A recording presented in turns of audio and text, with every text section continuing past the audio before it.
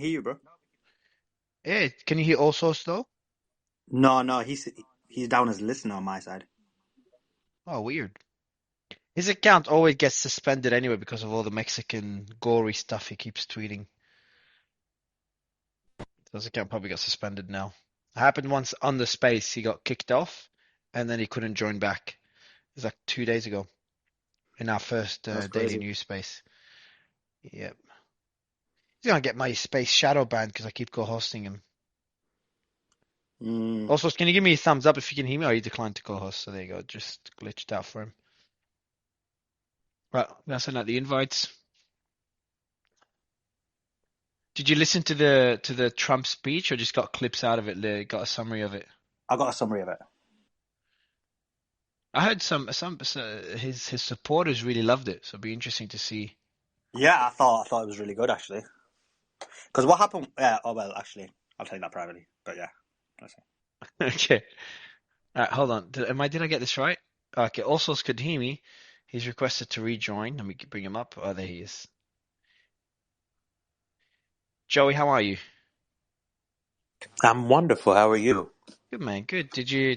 We're gonna start with the Trump's speech to get everyone's thoughts. Did you listen to it? I did. I was there at CPAC actually. It was a Oh wow. wonderful, wonderful speech. Okay, Great event in general. We'll talk all about it whenever you're ready. cool. We Can you got hear me Mr. now? Gorka here as well. Yeah, we can, man. No, I don't know what happened. I could hear you guys, but I wasn't transmitting. That was a weird glitch. I'm glad you're not shadow banned again, so at least you're still here. Oh, I'm totally shadow banned. Yeah, but you know how sometimes you get banned where I can't bring you up in the spaces anymore? It's like once it crosses 1,000, forget it. Like you can't find me. Like there's no way you can find me. Once you get 1,000 listeners, like it's done. But it's funny because every time you do a space, everybody like when they comment, everybody tags my alt account that's not shadow. Like so, then I jump. Like I'd see my alt account. I have like 50 notifications. Like where did all this come from? It's like everybody just commenting. I'm like, oh, Is nobody that can the comment on anyone. all source? Yeah, is that the all source number two? Yeah, that's it. I created that specifically in case this one glitches out or the shadow ban or I just can't join a space. That one is just for spaces, my alternate. Okay, I'm just gonna bring Nate in. All right, I've sent out all the invites, I think.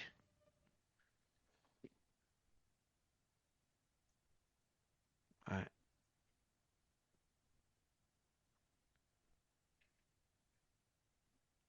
cool.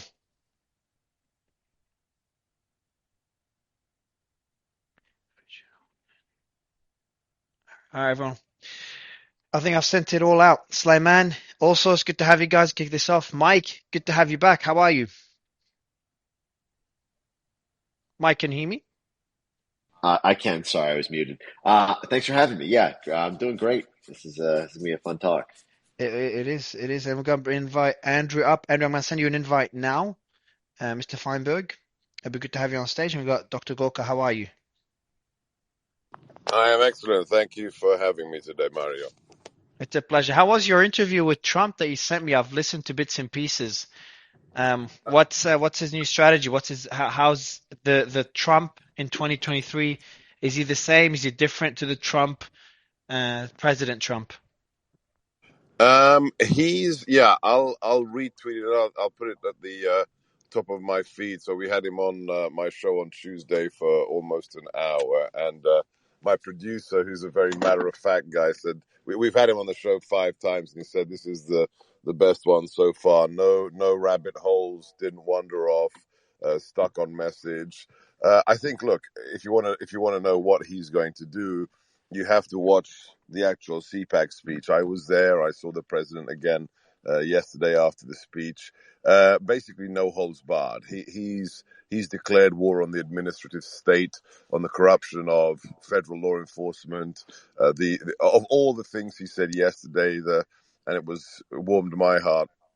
The longest, most powerful standing ovation was on the transgender issue. He said when he said that we will ban the surgical mutilation of minors in hospital for transgender surgery, and we will ban males from competing in female sports. The crowd erupted, and wouldn't let him continue. So it's a declaration of war against everything that's corrupt and fetid in DC. And whatever your politics are, I recommend you either listen to his interview on my show or yesterday's speech, which is even in greater detail.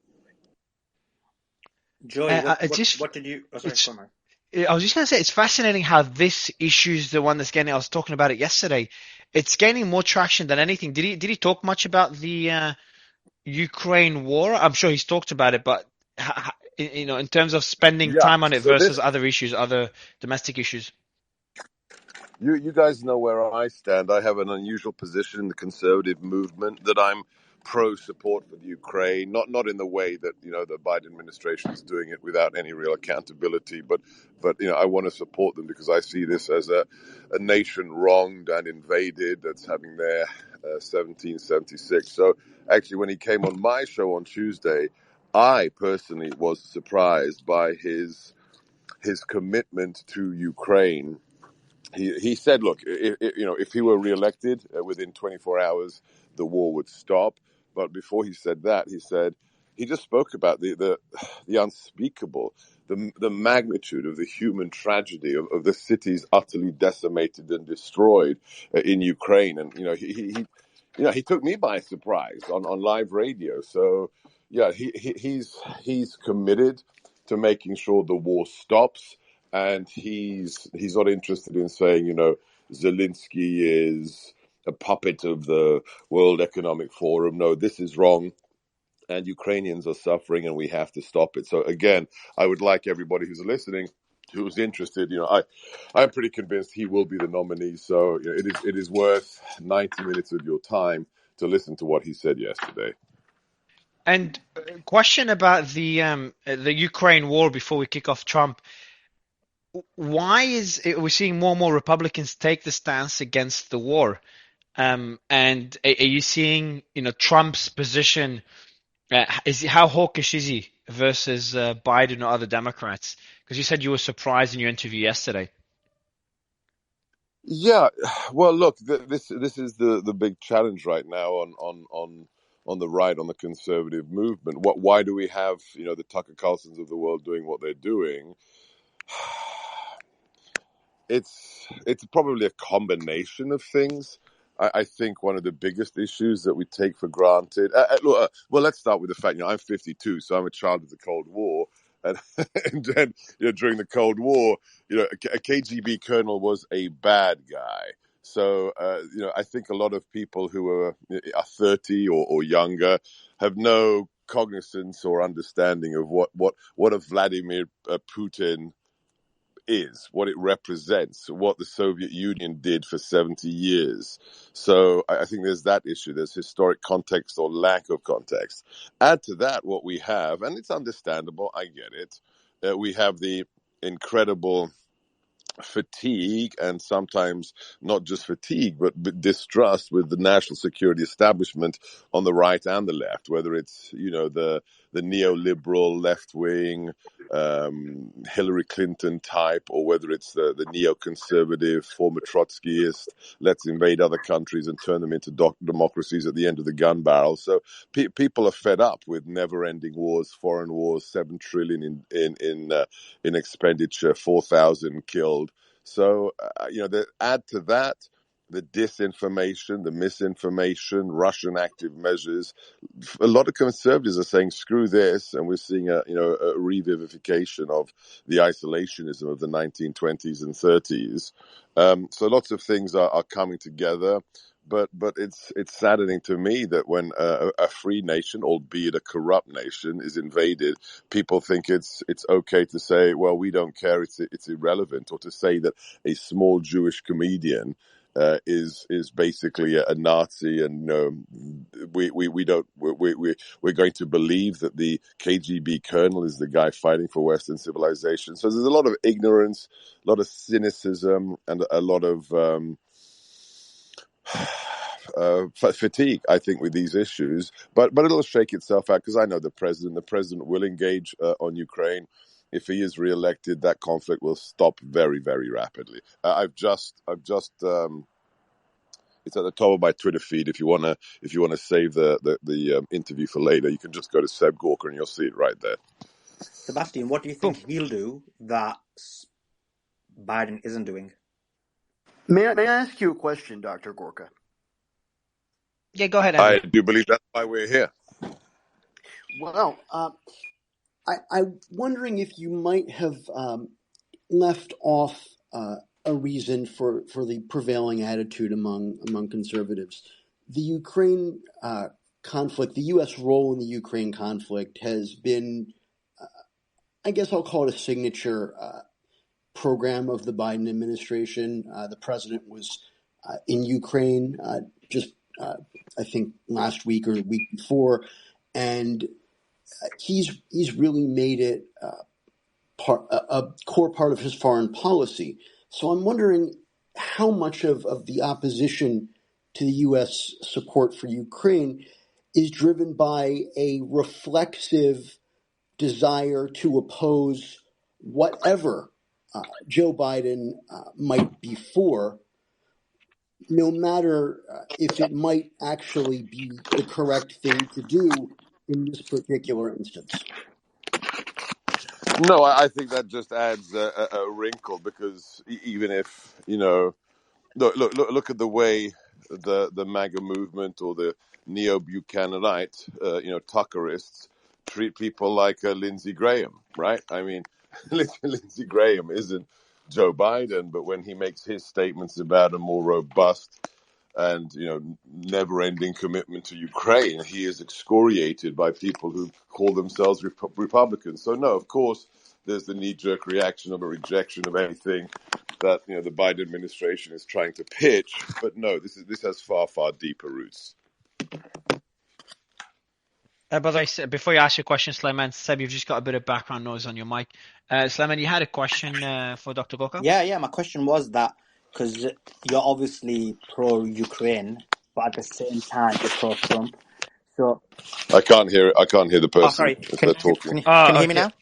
Yeah. So what's your question, Sulaiman? I can ask it for you. There's a bit of a glitch with Twitter. Oh, yeah, of course. So the question is that what does he specifically think that Trump is going to do that Biden hasn't done that will end the war? Yeah, so Sebastian, the question is, what will Trump do different to what Biden has done? The narrative sounds great, but what can he do that Biden isn't doing?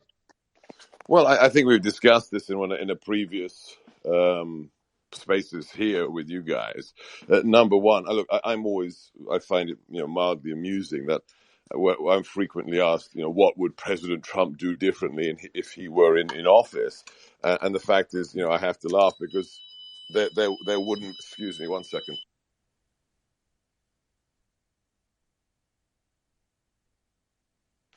Don't forget to turn off your alarm when you arrive home. So just a little reminder. Oh, good. Don't,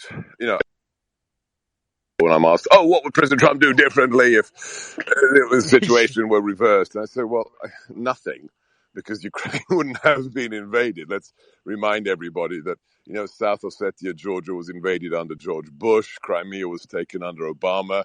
For 4 years, Russia didn't do anything in Europe when we were in the White House. And then along comes Biden, surrender in Afghanistan, and let's have the tanks roll into Ukraine. So it would not have happened if we were in office. Now, why? But how can we say this, Sebastian? It's hard to know for sure. Maybe it's less likely.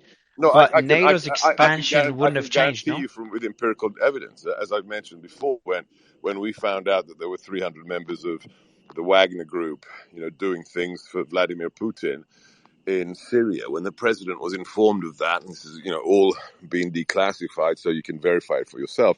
When we found that there were 300 fighters under the orders of Moscow in Syria destabilizing that region, President immediately told the Pentagon and the Secretary of Defense, kill them. And we killed them within 48 hours. 300 Russian operators were killed by U.S. capabilities. I won't say anything more than that.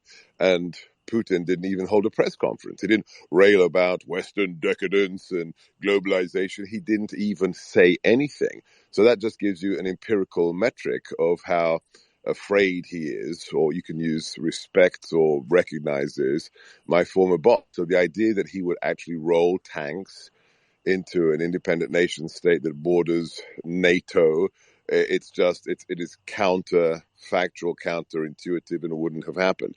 Now, if he is reelected and ends up in the White House again as commander-in-chief, I would expect him to be very vociferous back on Twitter or whatever platform he's using, sending a very strong message to Vladimir Putin. I would expect Vladimir Putin to take a deep breath and a pause just by dint of the fact that President Trump is back in the White House.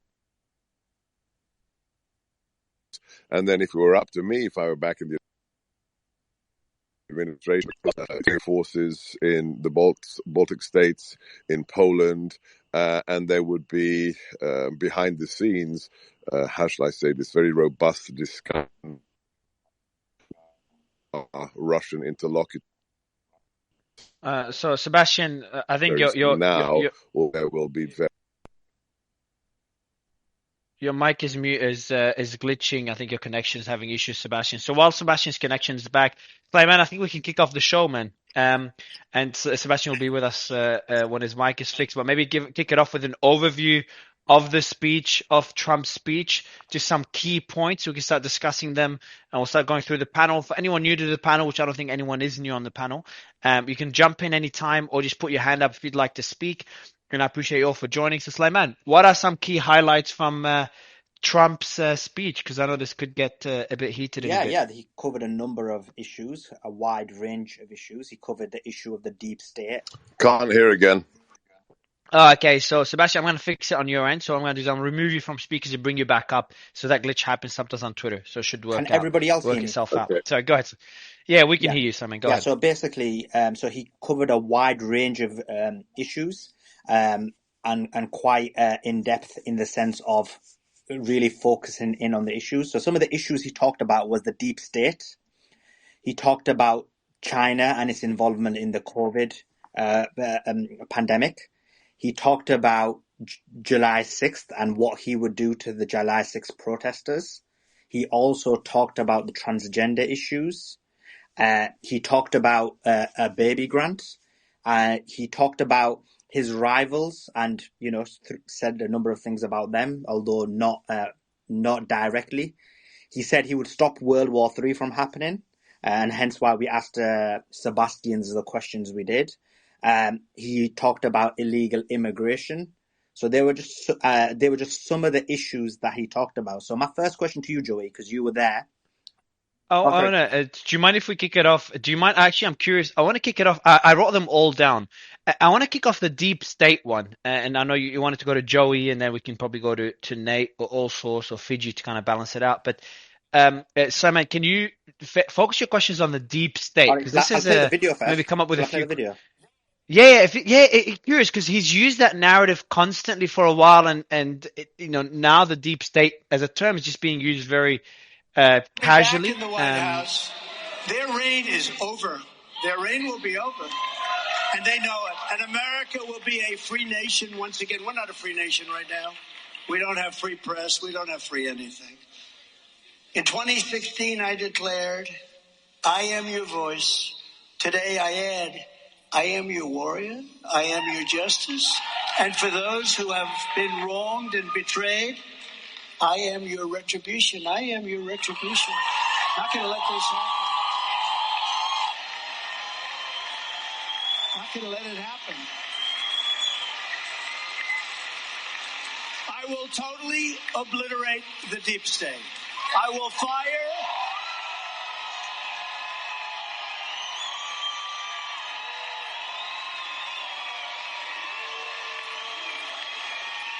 Yeah, so this is okay. I think you asked the question to Joey to kick it off. So there's two questions to you, Joey, because you were at CPAC. Go ahead, man. The first question is this.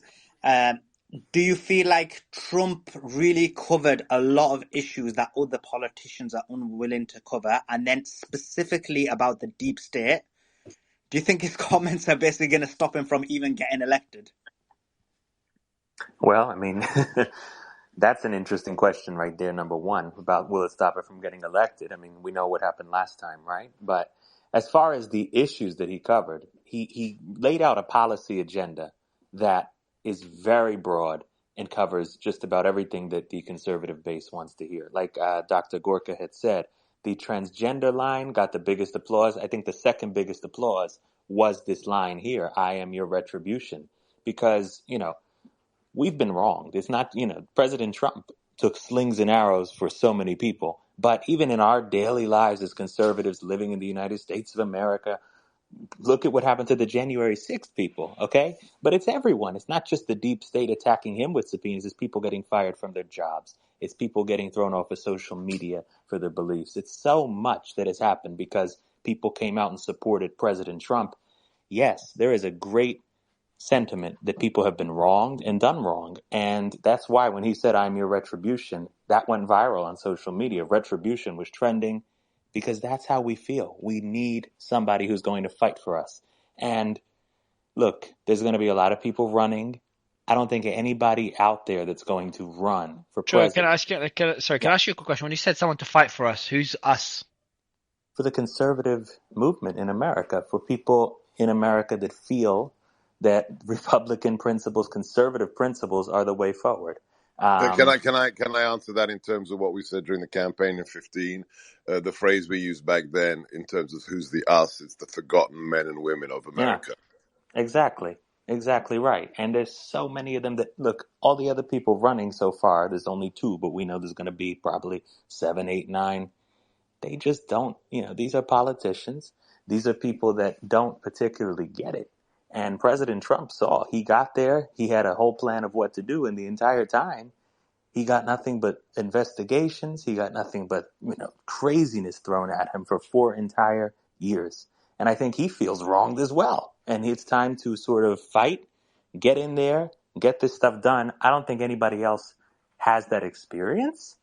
And I think he really laid that out perfectly yesterday. I was very impressed with the speech, whereas I'll be honest, so far the 24 campaign hadn't really impressed me as much as 2016 captivated me, okay?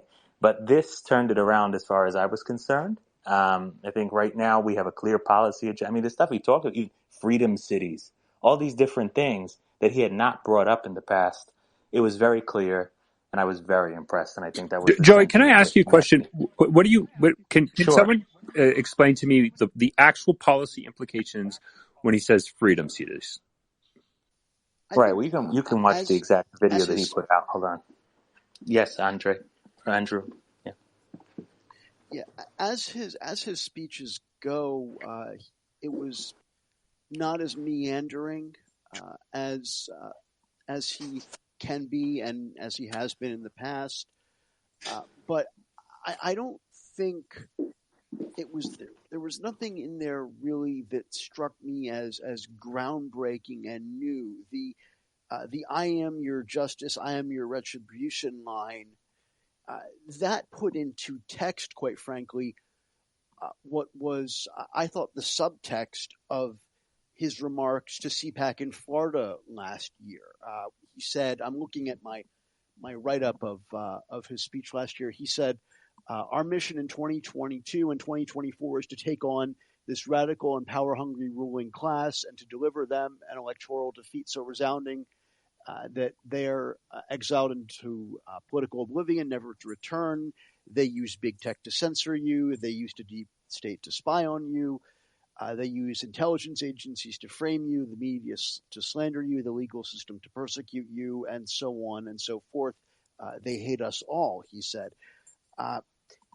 And so I think this isn't new. He's being more explicit about his desire to refashion government into an instrument that can be turned onto his perceived enemies and the perceived enemies of his supporters, whoever that may be. And this may get him the nomination. It very well may. The straw poll is not always the best indicator of who's going to be the next presidential nominee. Just ask Rand Paul. Andrew, can I ask you a question? Can I ask you a question? Has a significant portion of the Republican base. Andrew, can you hear Slayman? Andrew, I've just muted you. Not sure if you can hear him. Can you give me a thumbs up if you can hear Slayman? Can you hear me? He's speaking now. Andrew, you got to unmute and tell us if you can hear Slayman. Andrew, can you? I cannot hear. I can hear you, but I hear no one else. Okay. Okay. So I don't can you think hear you me, can Andrew? Same issue. So who can't hear me? I hear hands Jim. down, please. I mean that one. Okay. Yeah. Who All can't good. All hear me? good. All Put your good. hands up. Everyone can hear you. Right. No, all good. Or everyone can hear. I'll just fix that, Andrew. Andrew should bring you up, and Harry as well. I've just sent you an invite. It should work. I've DM'd it to you as well. Harry should work for you. But yeah, go ahead. That might be I'll sort out Andrew. That might be a deep state attack. So just proving Trump. Oh, there was the people when Twitter Spaces was glitching, everyone would love to blame the deep state every single time. It's like the FBI censoring us. Or it could just be Twitter just being absolute garbage. I'm just going to call it out. It's just terrible. I'm sorry. Twitter is absolutely horrendous. Sorry. It's been glitchy all day long. Hey Mario, can I just throw something in there in exchange with Andrew real quickly, if you mind? Of course, man. Yeah, of course. Yeah. So Andrew, a question for you. I think I'm always concerned. I mean, if you follow me at all, you know I've been a Trump supporter in the past, but certainly on the libertarian right, I guess is the best way to put me. There's always a risk that any president, any politician who has power can abuse that power against their enemies. Is there what Trump seems, based upon your analysis, to envision he might do against his political enemies? Are you saying you're considering that would be, if he follows through with it, a new phenomenon, or are you perceiving this as just a shift from, as I do, from the current situation where political enemies are being targeted, certainly by the Biden administration, but more broadly by this concept of the deep state, however we might define that loosely or precisely? I think what you're seeing in his rhetoric is a desire to make that a central focus of how he would run the executive branch in his next term. And say what you will about how the Biden administration has conducted itself, but I can't think of anyone who has run for president with the explicit aim of using the government to get revenge on the people who you think have disrespected you and your supporters. And what's more, this attitude has Andrew, gone mainstream in Republican circles. Andrew, can you hear me now? Yes. Oh, yeah, okay. So my question to you is this, that, when it comes to Trump's, because you said that he's mentioned this before, but do you think that mentioning it now, based on what Americans have experienced over the last 4 years, we've had, for example, the COVID revelations, we've had the Twitter revelations, do you think that right now it has a greater impact?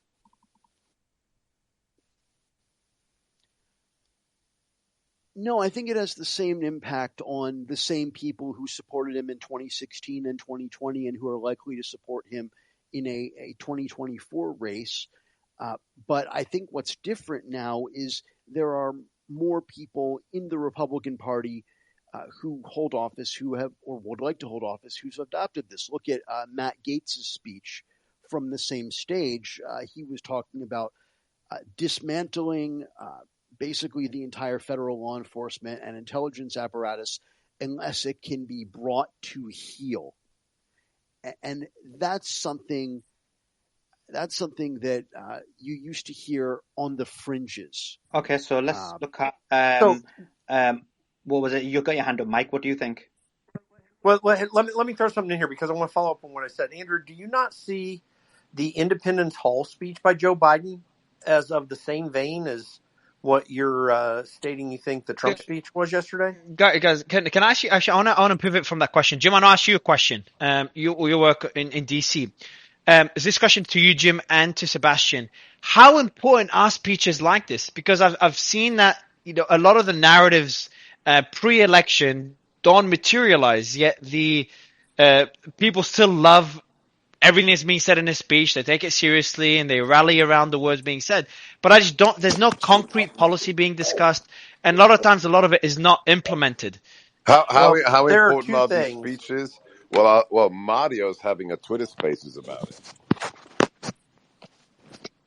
Yeah, they're Yeah, important in exactly. terms of rallying. Yeah, but that's important in terms of rallying voters. But how important it is in terms of policy? Well, there are two things, Mario, that are How very relevant is it? important. There are two things which are very important with speeches like this. The first one is rallying voters. Now, by the way, I will note that CPAC wasn't as big an event this year as it has been in the past. I wasn't there. I was just talking to a lot of people there. I'm usually at CPAC, but not as large as at other times. Nonetheless, there was some energy there, and people in the base, and this was broadcast on Newsmax. I think Fox News carried it, and some others. The base is stirred up by speeches like this. That is an important aspect of these speeches. The other reason, and the other thing you have to keep in mind when you create speeches like this, is you need to be able to cast out things that will be discussed moving forward so that you can, A, distinguish yourself from your opponents in a political campaign, in this case for the Republican nomination, and in this case specifically for Trump, to bolster what he has done up to this point and show how he's going to make that happen in the future, but also just to throw things out there that people will talk about. I think that he scored fairly well on both of those counts. I got a lot of feedback from people that were excited about it, and we're having discussions about it, like Sebastian just talked about. Yeah, of course. So Harry, you just jumped in. So what we're talking about is Trump's comments about the deep state, and obviously Americans care greatly about their rights being infringed on. What's your thoughts on this? Well, I always find Donald Trump's comments on the deep state to be conspiratorial. And I think you might see the people at CPAC or his base riled up. But I think what you're going to find is your independent American is looking at Donald Trump kind of calling him the lunatic that he is. When he talks about, the deep state's coming for you, it's all fear mongering, right? He's trying to rile up the base. He's trying to get people, scared. That's what Trump has done his entire political career. And I think that it was no different with the speech. He's just trying to play into people's emotion. If you watch the speech, it's a lot of that. It's a lot of they're coming for you. I mean, he put on Truth Social the other day regarding the investigations. He's like, they're not coming for me. They're coming for you. Okay, right, yeah. Hey, Harry, that's not even substantive because we just went through the whole Russiagate thing for many years. We went through the Russiagate thing for. Yeah, I'm not sure who muted everyone. Wasn't me. It was maybe did it by Salam. accident. Guys. Harry, we just went through the Russiagate thing for many years. We went through efforts. But Jim, I've got a question. Jim, I've got a question for you. Do you think, Jim? I've got a question for you. Do you think the elections were stolen? Listen, I'm ambivalent about coming to such a conclusion as that. I do know for a fact that election law was changed against the Constitution in states like Georgia and Pennsylvania, Georgia, where there was a consent decree outside of the legislative process, Pennsylvania, where the Supreme Court changed the election law against the legislature, and Article 2, Section 1, Clause 2 of the Constitution clearly says that it's the legislatures, not consent decrees or courts, that may, in any action of court, that changes what the choosing of electors are. Jim, that is to a that very extent, you don't call it a stolen election. What you call it is Jim, hold on. Let me finish my point. Okay. Hold on. Just let me finish my point, all source. You do not call that a stolen election per se. What it is an election process that was altered against the Constitution in a manner that benefited Democrats in those states and some others, by the way, which I would point out also did very similar things. So stolen, well, I don't know. I don't know if I go that far, but altered in a way that benefited Biden? Absolutely. And in fact, we had a Time magazine article which made this very, very clear that there was a concerted effort by the U.S. Chamber of Commerce and labor unions to try to take out Donald Trump. So it's But consistent with that's that. So that's that how effort. But that effort. Mario, if Okay, I so may. also I'll let you respond, and maybe also Yeah, so and I I'll just let want you to maybe link provide. it to the Fox Yeah. News story as So well. I do want to provide just some from a legal point of view. The note that there is going to be a case upon the Supreme Court that's going to decide about this notion of the state legislator and if they have absolute control over elections and the electoral college, et cetera. Historically, that has been viewed as a very extreme position, right? That if throughout American history, it has not always been absolute, nor has it been considered absolute that state legislators have the absolute role in elections. And so, again, let's not forget, Georgia was run by Republicans. Both the legislative and the executive branch were Republicans, right? And so I think that's important to highlight that. And again, but I think it goes away from the politics. The notion that state legislators, this will be going up to the Supreme Court, but this belief that they have absolute control over elections historically in legal precedents has not been that, let's say, extreme. I just wanted to provide that context. We will see what the Supreme Court rules Well, probably by the end of that's the not year. entire all source. That's not your analysis is not absolutely true. There have been legal scholars who have made that assertion. You do not have a large bit of law in the courts that have clearly defined this in terms of from the courts. But nonetheless, the language of the Constitution is very clear. It says that the legislature shall determine what the process for choosing electors. And by the way, that process did not always include an electoral process in the state. In fact, the first two choosing of electors happened entirely within the legislatures of the states. There was not even a vote available. So I don't think, Jim, we need to go back in time where people didn't have the vote. I don't want to hijack this space. All I'm saying is if you look at Supreme Court precedent, right, and Supreme Court, decisions and how history has been determined, right? Because there's then if that's the case, Bush v. Gore upheld the position. Right. But I'm just saying that it historically has not been like that. But I don't want to hijack this space, Mario. Please go on. I just want to provide that context. I've got a Let me question just add actually, because something that's really important. Mario's changed it. Let me Yeah, just Joe. answer. So Simon, I'd love you to link to the Fox, and I'd love Dr. Gorka's and maybe Joe's thoughts on That's what the I was going to ask. article regarding the Fox, and maybe Fidgetal, who's an attorney as well, just on the Fox revelations. And before that, I just want to ask the audience a question as we go through it. In the audience, I want you to put in the bottom right comments. I want to see the sentiment here. Do you still believe that the elections were stolen? Do you believe that Trump should have won the election over Biden? Or go ahead.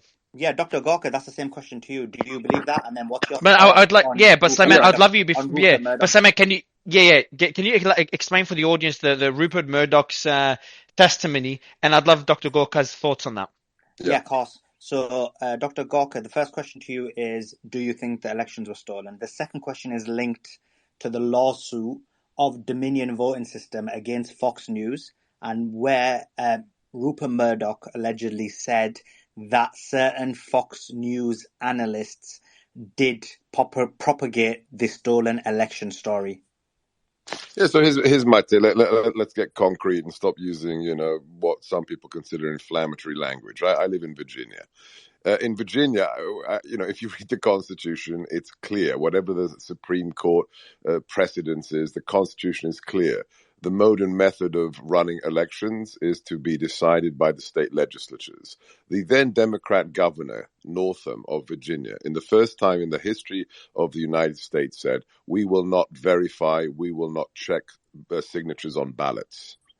Now, if there's anybody out there who thinks that's cool, you're the problem, okay? Because in a court of law, you've got to have opportunity and you've got to have motivation. Ask yourself an honest question. If you're a Biden supporter, if you're a Democrat, if you're a member of the mainstream media, what is the only reason not to check a signature? Whether it's on a check, whether it's on a contract for your apartment, the only reason you could have for not verifying a signature is fraud. The governor of a state is not permitted to do that. He did that, and then signatures weren't verified. So if you think that, you don't have to say that's stolen, but the idea that you're not going to verify the identity of mail-in ballots, it stinks to high heaven. And secondly, on forensic evidence, again, let's just use our common sense. Are you telling me a decrepit white old guy who's been in politics for 47 years, a machine politician, suddenly got more votes than the first handsome, young, black president? Guys, we don't need to have a discussion on whether it was stolen or not. Let's just use a New York term. It was hinky to the max, and it was unconstitutional in those states where the secretaries of state or the governor took actions that are not permissible by the Constitution of the nation or the Constitution of the states. The Pennsylvania Constitution states it is the state legislature that will run the elections. That was not the case, despite the Pennsylvania legislature being run by the GOP. The Secretary of Thank, State and the governor's thank you for that, rode Sebastian. roughshod over the I just situation. want to bring Fidgetal into this because he's a lawyer. Fidgetal, the case. I just want to, just in case some of the audience don't know what it's about. So, Dominion Voting System are suing Fox News for defamation for their claims that some of their analysts have been propagating that the election was stolen and basically talking about the Dominion voting system in a negative light. So, Fidgetal, if you want to answer what Sebastian said, and then any comments you've got. But I haven't Okay, so I'm not commented going on the to Fox story. If you want me to let's go comment on the ahead. Fox Yeah, story, please. Go Yeah, ahead. go ahead, Sebastian. Then we'll go to Fidget. so the Fox story is pretty embarrassing for Fox. If you look at the internal text messages between the talent, Tucker, the owner Murdoch, and the rest. So it does not shower them in glory. I do actually recommend anybody who's listening to read the articles that have been written in the last 2 weeks since these disclosure statements have been made. On top of that, look, full disclosure, I have a daily radio show with Salem, but I have a weekly show with Newsmax, and one of the reasons I have the show with Newsmax is because Fox shot themselves in the foot when Paul Ryan, a famous rhino, became a member of the board. Things changed. The tenor, the tone at Fox changed when they called Arizona before anybody else, even in the mainstream media, called Arizona. People, I remember my phone blowing up, the DMs, the comments, what the hell is Fox doing calling Arizona for Biden? Newsmax basically exploded in subscriptions because of Fox. Fox was deemed to have, genuflected on the at the altar of, PC, MSM coverage. Sebastian, you mentioned Tucker Carlson. I know we're going to Fidgetal, but I do have a question because some of the audience may not know it. So obviously Tucker Carlson's text messages are out. But but in terms of what would make him look bad is if he publicly said something different to what was in the text messages. Now, I've looked into it, and I've not seen him publicly state that the elections were stolen. So what's your thoughts on that? Yeah, I'm using a different kind of optic. For me, in the case of Tucker, so Tucker is deemed, and I think, reasonably so, to be the iconoclast. They fired so many people, whether it was Lou Dobbs, whether it was Trish Reagan or others. The people who are very popular with the MAGA base were pushed out of Fox in the last 2 years. Tucker is seen, along with maybe, let's say, Jesse Waters, maybe Bartiromo, as being, the holdouts, the America First, pro-Trump holdouts. But if you read, I'm talking about looking bad in terms of, the numerous texts where Tucker's like, oh my gosh, this is going to make the corporation, this is going to make FNC look bad. That's not Tucker's image to his listeners. That he's concerned about how Fox looks. His thing is he's a neo-Buchananite, hardcore, conservative who's a patriot, and the idea that he's saying behind scenes, we've got to care about how the corporation looks like. That doesn't sit well for those who saw him as an iconoclast. That's what I'm concerned about. Or so what surprised I just want to get me. Fidgetal in now. Sorry. But let me just finish on the Dominion thing. I mean, whatever this case, look, Fox makes $4 billion a year, so they're going to fight this fight to the bitter end. With defamation, they have to demonstrate that they knew that they were lying or that they were defaming at the time that the defamation occurred. That's going to be very hard for Dominion. My argument, I never had truck with those who concentrated their efforts and their time on the voting machines, Venezuelan data farms, or what have you. Because I look at the last 70 years of politics in America. I mean, go to the history of Nixon versus Kennedy. Everybody knows what Joseph Kennedy did for his son in Chicago, in Philly, buying, manipulating the voter rolls of dead people. We joke. If you're an American, we make fun of the dead voting in Chicago, the dead voting in Philly. So you don't need scary algorithms and network computer devices through Dominion to have hanky panky and fraudulent elections. All you need is people photocopying ballots. So for me, Thanks for that, Dr. Gawker. I just want this was to a balance it out a non-starter. bit. Yeah, sorry. Yeah, that's fine. I just want to balance it out, Fidgetal. You're a lawyer. So if the question I asked you quite a while ago, if you want to answer that, and then if you want to respond, that'd be brilliant. Go for it, Fidgetal. Jesus Christ, I got lost in so many different areas. Your mic is shit, Fidgetal. Your mic is shit, man. Okay, give me a second. I've been waiting for an hour. Thanks, man. All right, done, Fidgetal. No, I'm joking. Go ahead quickly, man. Dr. Dinesh, go ahead. Is it better now? Oh, it's perfect now. Yes, perfect. Okay. I just want to point out a couple things. One, I love you, Jim, but you have danced between strict scripturalist and a living document in terms of the Constitution to serve your purpose like a B- artist. Like, really, Jim. Like, that's why I wanted to go point by point, but I won't go point by point. Sebastian, also, a little bit of a disinformation. It is not Dominion's requirement, and these text messages are going to be devastating to the already pretty strong defamation case. Intent has different layers to it. There's extreme recklessness, extreme negligence, and the necessary need to prove full intent, which is obviously always the hardest thing in court, right? They don't need to really prove more than them saying on air over and over and over and over again that there was theft, that there was fraud. It's the duty or the burden of the plaintiff to prove truth, right? The best defense to a defamation case would be truth. So in order for Tucker, Fox, and all of them to defend properly, they need to prove that there was fraud and problems in the election. Not even just problems. They alleged fraud, theft, right? Dominion's just going to provide the actual data. It's going to be up to the defendants to prove why it's not true. It's a sinking ship, which is why you see them jumping out so crazy, because the easiest defense to a defamation case is this is the truth. Fidgetal, and they know they didn't provide the truth. Fidgetal, I'm going to let you carry on because I know you waited a while, but just a specific question about what you just said now. In terms of a defamation case, isn't it the case that you need to show that in the text messages, for example, this is just an example for the audience, that basically Tucker Carlson was like, this election isn't stolen, as a matter of fact, and then on broadcast he then says it was stolen. So that would be example of defamation because he's basically stating something which is not factual. Or for example, it doesn't make a difference what he says in private.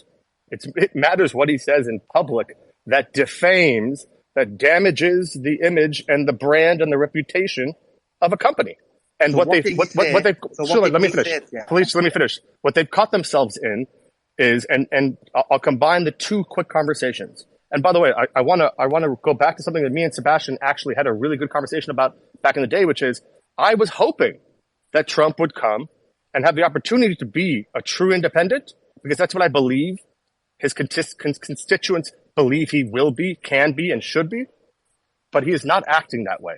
So I believe that what happened is Fox News, as evidenced from all the texts that have been distributed thus far, that's the beauty and the issue of defamation, is you get deep discovery.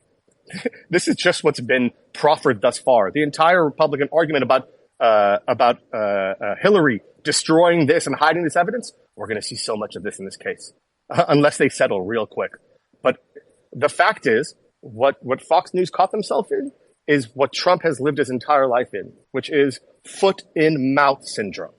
Unfortunately, instead of being an individual who can dance and weave, right, and fight a lawsuit here, hire a lawyer here, not pay this person there, it's a multi-billion-dollar corporation that didn't control their pundits that followed foot and mouth syndrome. And there's no way it ends up okay. Digital, just for the average viewer, because obviously you're a lawyer, and we still want to understand. So, let's take Tucker Carlson as an example. What has he said specifically? His words that would then be deemed defamation. That's my question, because I did watch the video and I couldn't find it. So, but I know you were laughing when I said it. So I just want, what specific words did he say that would be, you would say, you know what, he has defamed was it Dominion?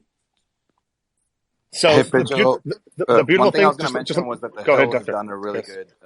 I can give you the exact quotes if that's helpful, Pedro. Yes, please. Because what I was going to say is, and Dinesh, do it. The important point of a defamation lawsuit is not about what the person said necessarily. It's about what the impact and believability of the average consumer of that content would believe, right? So somebody can sit there all day and say, I didn't mean that. Look at my text. That doesn't matter. No, wait a minute, Digital. You're saying that the perception of the Dr. audience Dinesh, please. Yes. is the actual way that a defamation. And by the way, I'm not standing up for Fox News. It's a large, Jim. It's a large part of it. It's also so let's get before guys. Let's get quick Dinesh's thoughts, and then we'll go to Jim and I was just going to mention that one of the things that's very interesting about this is, and I've got to say, I actually gained a lot of respect hearing the private words of some of these Fox News hosts, because it was a little bit more similar to what all of us were thinking. I think, like, just regular folks. I don't, Mario was asking me where I stand. I'm not very partisan, but it was just to kind of give the exact words. Carlson wrote in a text to Ingram, Sidney Powell is lying, by the way. I caught her. It's insane. And then Ingram said back, Sidney's a complete nut. No one will work with her. Did it for Rudy Giuliani. Carlson then said, it's unbelievably offensive to me. Our viewers are good people and they believe all of this. And then on November 21st, Carlson had texted an unidentified Fox employee that it was shockingly reckless of Powell to claim that election had been stolen from Trump. And then there's a lot more than that. But yeah, just to give you perspective, you are having the Twitter files of the right now. You are watching what happens when you control media. No, but Dr. Danish, okay, so what you mentioned is the text messages, right? But Fox is not the right. What has he said? No, hold on. So go ahead, Sebastian, and then I've got a question. So I understand what you're saying. So Slimane, what your question is, what was said to defame? That's right. I will, Jim. I've got a question for you, Jim, right after Sebastian. Oh, I can kind of. But yeah, one thing that before. Again, guys, what I want to do is I just want to focus on what you just said so far, Dr. Dinesh. So Sebastian and Jim, question to you is seeing those text messages and those private discussions, what was your first reaction when you read those? Especially the one where, I'm going to quote it again, a complete nut, talking about Ingram, a complete nut, no one will work with her. Ditto with Rudy. It's more evidence of defamation, by the way. It is. It's basically saying that I knew the truth. And I lied on public air for a different purpose. Listen, I don't have a dog in this fight with Fox. I think Paul Ryan and what and Seb is exactly correct on this. Paul Ryan is a horrible rhino nut job. I mean, he's literally a nut job, and has done so much to harm that network that it's just unimaginable. So they get all screwy because they've got screwy leadership. They've got some good hosts, and I'm not trying to defame every part of them. But here's the point. I personally, when it comes to the elections, I'm less concerned about what Fox News did or said. I don't even know. I don't even know how to really come to the conclusion that they harmed the audience in any way, because a whole lot of what they were talking about had to do with the claims of Dominion voting machines being. But it doesn't matter if they harm the audience. It's Dominion that was harmed. Yeah, but as Digital just said, via the audience. In other words, Dominion's reputation gets harmed because of the audience perception. But listen, there's so much of what they said, and I don't have enough of the details yet to make a good analysis. But they were reporting on Sidney Powell doing a lawsuit and all these other legal actions that were taking place. I don't know that when someone was speculating beyond that personally as a host, whether that's enough to do this. In terms of the overall election, the Dominion voting machines, in my opinion, I don't even know how to evaluate if they had any effect at all. And I see nothing there.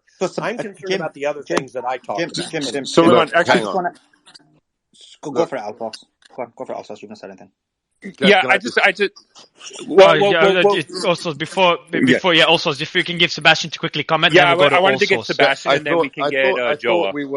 I thought we were here to talk about, Trump, the election, the speech, and we're wasting time on a corporation that's lost the Trump base. So the idea is, somebody said, this is the Twitter files of the conservative movement. This is the same cable company that, according to The Spectator, has banned President Trump from being interviewed on screen for the last year. This has nothing to do with Trump's chances. Fox is deemed to be anathema by a large swath of his voting base. That's why they jumped ship. That's why Newsmax has exploded. That's why other news sources are doing far better than Fox is. I mean, it's no secret now. Fox Nation, the news subscriber service, was doing so badly a year ago, they had to gift subs to every employee of Fox to pump up the numbers. When they called for Arizona, this is a problem for Fox, guys. Can we just wake up and smell the coffee grinds? This could be a serious problem for Fox, but really has nothing to do with President Trump's chances, America First, the MAGA base, draining the swamp, the deep state. It's basically irrelevant because they made their bed and they lie in it. Look, Paul Ryan said last week, this is the former speaker of the Republican Party, if President Trump is the nominee, I'm boycotting the RNC convention. So who cares about Fox if you're a MAGA voter? Let's have a reality check here, guys. Can I just ask Joe a question about it? Joe, because you're quite a critical thinker, so that's why I like asking you these questions. Up to now, although Fidgetal and Dr. Danish have given us some points, I'm still not seeing, specifically about Tucker Carlson, what he has said publicly that would then be defamatory. So if you can answer that, that'd be great. So I can answer that last part really quickly. Let Joe answer first, and then let Dr. Dinesh, because my point. I agree. Dr. Dinesh, maybe can answer. Just to be clear, in that Hill article, if you guys Google the Hill article, there was a Hill article that came out maybe a few hours ago. In that article, they've laid out the timeline. So literally, the day after he was texting Ingram about how Sidney Powell is lying and he caught her, she was on his show and he said, I can't believe they're doing this. I can't believe they're stealing the election. To the point, the one thing I'd like to say, to the point that Sebastian was making about they don't need Fox. I mean, I work in the media. I work with media. Without Fox, I don't think they have a chance. You don't have the exposure. And if you look at every president that's won until now, pretty much, it's whoever spent the most on media or who had the most coverage that wins. Do you know how much Donald Trump spent on media in 2015? Yeah, he spent half. He spent half of what Hillary spent. It was the first time in 25 years that happened. Bingo. He got it for free from Fox. He didn't have to spend. He got it free from everybody, from MSNBC, CNN. Everybody wanted him. I said it on a TED Talk stage that he's going to win when he was 23% in the polls because of the coverage he was getting and what was happening. But now, without Fox, I don't think he has a chance because you need that media. How many people watch Fox? You know what the viewership of a Fox show is? Out of 330 million people. Do you know how many? The highest rated show on Fox is Tucker. How many people do you think watch it? You can't look at numbers that way anymore. No, numbers are irrelevant. Do you know? Answer the question. How many people watch Tucker? Million. I don't know the exact number because there's online numbers as well. 4.5 million. How many people watch any other outlet that he's going to get his? Less than 2% of the US What about the other outlets? Sebastian, that's live. That's live. Look at when it's then repackaged and put on Twitter and put on social TikTok media. And put on Bingo! YouTube. It's not about people. It's not about cable platforms. It's about social media. When President Trump scratches his backside It's everywhere. What are you talking Well, about? it's He about can't win engagement. without It's about Fox. engagement He on said any he says platform. one thing about one issue, and Politico has a conniption. That's the So power. Sebastian, when are you getting Trump on Mario's Spaces? Because that's the only place he'll have any impact if he's not controlling Fox Well, News. listen, I'm happy. guys. I'm happy to I'm connect going him. to jump in here. I've run campaigns for 30 years. Okay, listen. Yeah, being on the media and getting earned media is certainly part of a campaign. Donald Trump's going to get enough of that if he runs and gets the nomination to be able to get the word out whatever he wants to. He's going to be all over Newsmax. And in fact, I'm going to tell you this. If he gets the nomination, Newsmax's numbers may get up to Fox numbers by that time. They're already very strong. But So that's Jim, not well, how you can I win ask you, campaigns. Jim? The Can I reason that can Donald I? Trump won campaigns is because of the fact that he mobilized a grassroots base both with purposeful effort and organic response. If he gets that again, it's not going to matter if he's all over Fox News. Mario, can I talk? I have a question, Jim. Before I give you the mic, Bernard, I want to go back to Jim. And Harry, you've been awfully quiet today. Usually, you're the loudest out of everyone. It's like Jim took your limelight today. But I've got a question for you, Jim. Dr. Dinesh, can you go back to the quote that was mentioned, and then we will go back to CPAC, Sebastian, I promise. But I just want to really touch on this because that was one of the topics of discussion. So we kind of pivoted slightly to it, talking about the establishment, and then we'll go back to the speech. But Dr. Dinesh, can you go back to what was mentioned by the text messages, and then what was mentioned the next day Yeah, and can you by link the Fox? article as well up as well? That'd be brilliant. Because I'm looking for it on Or you Google. I could, can't find it. or you could DM it to me, Dr. Dinesh, and I'll send it to Slimman. Okay, sounds good. Really quickly, it was Sidney Powell is lying, by the way. I caught her. It's insane. Carlson had wrote in a text to Ingram. The court filing had shown. And then Sidney is a complete nut. No one will work with her. Ditto with Rudy, in reference to Rudy Giuliani. Ingram responded. Carlson wrote back, "It's unbelievably offensive to me. Our viewers are good people and they'll believe it." And then on November 21st, Carlson texted an unidentified Fox employee that it was shockingly reckless of Powell to claim the election had been stolen from Trump. And then the next day, she came onto his show and said the complete opposite. So on this particular point, Jim, and I know it's a bit moving away from Trump's speech, we'll get back to. What are your honest thoughts? Because we've been on Spaces for a long time, so you're generally relatively balanced and call it out on both sides to an extent. So I'd love your thoughts on this. Well, when it came to the lawsuits that Sidney Powell was doing, I really never could click with what her point was or what she was trying to accomplish. I mean, I heard what she said, but then I never saw it play out in practice. So that was always suspect to me, oddly, because Sidney Powell is one of the best lawyers in the country. I mean, she in so many other areas, when she's outside of what was going on with Dominion Machines, she's fantastic, and people do rely on her. So even that analysis of her was really stupid. It might have been right related to this particular case, but she is considered and has had deep well of respect from people in the legal community for a lot of years. That's not. But something. Jim, Jim, you're losing not on these credibility. topics. Are you You're losing serious? credibility. Can I just, for the record, Jim, because look, for the record, she had minimal background in any of these issues and none in national security, and she'd only actually fought a handful of cases. So she may have had respect on other issues, but when it comes to election integrity, election transparency, and national security, she had no background. Oh, that's the point I'm making, Sebastian. That's what I'm trying to make. Yeah, in other areas outside of this, she had a deep well of respect. None in this area. It was really an odd argument to me. Rudy Giuliani, for all the quirks that you want to say about him, again, people still do respect him, and I know that there are some quirky things there, and I grant that. I mean, I get it. I've met Jim, Rudy. nobody respects Giuliani. I'll listen to the first I argument. think it's irrelevant. Nobody respects Giuliani. I think it's irrelevant. It kind of moves away from the. I'm not going to let that go. Mayor Rudy Giuliani, as prosecutor, put in prison the head of the top 5 mafia dons of New York.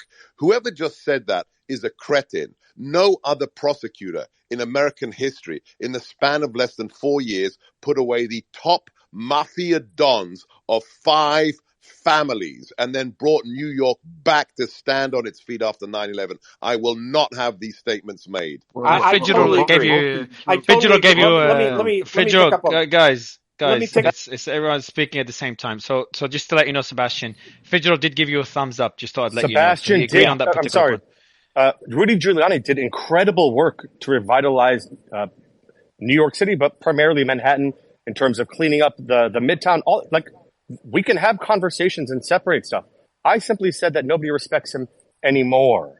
Which Had is nothing to do with. I do. Had nothing to do with. Yeah, I do too. Let's go. Right. So Jim, I'll let you finish your point, Jim, because I do want to move on to the speech and then another point made by Trump. Mario, whenever you're done. Yeah, whatever quirk After someone Jim, wants to point out, Rudy Giuliani has a fantastic reputation.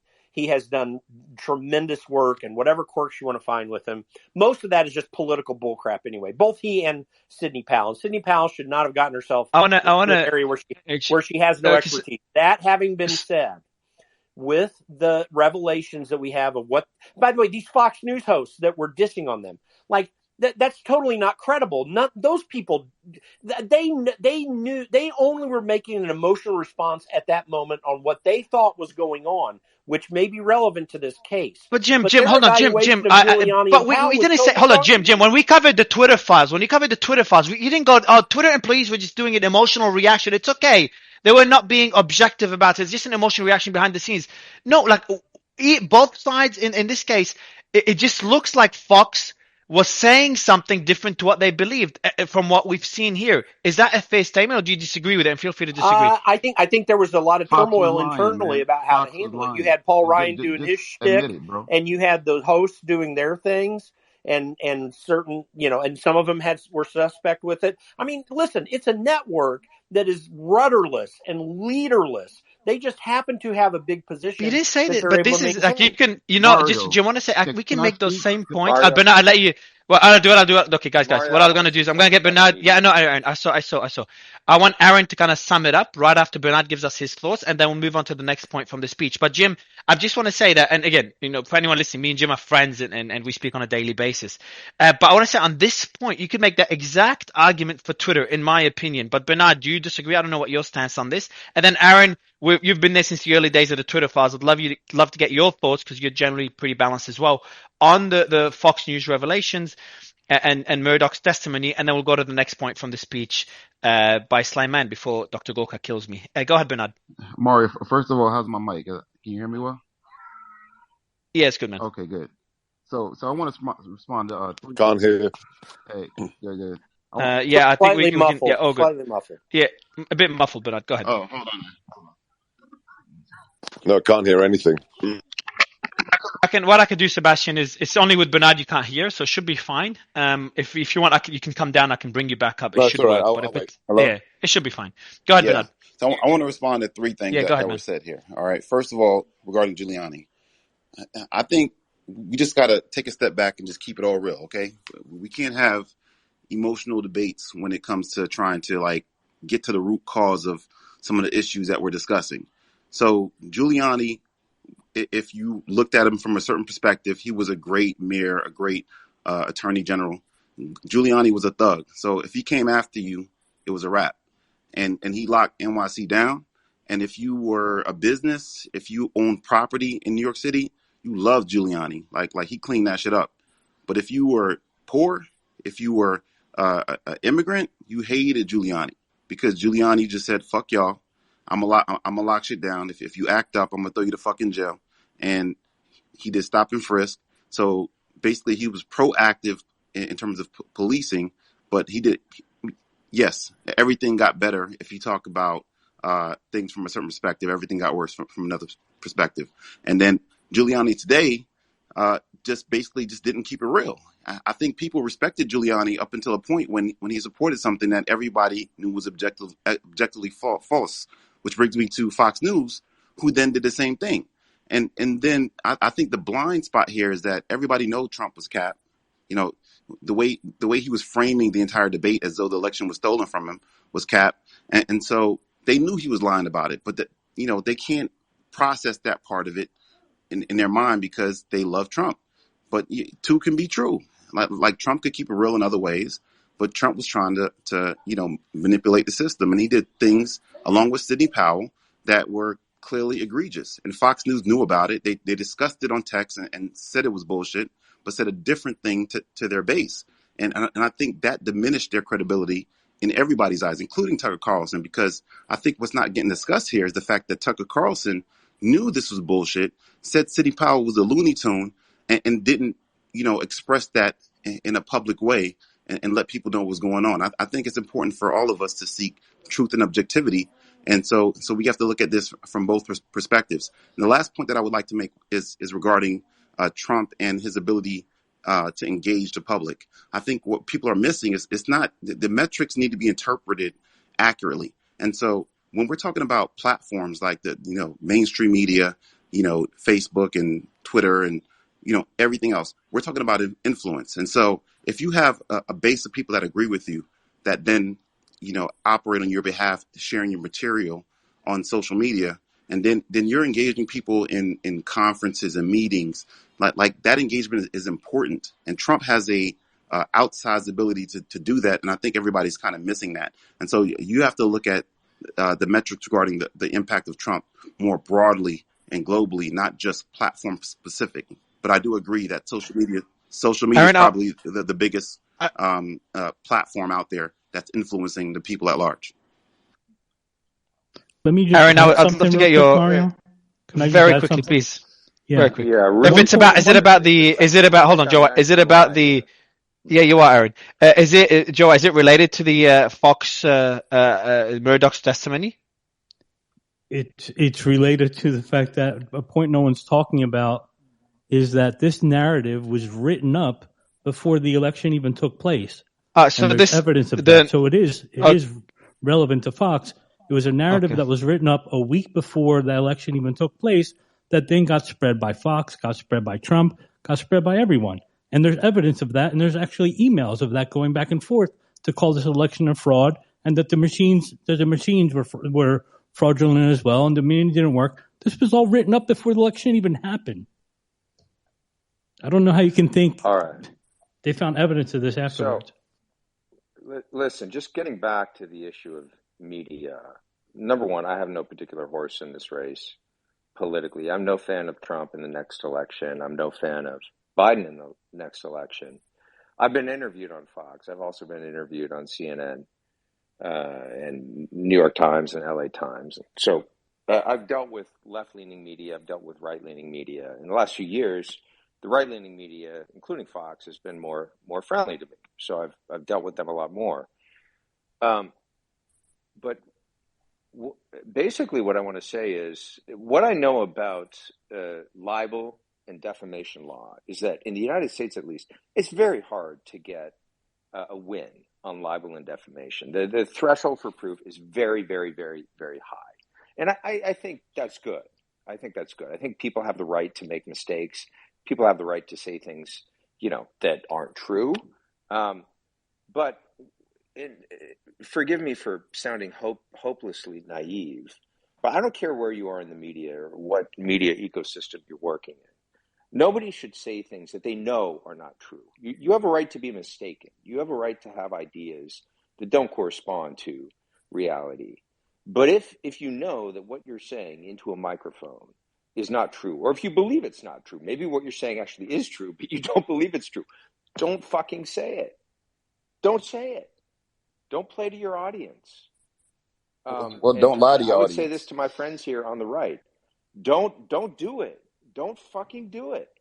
I don't care who you are. Is it that simple? Like, for example, now, when you're hosting something, isn't it your duty to basically present certain ideas? So, for example, on this space, I might have opposite views, but I present them in order to initiate. Sure, but make it clear. Make it clear. Hey, let me play devil's advocate here. When you're presenting something as though it's something that you are convinced of and that you believe in, when you're making an argument for a point, right? So, like, sometimes here, Mario will ask me, hey, Cariati, Dr. Aaron, can you present the other side? Like, just to play devil's advocate. Okay, let me think of the best argument I can make that someone who believes differently than I am would make, and let me try to articulate that. But Aaron, Tucker Carlson said on text that he knew it was a lie. Like he said, this shit is dumb. And then in public, on his platform, he said a different thing. That is the definition of a lie. No, Bernard, I'm with you. Listen. When I do that, I make it clear that I'm playing devil's advocate, and then I'll state my counter argument. This is what Aaron believes. And so I think you should not present your convictions as anything other than what they are. So, It doesn't Aaron, mean you have to say, another question yeah, that you pointed out just before that, and it's something Fidgetal mentioned. So he said that when you make a statement, but I'll explain why I'm saying this. So when you make a statement, the perception matters. Now in UK, the defamation law isn't like that. How it is not the perception, but what they do is they look at the specific words, and then yes, those specific words they say, you know, yeah, how would the average person look at the words as opposed to perception at that point? Is it the same in yes. the United States, or is it? Man, No, man, it's listen, not at the all the same. Dominion's going to win the They're, case, okay? They're going to win. They lost contracts. They had Whoa, they're whoa, demonstrable whoa, Bernard, whoa. but impact. let no, Aaron they're answer the not. question. They're Let's not just going It to doesn't. win at all let's just on get Let over me it. just Whether finish or my not they point. sell. I don't. Right, thanks for that, Mario. Yeah, whoever. It doesn't matter. Look, anyone can shout and scream and say someone's going to win, someone's going to lose, but we're trying to specifically look at certain aspects of it so we can educate the audience. So, Aaron, if you can answer that question, Yeah. that'd be brilliant. Yeah. First of all, I don't really care who wins that case, because my point was going to be, regardless of who wins that case, because legal thresholds are different from truth thresholds, right? And what you can prove in court is very often different from what the case is or what is real or what happened. And, you know, there's issues of evidence and how much evidence can you gather. So I don't really care who wins that case. Defamation lawsuits have a watchdog effect of kind of keeping people maybe a little bit more honest to try to avoid the possibility of a defamation suit. But I don't think that the truth of this issue will come out in the court's ruling of the defamation case. That depends on a lot of factors that have nothing to do with the truth. That depends on what you can prove. That depends on, you know, what evidence is available. It depends on, you know, the bias and interpretation of a judge or a jury, But right? we My can't point ignore the is, fact that it's regardless not of what just a happens in judge and this a jury. defamation case, It's not just a judge and a jury. Bernard, listen. Regardless of what happens in this defamation case, everyone in media has a responsibility not to lie. And everyone has a responsibility to tell the truth as best they can perceive it, knowing that no one is infallible. Everyone can be wrong. But believing that I am saying something, recognizing that I'm saying something that I don't believe to be the case, is something no journalist should ever do. but Digital's going to correct me, All but right, a so 1 lie second, is not Jim. enough. Just 1 second, Jim, Yeah. before you answer. Just Fidgetal's got his hand Jim, up, and because I mentioned him, I just feel like it'll be tight not to let him respond. So go for it, Fidgetal, and then we'll move on to the CPAC. Sure. Let's be very clear. Law is not about the truth. Law is not about right or wrong at the end of the day. Law is about money, and law is about time, and law is about outcome. The only way that there's a win or a loss in this case is fully dependent on the timeline of the court case and what happens with the elections, right? So most 98.5% of cases settle, if not more. I think more than that, right? And how long you continue to fight is a function of money and public perception. Just let me finish. Just Bernard, just let me finish really quickly, please. The core issues is if it's proven that, in my opinion, that the Fox News anchors knew, and these text messages are damning as all hell, right? If you want to talk about intent, the fact that they were saying these on the background and then layering those with what was said publicly, and then somebody, I forget who it was, said, what did the public think? They're going to bring in the public. And by the way, the jurors are the public. They're going to say what they heard and what they thought. The reality is that this all led to two things that are really important in this conversation. One, January 6th, which was based off of Stop the Steal, which ideologically was fomented by what is either a lie, a believable lie, an unknowing lie, or a truth. We'll see, right? But the second part is, and here's where I was disappointed, Sebastian. This is specifically considering our conversations earlier in terms of a redemption arc. Maybe my distaste for Trump, not as a human, because We talked about his gold toilet. That's not the point. But what can he do if he doesn't fear or face an issue of re-election, right? The problem is, and this goes straight to the CPAC, why are you talking about retribution? You are doing the same gymnastics that all of the Fox News hosts are saying now, which is, well, these words were not clear. But he's saying it's retribution for stealing the election. No, so again, I'm not here to make you happy or to disappoint you. If I disappoint you, it's really irrelevant. I'm here to tell you what I think. What did he actually say at CPAC? For those who have been wronged and betrayed, I am your retribution. This isn't about personal vendettas. Sebastian, what is the wrong retribution? Hold on. I'll tell you right now. Go ahead, Sebastian. I'll tell you right now. Where I am sitting, right, I am within 4 miles of a federal penitentiary where people, you can watch it. I'm playing the footage right now on my TV show. Literally right now, I received footage from the January 6 attorneys. It's playing right now on Newsmax. Inside the federal penitentiary, every night at 9 p.m., these are political prisoners who say the Our Father and sing the national anthem. Why?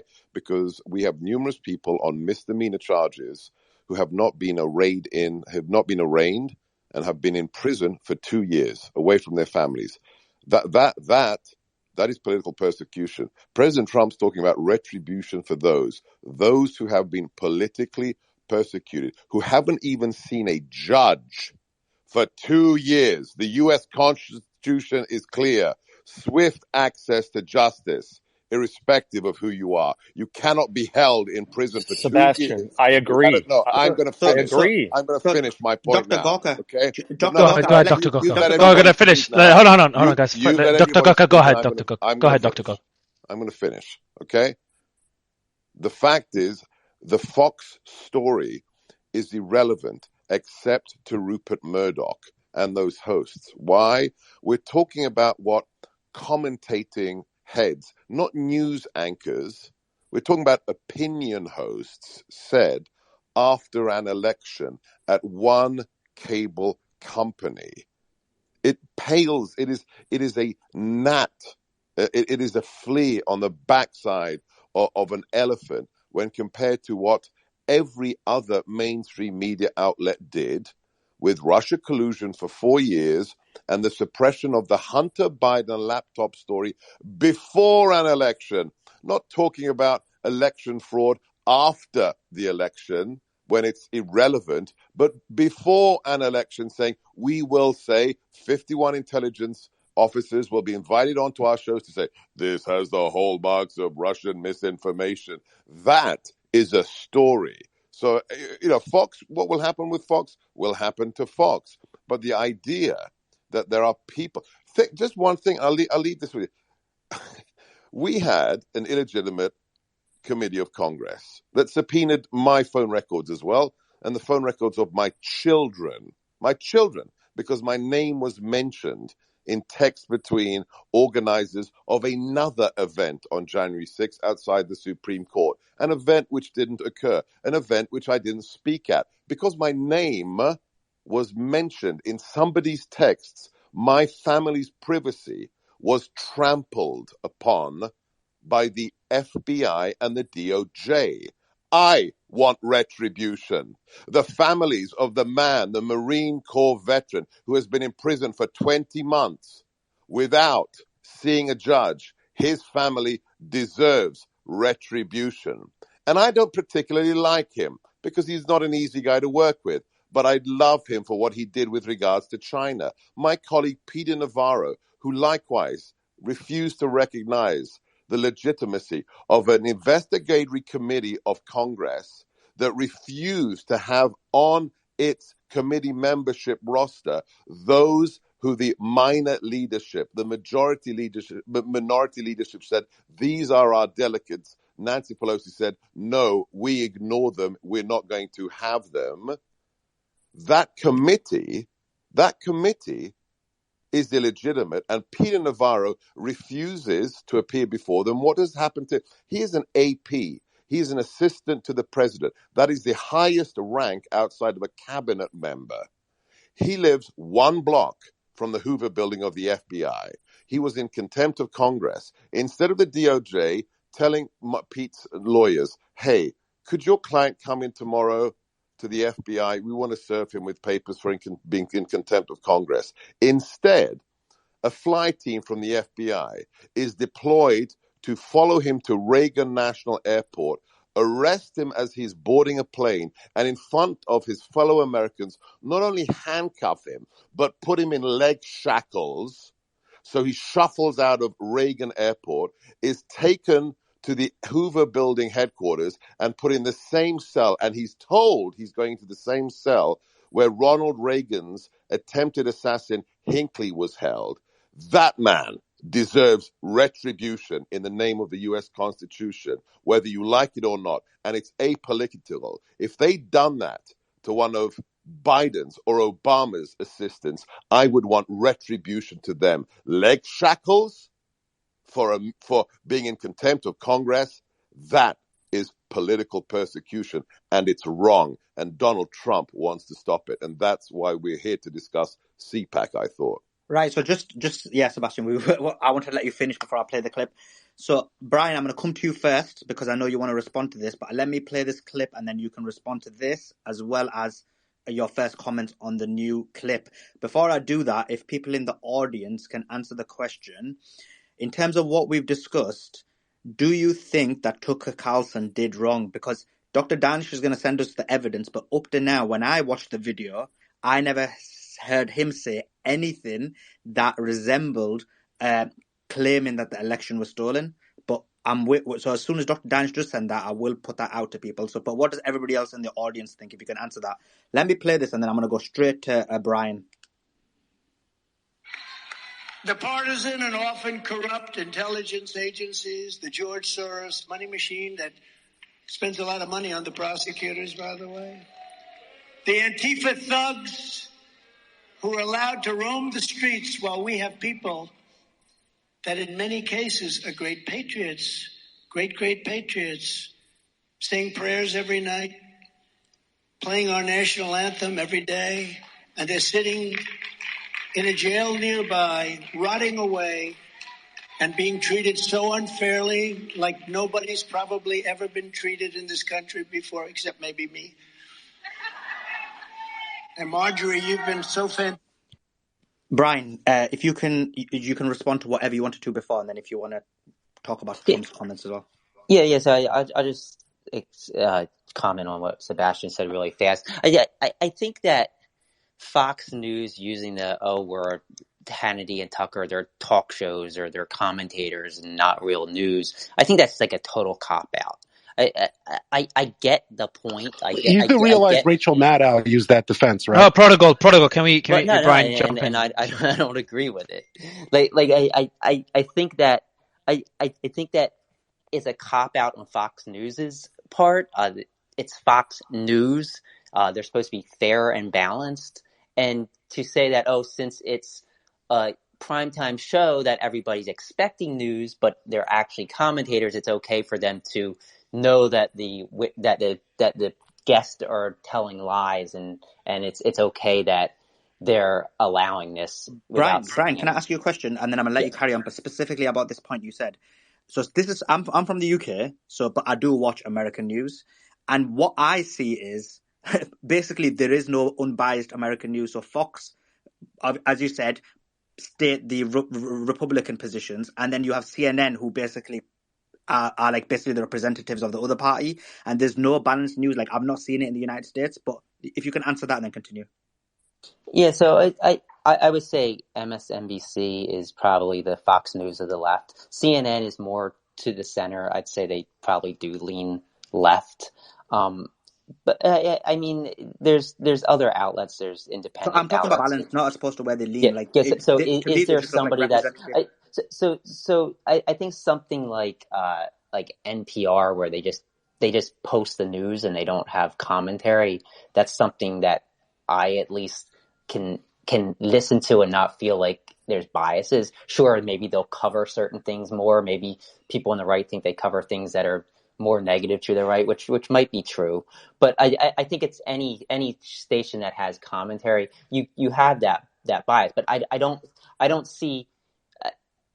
I think CNN does the same thing as Fox News, and MSNBC does the same thing, where they have people commenting, and those comments are obviously biased towards one direction or another.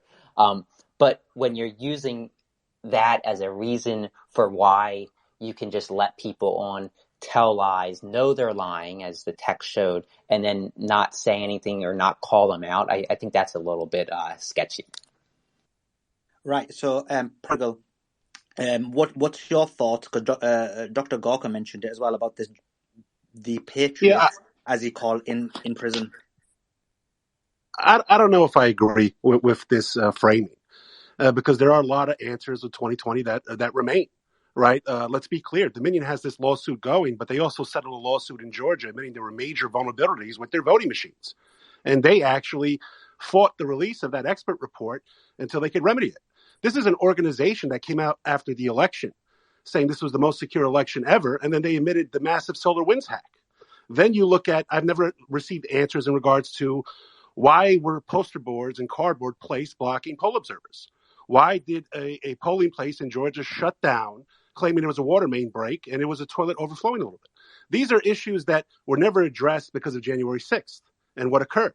And what we know about January 6th? Well, we know that the FBI for months had assets embedded in both the Proud Boys and the Oath Keepers, even up to the top of the Oath Keepers number 2, 8 Proud Boys that we know of. Ray Epps, they still won't answer the questions. And this shut down any issues regarding questions regarding election integrity and security.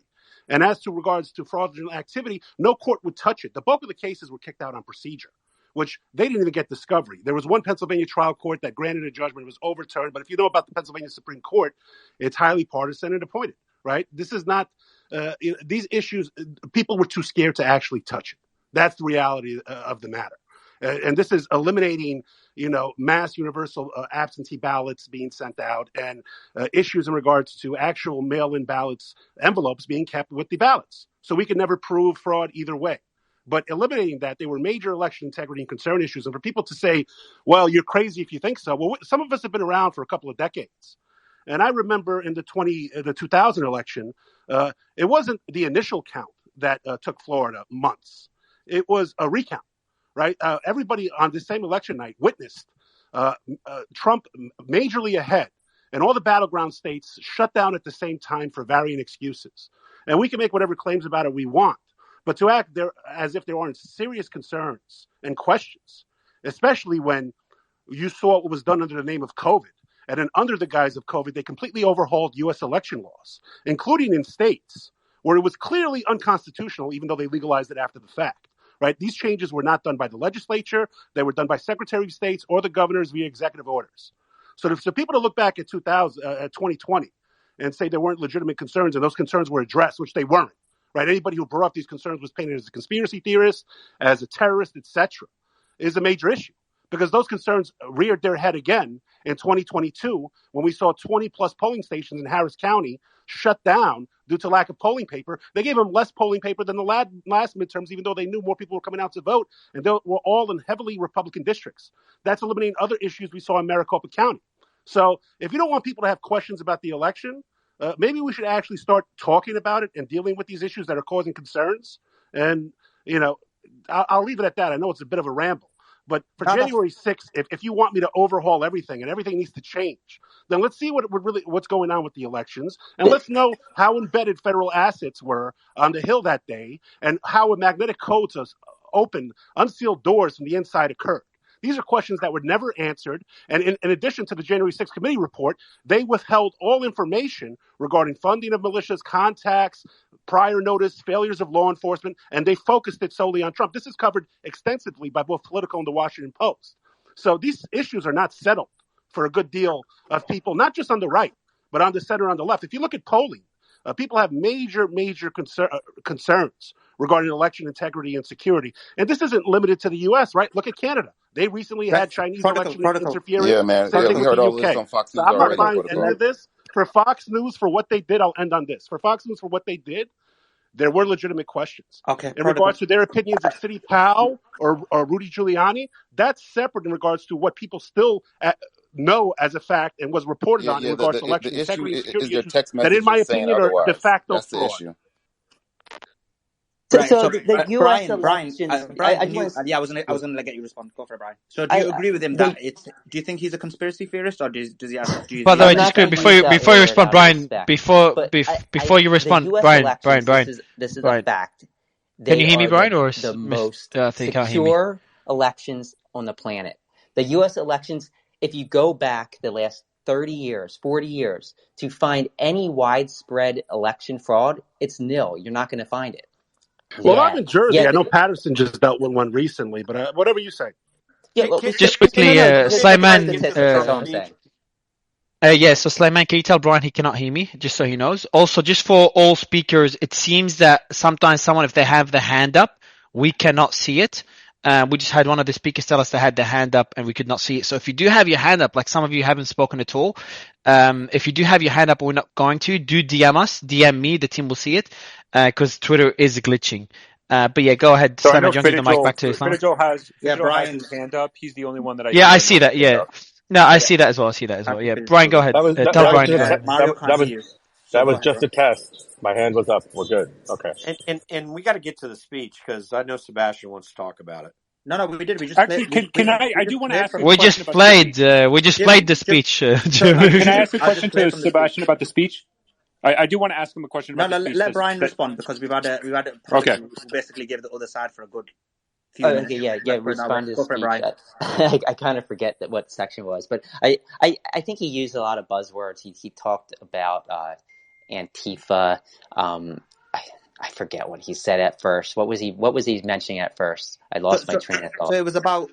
So there's 2 points. One is that he was saying those who were imprisoned due to July 6th are patriots, and then Prodigal spent quite a while explaining how it's fair to question the elections or some of the polling that was occurring. So both, if you can answer both, do you agree with Trump? And the second thing, is Prodigal a conspiracy theorist, or is he asking fair questions?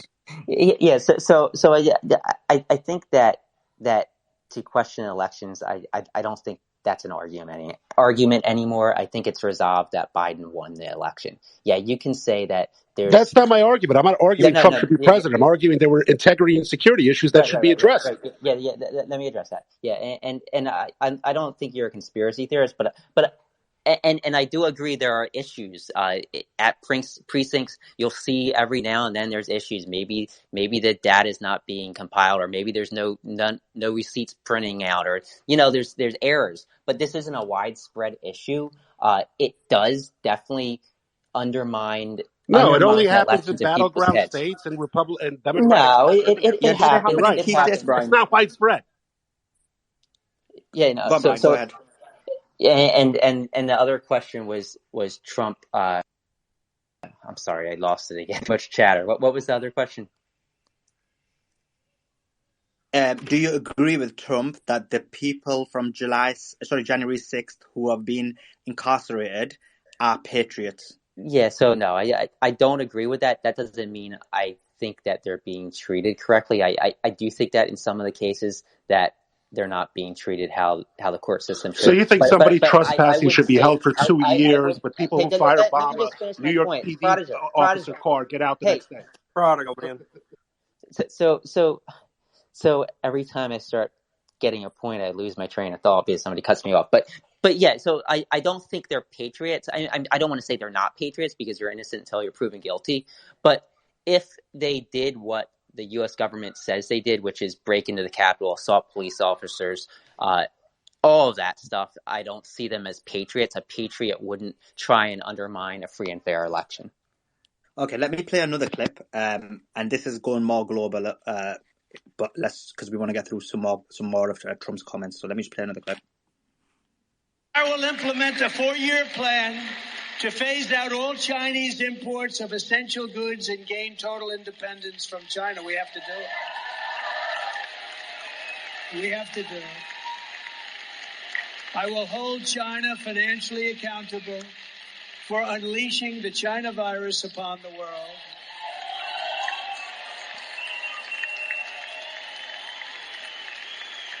And I will again withdraw from the WHO, which stands for We Hide Outbreaks. We Hide Outbreaks. The United States was paying, and I will...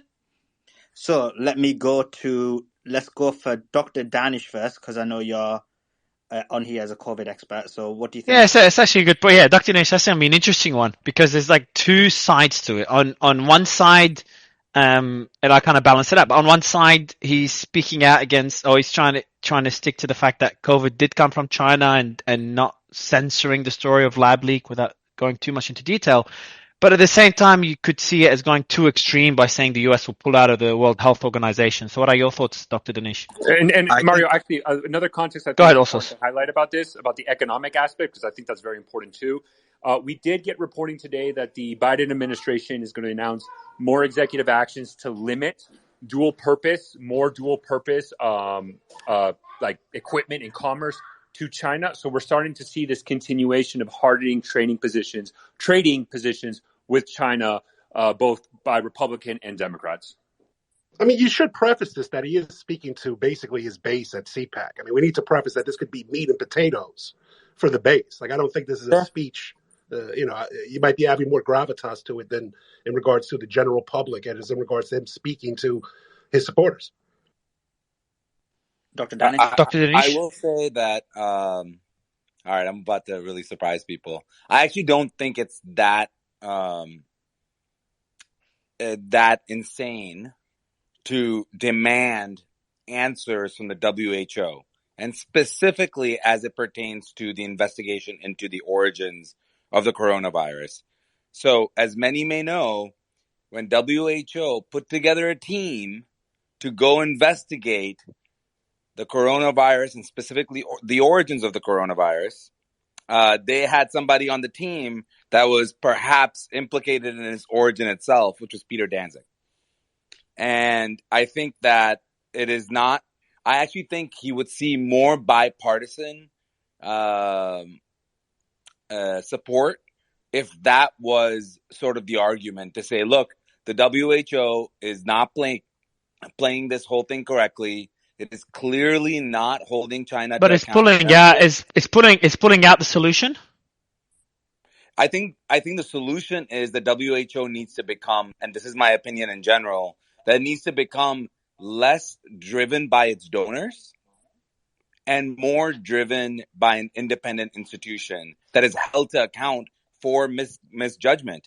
I will tell you that ultimately, if we don't look back and say the WHO really did a poor job of assigning a team for the most important question of probably 2020, I think that I think we're doing everybody a disservice. I think WHO failed. Is there other instances where, similar to what happened with COVID, where the World Health Organization failed in terms of corruption before protocol jumps in? There's more than that. You name me one thing. They silenced Taiwan when they were trying to warn the world. They pretend they didn't hear them.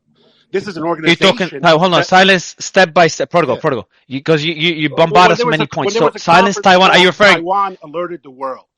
And because about China COVID, has such regarding COVID, yeah, an influence over the World Health Organization. Protocol regarding protocol. Regarding COVID or something. Yeah. So other than COVID, that's the question. Other than COVID, because we know they failed miserably there, or there's good evidence to say that they failed there. But is there other instances other than COVID in which things were censored or the response involved corruption that we know of? But not to my knowledge. What I would say, I think it's important to highlight one thing though. Like the biggest pandemic in the last 100 years, and the World Health Organization absolutely failed, took the side of China. So it's almost irrelevant what happened in the past, because the biggest case where we needed a strong World Health Organization at this time, at this moment in history, they absolutely failed. This is where you guys are wrong. They didn't fail. They succeeded in what they wanted to do. Right, Jeremy Farrar was just appointed the chief scientist of the World Health Organization, even though it came out that he worked with Fauci and believed it was from a lab and silenced anybody who pushed it. This guy was just promoted. He's their chief scientist, ignoring Peter Daszak. Protocol, are you saying... Protocol, are you... Yeah, go ahead, Dr. Dinesh. Sorry, Mario. I just want to take a step back again to the point around Trump specifically saying this. And as I said, I really don't have a horse in this race. I could care less, honestly. I think both presidential candidates that are likely to be are not All good. For candidates. anyone that doesn't have a horse, all good. No need to tell us because I I mean, know you that. should have a Don't worry horse about the because Biden disclaimer just signed the about the G20 declaration. protocol. Protocol. The reason why I'm bringing this up though about Protocol. the Please. WHO is because if we don't all source, who also kind of does not lean completely towards Trump, the point that I'm making is if we don't hold the WHO to account, what I'm worried about is that the next time a pandemic hits, we won't know what we're doing because we don't have an institution that we can trust. I can tell you that no matter who's in power, they're going to try to reduce tensions, but we need a organization that we can trust for the actual information, and the WHO was supposed to serve that. And there will always be conspiracy theories about how bad they are, but ultimately this was one where they really messed up. Like, this is an actual abject failure. Dr. Denise, let me chime in here real quick because I think you made a point and you got away from it when you refer to the funding of the WHO. And I think what's getting missed in this entire discourse is the fact that the WHO is also held accountable by the United States. And there was also incentive and clear documentation that not only did China manipulate the WHO, but so did the U.S. as well. And they're the biggest funders of the WHO. And so it's Bernard, how did China actually directly influence it? Because that's not what the information I'm talking on the about Atlantic the says. narrative that was shaped about the wet market theory. Both the U.S. and China had an incentive at that time for it to be directed in that way. And we see that from the NIH documentation. We see that from all the communications, all the independent publications that were put out, the messaging that happened.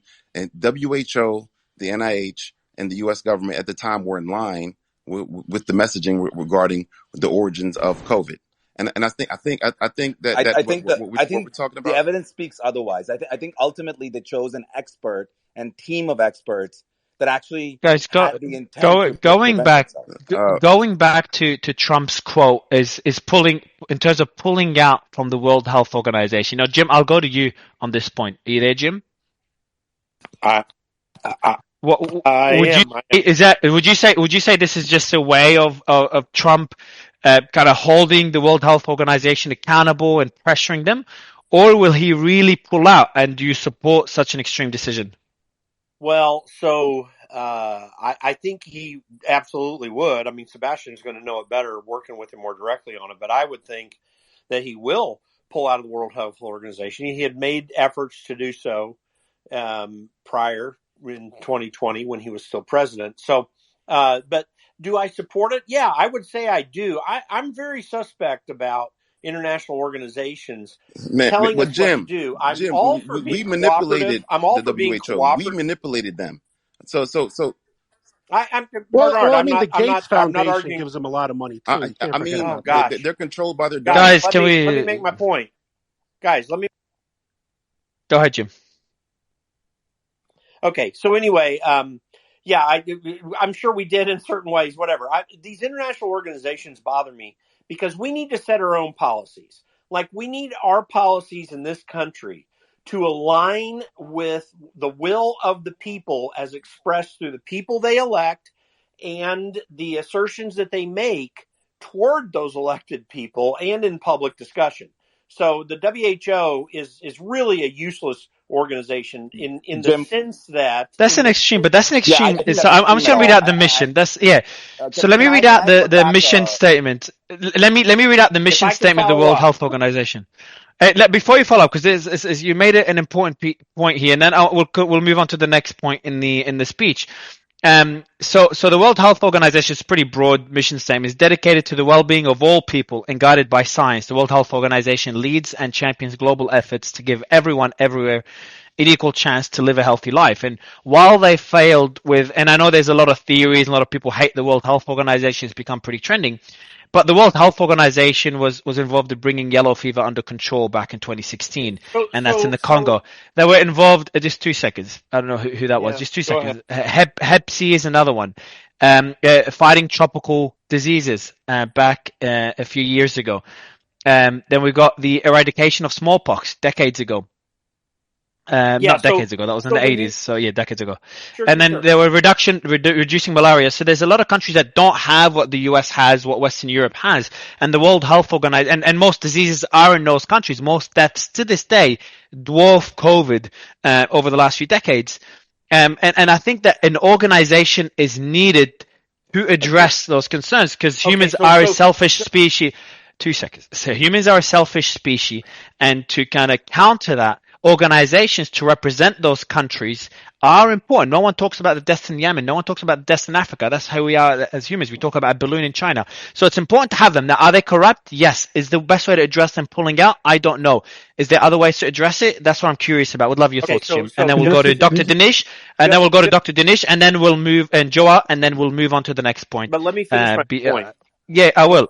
Go ahead, Jim. Oh, okay. So, but now you came in and you made valid points, and I actually think all of that is good stuff. The point I was making was, I think that it's a worthless organization if their purpose, in the area, I should say, of their purpose of setting policy worldwide, stupid. In terms of being a consortium and a gathering point where countries can come together and figure out ways to help other countries, particularly those that you pointed out that have more problems doing what they need to do. Well, it can be relatively and in some cases very useful, but it's still a bureaucratic organization that is really inefficient. Every mission statement of every government agency or intergovernment agency, like takes place under the UN auspices, really, it's what they do. It's not what they say. And the World Health Organization doesn't always do what they say they do. In some areas that they do. But in terms of the United States and what we need to do, we have the Biden administration wanting to implement guidelines from the WHO on our health policy. That is an absolutely illegitimate use of the WHO as it regards the United States, not just because of the WHO's mission. In fact, not precisely because of that. It's because of our Constitution. Our public health policy needs to be set in this country constitutionally by our elected representatives and the discourse that we have in our political process. So it's illegitimate. Jim, I just want to ask just another point what we've missed on the speech, and I'll go to Joa about this. Joa, is it feasible to do what Trump said, where he's basically going to no longer allow Chinese products into United States and to separate themselves? Is that possible? Not only is it not feasible, I don't know if people ever looked at the numbers. He increased the imports from China. Under his presidency, China sold more goods in the U.S. than any other president. And that's even true. Hold on. Why is that a bad thing? He was saying he wanted to stop the trade from China and make us self-sufficient, and that he was placing tariffs. But more was sold under his presidency than ever before. So, Joe, you have to be honest about something here. We had a pandemic, and during the pandemic, said prior to COVID, 2018, end of 2018, beginning of 2019, it hit a new high under his presidency. That's prior to COVID. During COVID, yes, it exploded, but I'm not even taking that into account because that is probably because of PPE. And one thing I was going to mention, by the way, Jim, is the reason why we're here, the reason why the pandemic, in my opinion, was handled so poorly is because we did not have an independent WHO. And Mario, what I was saying earlier was not that we pull out, that we threaten to pull out and actually mean it unless there is an independent investigation into what happened at the WHO and we hold them to account. The reason why the pandemic, we knew nothing. Maybe people have forgotten. For weeks, there were doctors in New York trying to figure out what the fuck is going on. Dr. Dinesh, WHO, and I'll use Trump's own words, Bob, this is deadly stuff we're talking about. Remember the Bob Woodward phone call in February? Trump was warned by the WHO about how deadly this was. Joe, where was the WHO? A couple weeks later, he decided to go on TV and lie to people. hold on, Joa. Where was the WHO when I they got to step hired in a because guy? I'm hearing too much stuff. Yeah. Like, I'm make not. it a Okay. Hold precedent. on. This is a Hold on. virus where the Protocol. fatality Hold on. age is higher than the life Dinesh, ask your question. Joe, I'll than the respond, and then life we'll go to protocol. expectancy in most countries. Then you might have Protocol. arguably called more deaths of despair. Protocol. People So, Dr. love Dinesh, hating make your on point, and then we'll their go to government. Joa, and then we'll go to protocol. Go ahead, Dinesh. Yeah. My only point was, where was the WHO when we were looking to understand what's going on with COVID? Where was it? Where was that institution? Why did they hire Peter Daszak as their representative to go into China to figure out what's going on?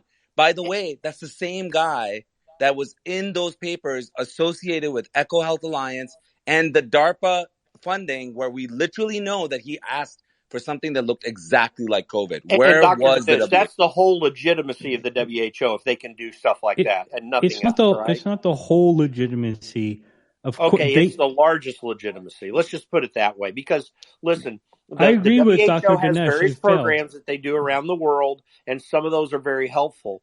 But if they are going to drop the ball and stuff like this, that's evidence they're dropping the ball on some of these other programs that they're doing in the long Protocol. run. I'll let Jim. I'll let Protocol just jump in because he's about to explode. I just wanted to correct two things. Protocol, before you answer that, do you say what you want to say? But in addition to that, do you agree with Joe that basically Trump's actions don't correlate with the words that he's mentioned in that clip? I would replace Protocol. What do you mean you disagree? Replace Trump's name with U.S. President. Protocol. Let me say something. I'm sorry. Are you gonna agree with me? I will. You will. Protocol. You know when you speak, everyone's gonna stop. Trust me. Oh, I didn't mute you, but still, I should have. But Protocol, I'll give you the mic. I know you're gonna go on for a while, but I'm just gonna say replace Trump's name with U.S. presidents, and then go back to Slayman's question, because anything that they say in those speeches, you can't take them word by word, and they don't always relate to facts. With any president, they're trying to impress voters, not improve the country decades from now, not in all cases. But go ahead. I'll let you respond. Yeah, it's a very broad question. I think Trump is one of few presidents who did that.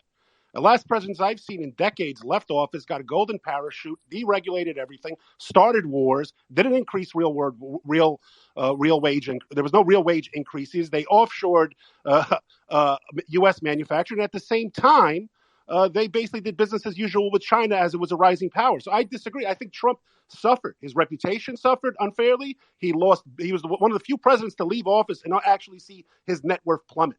And when I hear this talk about the World Health Organization, what Trump did, Trump was being impeached over a bullshit Ukraine question about corruption, which is okay to talk about now, but wasn't okay to talk about then. Even though the FBI had Hunter Biden's laptop, verified it in its possession, and knew it was authentic. Well, he was the one who actually started sounding alarms. I still remember Chuck Schumer, because I'm in the New York area, Nancy Pelosi going out to Chinatown, right? Yes, he was hesitant. He did take it. But then at that point, this whole operation hit a different level. When Britain, the UK, tried to do their herd immunity and it failed, at least publicly, everything changed. The whole script flipped.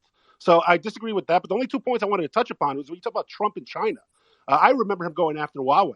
I remember him actually making this an issue when nobody cared about China and its geopolitical rise across the world. Nobody was talking about it. It might be in fashion now because people care about some spy balloons, but this infiltration has been ongoing. You look at the ports, almost 70 to 80% of cranes and software operating them at U.S. ports just came out today are made and manufactured by a Chinese company with their software that can throttle down U.S. port goods flowing in and out and track military shipments of equipment and material.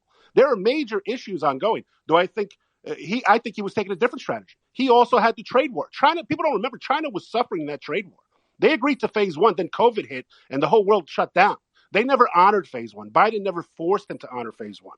He didn't care. He took China to the World Trade Organization multiple times in regards to the de facto taking over Hong Kong and wanting to keep the Made in Hong Kong label so their goods weren't known as Made in CCP China. Like, they were actual actions. People forget the economy was booming. Real wages were increasing for all groups. Blue-collar wages were outpacing white-collar wages. And guess what, white-collar? How are you guys doing in this economy now? You liking it? Because I see a lot of blood. So I'll leave it at that. The World Health Organization is rotting. Also, I'll let you. I'll let you respond all sorts, but also just an important point that I've always made, that when you can't blame or credit a president with the current state of things, because a lot of times the current state of things is based on decisions that happened years ago, sometimes even decades ago. Even the Ukraine war was a conglomeration of, or Taiwan, for example. Taiwan was the ambiguity that the U.S. had in the pact, if you The call it a economic pact, the opportunity bill. zones worked. The focus on reworking NAFTA and other trade agreements worked. Right? There were the reduction of regulation, which you're now seeing now, with multiple blue states and it's a carbon tracking alliances. Even though articles are coming out that the credits are basically fraudulent. Right? You look at what regulation is doing to the economy now. Other than energy and commodities and the military-industrial complex, which sector of the economy is growing under Biden? I'm seeing more and more people Also, on assistance. I'm seeing UBI programs being backdoored as a one-time utilities check or reparations. So, we can talk about the actual nature of the economy, how average so Americans also, so see you it. can jump in.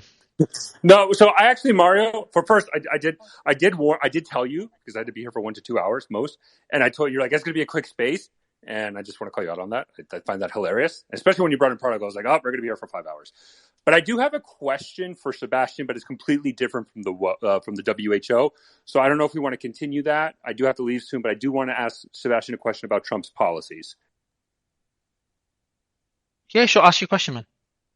Okay, so Sebastian, I have 2 questions for you. One related to the Trump speech, and then 2, and I'll expand on the second one later. So the first one, he did announce during his speech that he was going to employ, the full force of law enforcement and the military to conduct deportations, kind of like mass deportations of all quote unquote illegal immigrants.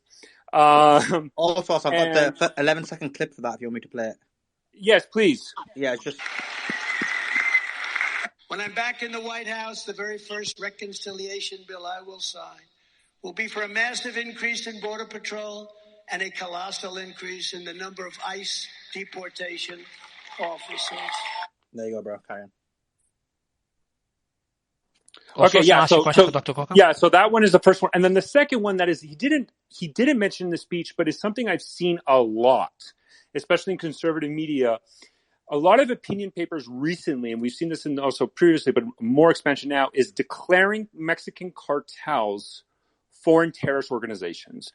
So I'd like your opinion on both of those topics, because obviously that's something that I cover extensively, and I would like your experience and your opinion on this matter.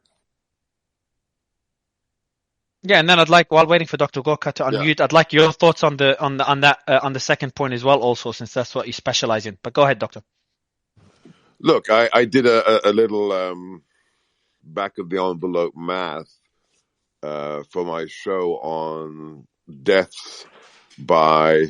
So look, if you start counting how many military personnel have died in foreign wars since 1945, since the end of World War II, if you add Korea, Vietnam, Gulf One, and Afghanistan, and then Gulf Two or Iraq Two, the total number in 70 years is 103,000. According to Biden's current CDC website, 110,000 people died of drug overdoses in the last 12 months. So, if it were up to me, and, I will have this discussion with the president at the correct time, the designation of the cartels as terrorists that could be taken out by the use of military force is utterly and completely justified. If we have more people die in 1 year as a result of fentanyl than died in Vietnam and Korea combined, then this is a national security risk, and it should be dealt as such. What was the other question? Osos? You're muted. So I think the 2 questions were the illegal immigration and the declaration of the foreign terrorist organizations. Yeah, look, it doesn't matter whether it's illegal immigration or anything else. It's a hot button issue. If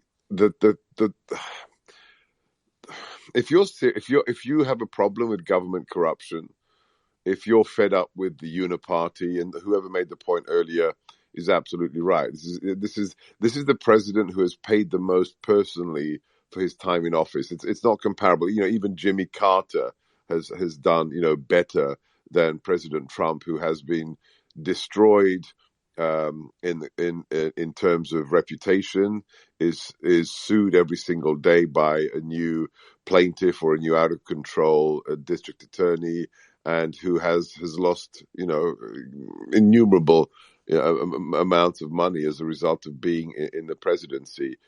For me, the next 4 years of a Trump administration, he has my support, of course, because I worked for him. I was his deputy in the White House.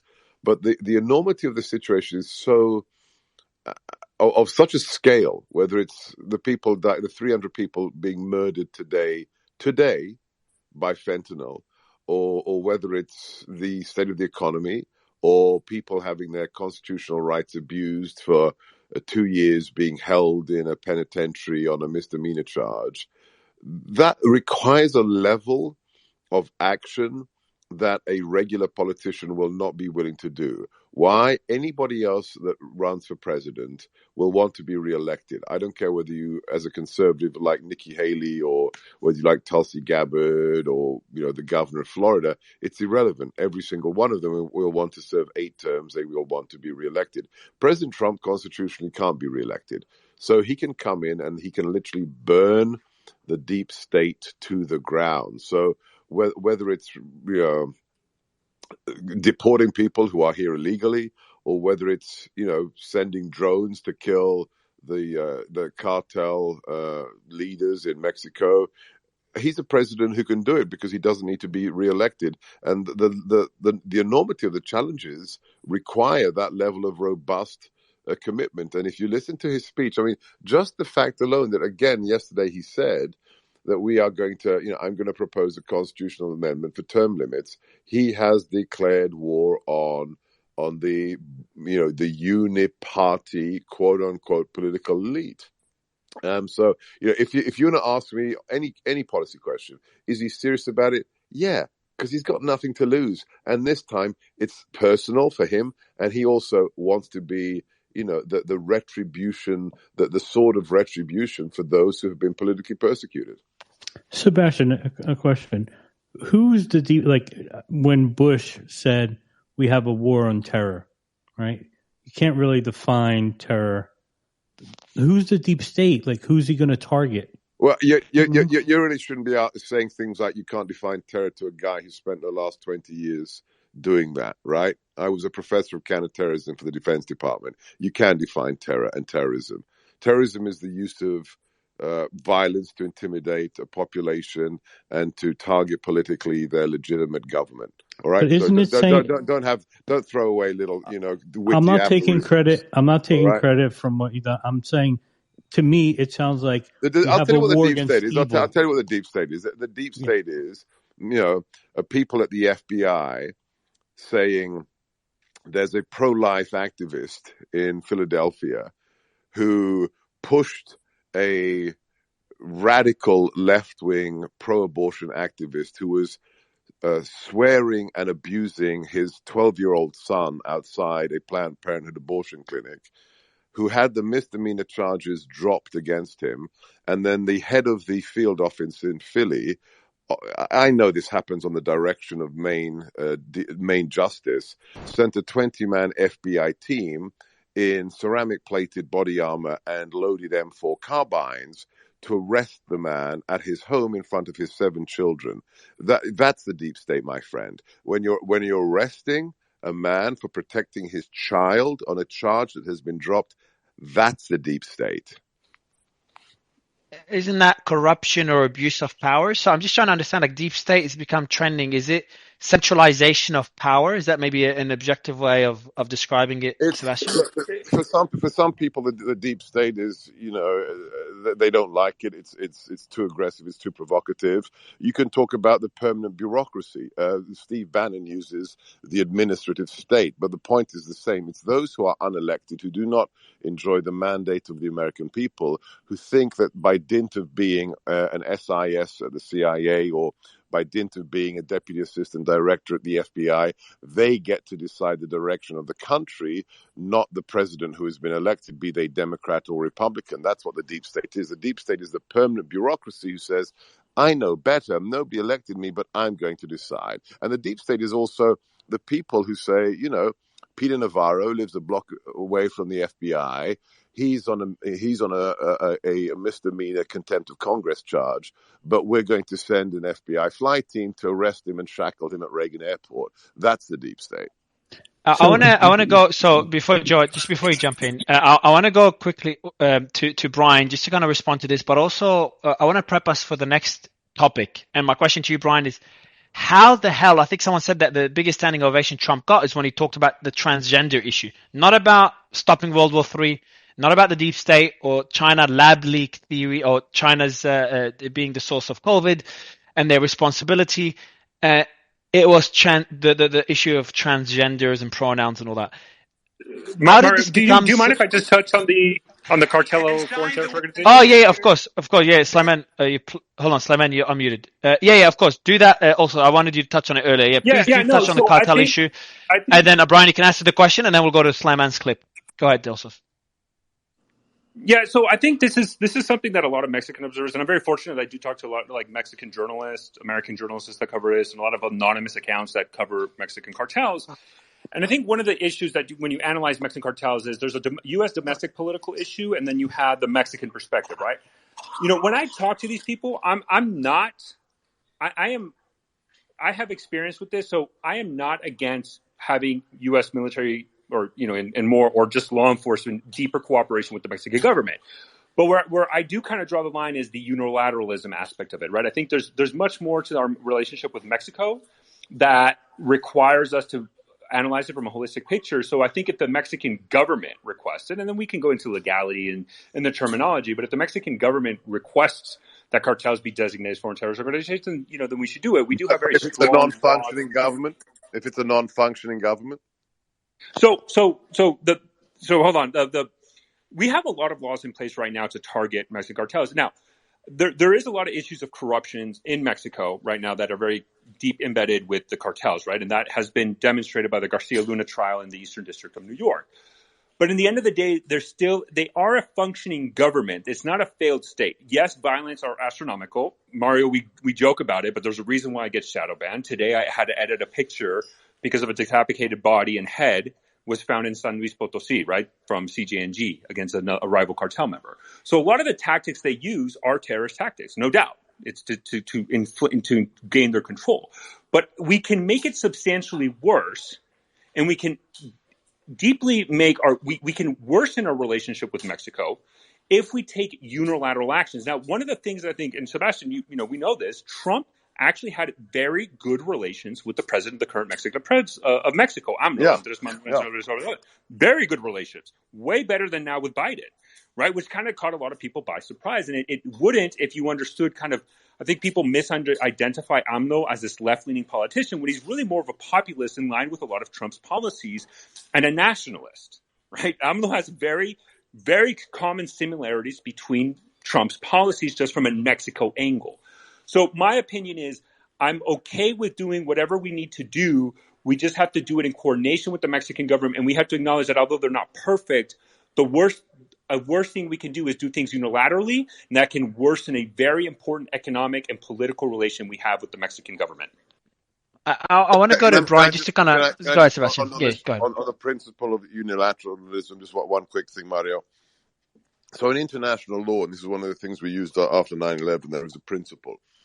If there is a national security threat to your nation, and it is real and it's imminent, and it is originating from the territory of another country, if that country refuses or is incapable to deal with that threat, international law actually permits you to take unilateral action. That's what we did in Afghanistan, because we said to the Taliban, 9/11 happened, Al-Qaeda still exists, they are functioning off the territory of your soil. The Taliban said, you know, Al-Qaeda who? Never heard of them, they don't exist.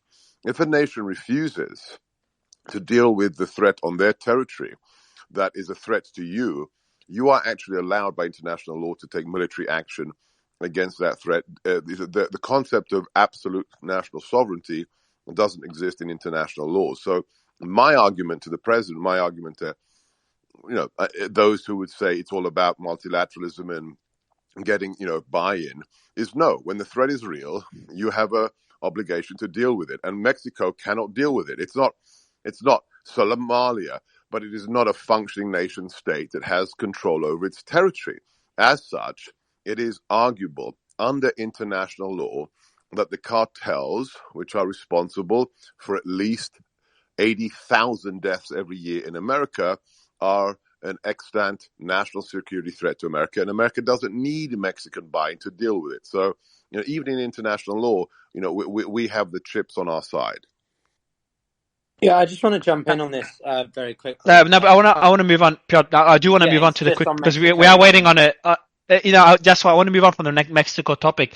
Brian, I want to get your thoughts, because I know you've been waiting for a while, just on the deep state discussion, and the comments there, and then Sliman will play the clip on the issue of transgenders and the policy there. Yeah, so I don't think deep state really And a question, Brian, just remember my other question after you respond to the deep state issue, is that how did the issue of transgender, why is that getting a bigger standing ovation than stopping World War III or COVID, the source of COVID? Yeah, so I'll just quickly touch on the deep state thing. And I think the deep state didn't really become like a pseudo-mainstream phrase or term until Trump became president, and all of his people began getting indicted or investigated. And people that get indicted, convicted, they don't want to admit they did a crime, so they blame it on the deep state. That's the way I see it. That's the way a lot of people see it. I know many on the right are going to disagree with that. But then going to the transgender stuff, I mean, I think it's crazy. I think there's like 0.5% of the U.S. population identifies as transgender. And Republicans use it as this wedge issue to kind of take people's minds off of other things. And yeah, there's instances where a transgender person or a drag queen did something disgusting or horrible, and it is horrible, but it's literally like 1 out of a million situation. And they Brian, why do you care about that identity, but you don't care about the people who their strongest identity isn't race, isn't culture, isn't their sexual proclivities, but it's their actual religion? They most strongly identify with their religion. It is a concern. When you say who weaponized it, Biden actually tied the school. But that's moving up. Hold on, but Prodigal, how is that related to transgender issue? Prodigal, how is that related to the transgender issue? We're talking about religion now, which is a good discussion. I want to do a whole space about it. He has respect for one identity, which up till recently. No, but I don't think. Hold on, but I don't think. But he didn't show.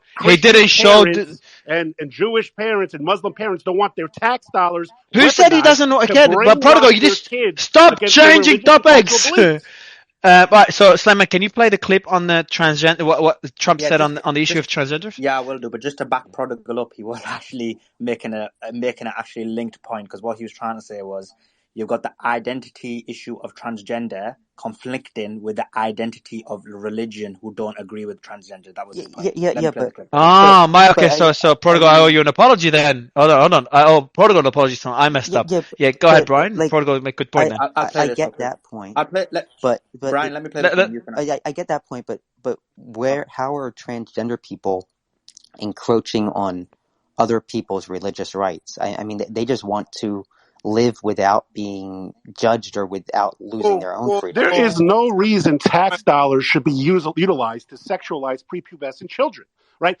When reading test and math scores are at all-time low, this should not be an issue for 6, 7, 8, 9, 10-year-olds in school who can't read and write and have 2 years of lockdowns and are basically decades behind where they should be. But that's not what I'm arguing. We're talking about free speech issues. Like we are seeing one of the greatest assaults on religious speech and religious activity that is beginning to brew up in the United States for the first time in many, many years. I mean, just start with the whole Jack Phillips thing with the cake in Denver, Colorado, and it just keeps growing. And you have government schools that are run by government entities by and large, and you've got parents and kids that have sexualized content in many of these school districts. There's a whole lot at stake for religious liberty in regards to this. So yeah, that's why there's concern. But what I'm talking about, if you look at Europe, they're rolling back a lot of this. If you look at the UK, they overhauled in regards to affirming care, puberty blockers, etc.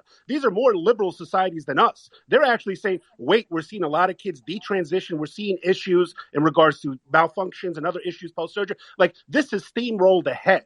You had whole universities dedicating apartments for chopping off biological girls' breasts, etc., when they won't even publicize any case regarding detransitioning. And in regards to, does this actually lower the suicide rate? You cannot fundamentally but my alter point what a is, society's okay, truth hey, and values are simply for another adult group who doesn't. To me, it's akin. So you can speak, Brian. And Yeah, saying, I've hey, look, muted you're too everyone. Yeah. fat, don't eat anymore. So my point is that 0.5% of the U.S. population identifies as transgender. Yes, there are kids that are taking puberty blockers. And are you looking at the youth polls for identification? Because they're starting to skyrocket. I know they killed the Brown University study. Prodigal, you got it. Prodigal. I swear, I love how Prodigal. I made Brian co-host, and Prodigal still beats him. Somehow, Prodigal's muting like Brian. Somehow he beats the algorithm. I did all good. So there's Prodigal friends. There's 0.5% of the population identifies as transgender. There are situations where children, usually young teenagers going into adulthood, who do take puberty blockers, take hormones or whatever, block hormones, and yeah, I can understand people being upset about that, but I feel that should be between the parent, the doctors, the kids. Well, it's more than that. My niece plays AAU ball. She's a great prospect, and she's competing against biological men. But that's not what I'm talking about. You talk like you're a champion. You're a racist. Hello, gentlemen. Hello, Brian. Yeah, go ahead. Sorry, go ahead, Tiffany. What's your question for Brian? Hi, Brian. So I'm listening to you talk about this issue, and you're not being really specific about it. And I talk about this issue a lot. I listen about this issue a lot. I've had to learn more about this issue than I ever would have possibly wanted to in my entire lifetime, because it is incredibly scary and sad. But we have to be specific when we're talking about this. I want to be clear. Everyone listening should know that there are schools that are going into rooms with children without the parents knowing and meeting adults, a counselor and a teacher with a child.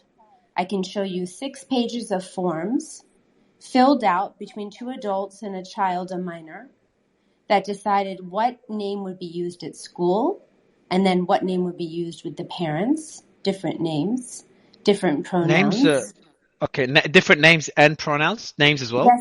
Yes. So why would they use? What's the benefit of that? Yeah, why would they use a different name? I didn't understand. They were encouraging the child. They were encouraging the child to go by a different gender at school. They were encouraging. I don't think anybody's encouraging them. You know what, Brian? There's Brian, they are. But I like this. I think this is so good, Brian. This is so good, Brian, because you talk about this a lot. So I want to be very specific with you because there are 2 federal court cases we can talk about.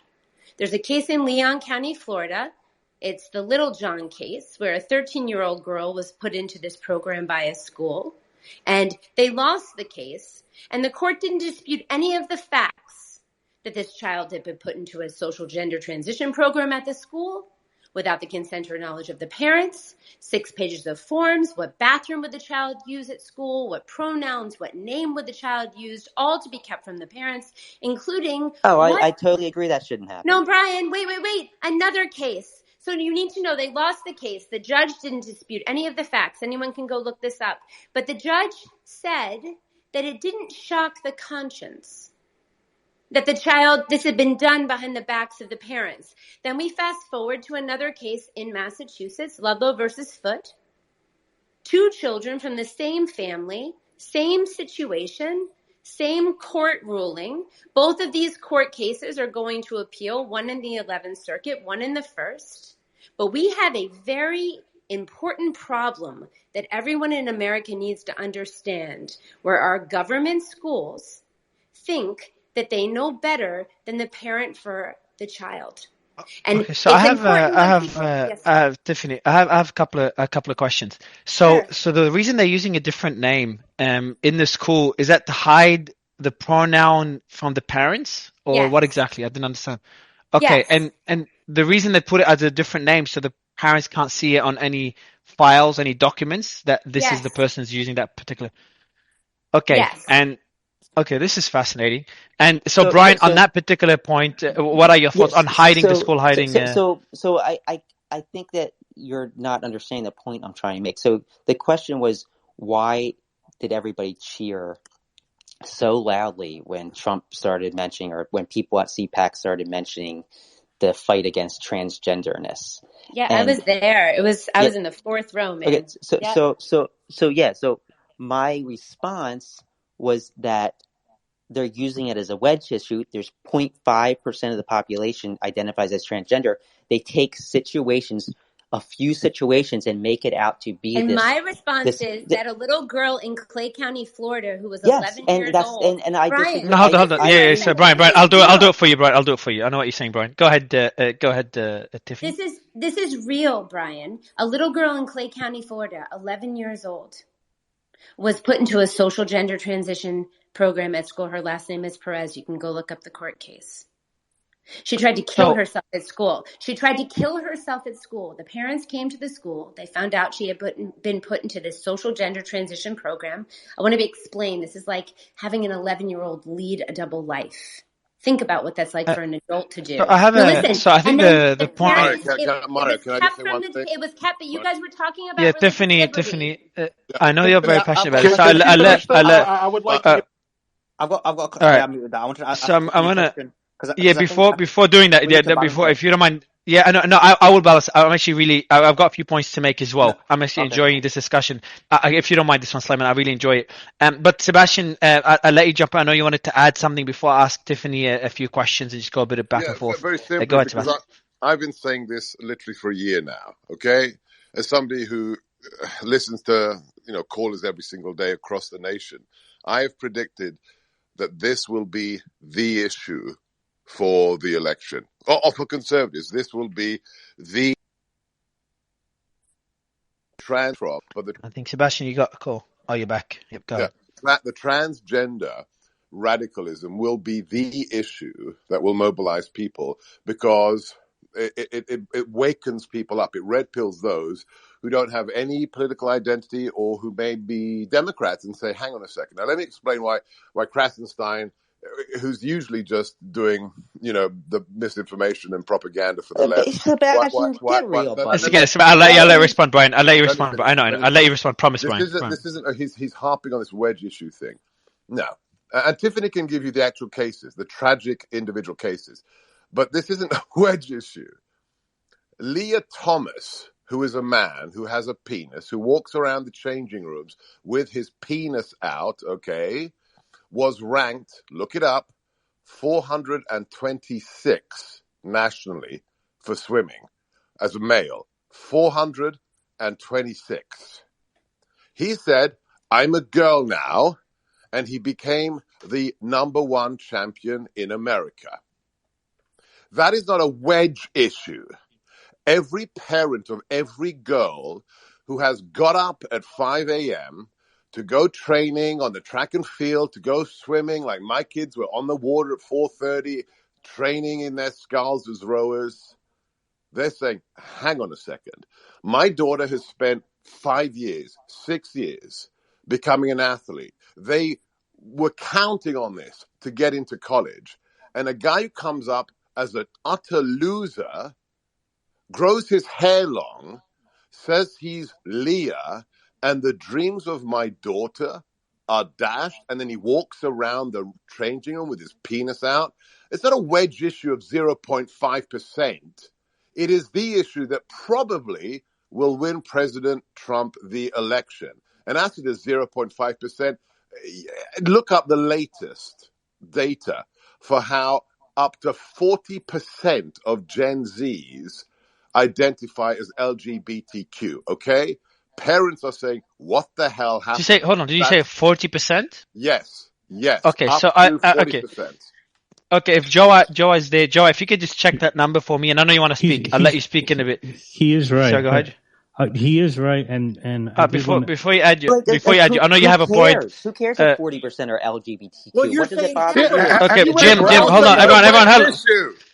All right, so everyone just Jim and I think it was Joe or whoever's jumping in. If you don't, Brian, I'll let you respond because I want to go back and forth with Tiffany and everyone just jumping in. Just remember that we did a whole panel on this that was balanced. In this case, Brian is the voice of many. So I just like him to respond quickly, and then I want to go back and forth with Tiffany because I've just got a few questions to better understand a few things. Brian, I'll let you respond just to make your point. Yeah. I mean, the poll that he cited about Gen Z, that's LGBTQ, right? Which includes gay and lesbian, which is mostly gay obviously, and lesbian teenagers, which has nothing to do with transgender. Which has nothing to do with that. But that's still a crazy number, 40% that are not just that's insane. But I mean, do you think there's a cultural factor to it? I don't know. Does that bother you, Sebastian? Okay, so I want to go back and forth with Tiffany. Tiffany, so you told me about the issue with names. So the question I have is, you talked about two examples of, and Sebastian gave us two names. I think what the question that I had for Brian is, how is this a more concerning issue than the risk of World War III? And I think most of us would agree that, World War III is a scarier issue than this. If you disagree, let me know. But this still relates more to people, in this case, people in the US. Is that just because it's relatable? Because you gave me an example of two girls. I can give you hundreds or thousands of examples of people dying in the Ukraine war.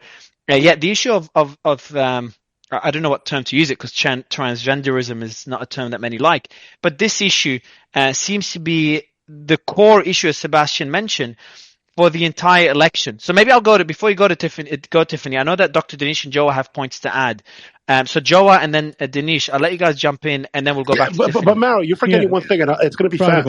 This is a conservative conference. Go ahead, quickly. It's a conservative conference. It's the meat and bones. This is in D.C. There's a lot of lobbyists, media. There's a lot of the uniparty in the right that pretends to care about American interests and the American people. So, they might applaud. They might not like the war in Ukraine when other people don't. So that just might be an issue where people in the population are cheering for it because they have their interests and financial incentives tied to it.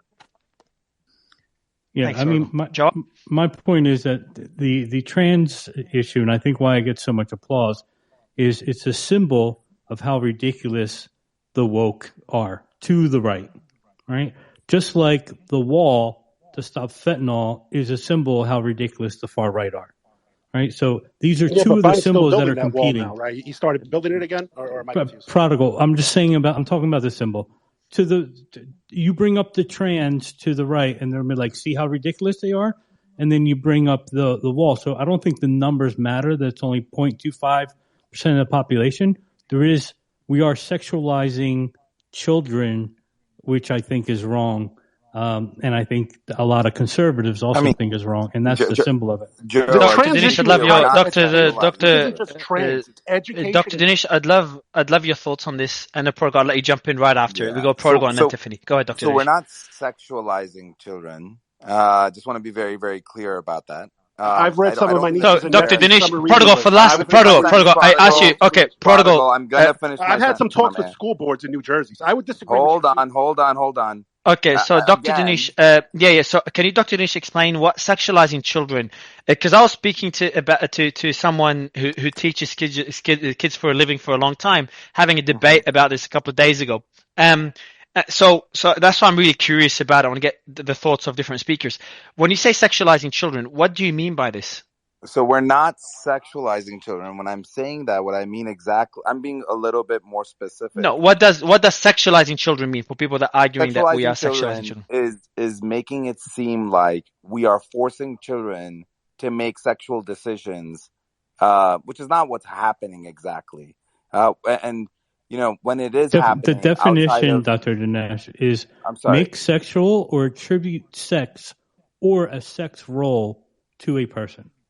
That's exactly what they're doing. So just to be clear, I'm going to be I need to be a little bit more clear here. Just like Tiffany was saying, I think we need to be specific. So what we're talking about here is that children are expressing an interest in one gender versus another.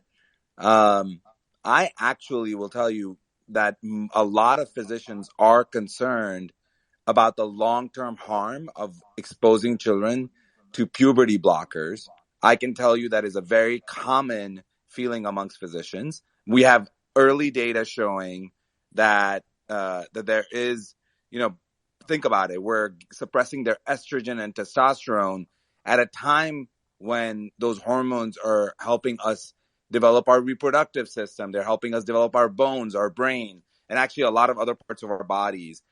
Again, you see that you can't walk and chew gum at the same time. You can't have two opinions at the same time. Can I? So can I? Yeah, I want to chime in too when you get a chance. Yeah, sure. So, we'll do. So and Dennis, one last just point, Mario, just to kind of make sure that this is clear, is that when people are saying that we're sexualizing these children, what they're trying to imply is, and sure, the definition might say whatever it says, Joa, but what the implication here is that we're trying to force children into sexual behaviors, and that is not what's going on. What is happening? So I want to go. So go ahead. So what is happening is that children are expressing what their gender, and that's a very big difference between gender and sex. What children are expressing are their gender preferences, and I think that we need to see if they maintain those preferences and then make decisions once they're adults. Okay, so Tiffany, I want to go to you quickly. The first question I have for you, for anyone above the age of 18, are you okay with them doing whatever they want? Installing it, changing the gender and changing the gender in any way they like? Yeah, but they can't. But I don't want men in women's spaces. It's been shown that it's dangerous. And men and women. Men and women. Not sorry. I do not want men in women's spaces. Yep. Biological men should not be in women's spaces. But Mario, wait. Tiffany, what about women in men's spaces? Okay, yeah, same. Let's just keep to our own private spaces. Thank you. So, Mario, I have to speak to the other thing that we were just talking about. We're talking about the sexualization of children. I'm a mom of 4. I've been pregnant 5 times. I lost 1 child to miscarriage. Apparently, when you have a miscarriage now and you take care of that, it's called an abortion. We've got crazy things happening when we talk about what's happening in medicine across this country and women. But I want to talk about children for a second and raising children. So you're talking about children and sexuality. Children, they go through potty training, right? They have some awareness of their bodies. But then there's a latency period that happens naturally in children. And Dr. Janish, I would imagine he would know this. But, as a mom, you recognize, and that's a time when children have a lot of other things happening in their development. And then they start to go through puberty, and then they become more sexual, and they become more aware of themselves in a sexual way. But that latency period is important in development because it allows them to learn and grow in different ways. And what we're seeing happen is an overt sexualization of children. The sexual ideas, the least interesting thing about a child in elementary school should be their sexual orientation. I'm going to stop right there. I would like for anyone on this. Tiffany, I've got a question. What about gender? Let me just hold on, Brian. Brian, I'll give you the mic again. You and Slayman, but if you don't mind, let Danish and Tiffany go back and forth a bit, and then we'll go to Brian because I've got so many questions. I really want to push back on this conversation. And again, I'm in a very different position. I'm a cis hetero male. Right, so who am I to even speak on this? So hetero, just to be clear, is you're a straight male, you're heterosexual male, is that correct? Oh no, there's a difference between heterosexual and sexual, but just to understand. Yeah, go ahead. Yeah, so the point that I'm making to Tiffany though is that if a child is specifically meeting criteria for gender dysphoria, it needs to be talked about. It needs to be explored. It needs to be talked about with the parent. The parent needs to be involved in the care. They need to have therapy with a therapist with no freaking agenda. And again, I will repeat that there's a lot of things out there. We don't know enough about the long-term impact of puberty blockers in children. And I am against it until we do. But what you said before was such a win. You saw me 100%. The idea that you disrupt the natural puberty of a child. First of all, a child can't consent to puberty blockers. No child has, wait, let's just think about patients, right? Doctors, patients, the way you interact with a patient. A child can't consent on their own to block their puberty. There are all kinds of complications. And parents, Dr. Janish, let's just be clear, because I heard you before.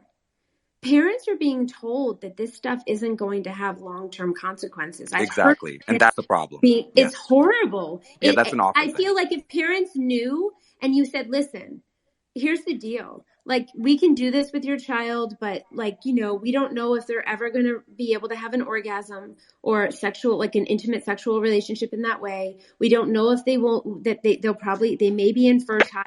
They may have atrophy of their vagina and have to have a hysterectomy, and there will be all these complications. If parents could see all the complications and they could make an informed decision about it, then I wouldn't be so strong on this issue. But what I'm so worried about is that parents are making decisions for their kids and they don't know all the information. Tiffany, I just want to bring you back to a point you made earlier, just to balance it out a bit, because everybody's agreeing generally here. Yeah, and love Brian's thoughts on this as well. Yeah. So the point you made earlier was that you found it painful that a child has to live a double life, right? Now, the counter argument to that is the reason they have to live a double life is because society or their parents are not accepting of their choice. How would you answer that? Yeah, so if my daughter was anorexic and she was showing signs of mental distress, and let's be clear, gender dysphoria is still classified in the DSM-5 as mental distress, then I would never lean into it. I would never say to my daughter, like, oh, okay, well, you're telling me you're going to kill yourself if I don't let you get lap band surgery, so we better go get lap band surgery. Like, no other issue would you parent in this way as a parent. Sometimes but Tiffany, what if the data shows that Let me just finish. No, sometimes the most loving word that your child hears from you is no. And we need to empower parents to support their children through this. The bottom line is this: suicidality never has one reason. There are always numerous comorbidities. When we look at gender dysphoria, there are a lot of other issues that come into play. Tavistock in the UK was shut down. What they saw was that they had about 35 to 40% of the girls showing moderate to severe autism. And girls are very difficult to diagnose with autism. So the actuality is it was probably much higher than that. And what we have to recognize is we have a segment of very vulnerable children in the United States of America. And this belonging, this feeling of being part of something with a flag and a love and inclusivity and all of these things that are very lovely and wonderful. I'm not going to lie. It seems, to be a wonderful community until, these detransitioners tell their stories and they're cast out like pariahs. And so Tiffany, if I can push back a little bit. Sorry, Mario, 1 second. Yeah, sure. And then we'll go. Yeah, so Dr. Nish, I'll let you push back, and then I know Brian has been. Sounds very similar to the conversation that we were having 5-10 years ago around just being gay and so on. So I will say, unless there's any irreversible treatment involved. So my question for you, Tiffany, is that if there is no medical treatment involved, and part of the unique decision for that specific patient is that the treatment for their gender dysphoria is acceptance of their desired gender, don't you think that should be a decision that the parents and the child should make with their treating person if there's no medical treatment involved? But let's be honest about how regressive the stereotypes are around this issue. The idea that, my thing is, I have 4 kids. They're so different from each other. And no one knows if my kids are gay or straight or whatever. It's no one's business what that is. The bottom line is I love my children no matter what, and I'm raising them with a good, solid core to be a kind and good people. And what I think is that parents need to know the truth about all of the different medical interventions. But when you set into motion in a school, behind the back of a parent, social transition, there is a school to scalpel pipeline that starts. And for anyone that thinks that that's a harsh thing to say, there are like 40,000 girls on GoFundMe right now looking for money for top surgery to have their healthy breast removed. To go back. Brian, go ahead. Mario, we're going to go to Brian. Shall I play what Trump said before because we haven't even played it yet? Okay, sure. Go ahead, Brian. Brian, just before you answer I agree. Like when a school's going behind a parent's back, I think that's horrible. But I had to get going, so I want to make one final point before I do go. I find it ironic, going back to CPAC, that this is such an issue for Republicans, that they think that the state should tell parents and children privately what their kids can do after speaking to doctors. I put this in. Like I always put myself in That's not the of the scope of the situation. issue. They are changing the cultural norms of society. Can I just finish my When point? I see Miss Universe is transgender. Hey, just let me finish my point. You're not letting me finish my point. Okay, so I put myself in the shoes of a parent that what if my kid came to me when they were 14 or 15 and they told me, I feel like I'm this other gender. Would I want the state dictating to me what I can do with my kid, or would I want to be able to go to 5 different doctors and 5 different psychiatrists and get the best opinion for my kid and go through with what I think's right and what I think's right for my kid and what the doctors and psychiatrists think are right for my kids? Why does Ron DeSantis know what's best for my kid more than I know what's best for my Tiffany, kid? I'd love. Yeah, so Tiffany, I'm happy to answer that. It wasn't Ron DeSantis. It was actually the Florida Board of Medicine.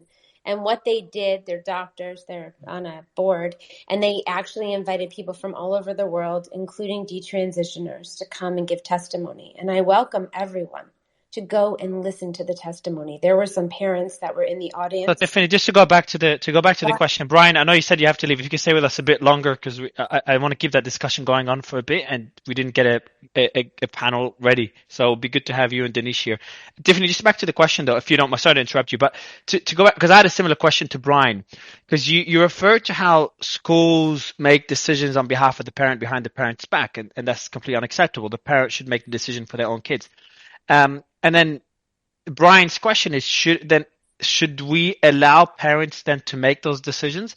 And where does the state get involved? Where should we draw the line? You can't let doctors, supposedly tell you what's yeah. Guys, sorry, I'll let Tiffany quickly respond. I'll go Ian. I know Ian, you're very passionate about this, so I'll go to Ian right after. Go ahead, Tiffany. I want to hear Ian's opinion. I'm excited to hear what he has to say. But here's the thing. Perfect. But here's the thing. If my child said to me, like, I don't feel like my right arm belongs on my body, and I really love my child, and if he complained to me about his right arm every day, and he said, Mom, my right arm doesn't belong on my body. I need you to cut off my right arm. And I went to the doctor and I said, I want you to cut off his right arm. And the doctor cut off his right arm. That's a good point. Point taken. So where does it? Yeah, I know this is an extreme. Common than what she said. I know. Yeah, I understand. It is, and it's the suicide. Also, we have to all, whatever our opinion is, we have to be very. Mario, there's a study that Jay Green did at Heritage Foundation. Everybody should go look it up. The suicidality thing is a myth. And Jay and Mario, never ever. Hold on. But ever would I encourage my daughter to continue to starve herself if she was anorexic. It's just not the same. She told me it's not the same. That is a completely false. Everyone, it's always been touted as the be all end all of why trans, like why kids need to be trans immediately, right? And we're talking one consult, not multiple, not 10. Ideally. Hold on, just back to the Ian. Back to the suicide rate. Let's talk it's about the suicide. Yeah. The idea is that the question I have a question. People committing suicide because they're not allowed to be trans as kids, which is fucking bullshit. No. So the question. Ian, just quickly. Yeah. Okay, so just to understand the myth are not the numbers. The myth is the reason why they're suicidal. Is that what you meant? Because the suicide rate is high. We agree on this one, but the reason on why. Okay, so what I want to say before we continue, just sorry, Dr. Dinesh. No, I was saying correlation is not causation. That's it's a fair argument. I think, and as Stephanie mentioned, suicidality is multifactorial. Yeah, but you have to look at the so just Jim, Ian, let Ian and then Jim. I just want to say, right. we have to look at the comorbidity that trans people, Agreed. transgender identifying people. I don't believe in transgenderism. I don't think it's really a thing. But that's a debate for another time. You can question me on that anytime. Now, I don't believe that it's because of that sole reason. Oh, they're trans, that's why they're killing themselves. They can't identify as trans. They're not being allowed to. That's why they're killing themselves. That's not the reason why. If you look at what they're actually dealing with, it's depression, it is social anxiety, it is It's borderline personality it's a disorder, fair they have point. bipolar, they have autism. It's a fair point. Yeah, it's a fair. I don't know the answer. I'm just saying it's a fair point because like Yeah, and the this is suicide. something, I was I think shocked. we need to ask the question, right? We need to actually do the research on this and figure out why these, what's getting these people to kill themselves. The Quick idea that, question, it's all Ian. because they're trans, Wait, and we therefore can't I let have a mental question for you. disorders decide reality for no reason? I have a question for you, Ian. Because first, I wanted to show empathy to anyone that's going through gender dysphoria, whatever our opinions are. Like anyone that's suicidal, our thoughts are with you, and make sure you seek help. So I just want to show empathy there. But back to the discussion, I was very shocked to find out that it's in sunlight. weight dysphoria, I don't know what it's called, like for example, anorexia, for example, the suicide rate there is also extremely high. I was shocked to see that. Dysmorphia. Yeah. So Yeah. body dysphoria. There you go. Sorry. So that was I was really shocked when I saw those numbers. Now, to go back to the question that I had for you, Ian, just want to get your position on this because I've never asked you that question. Then we'll go to Jim because you've been waiting But as well. Mario, just on Right, that point that you raised, so it is shocking on the anorexia, but nobody says that the girl who's anorexic, we should allow her to keep losing weight because otherwise she might commit suicide. This is where the trans argument collapses. There is no other mental condition where we actually, this is what Jordan Peterson has identified correctly, we never affirm an aberrant mental condition. We don't say, oh, you really think you're fat? And if you're not allowed to vomit after every meal, you're going to commit suicide. Well, keep on vomiting. I would say, but there's physical health issues. I'm not. The point is valid, though. I agree with you. I agree. Understand your point, but there's difference between physical. Protocol. I'm not. Health too, or no? Maybe Dr. Nish, you can respond to that point. I'm going to just push back a little bit on Dr. Gorka's comment. Of chopping off. Yeah, go ahead. Sorry. Just Ian. I'll let Ian. Yeah. Just guys.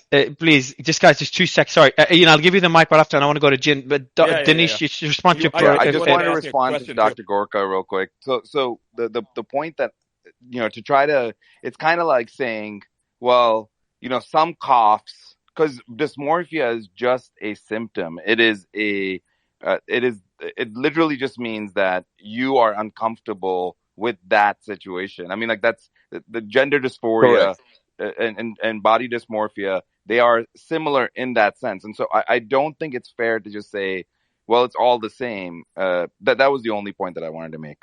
But suicide rates are down. They're not up. Since the 90s, they've come down drastically. For which one? For gender dysphoria, Joe?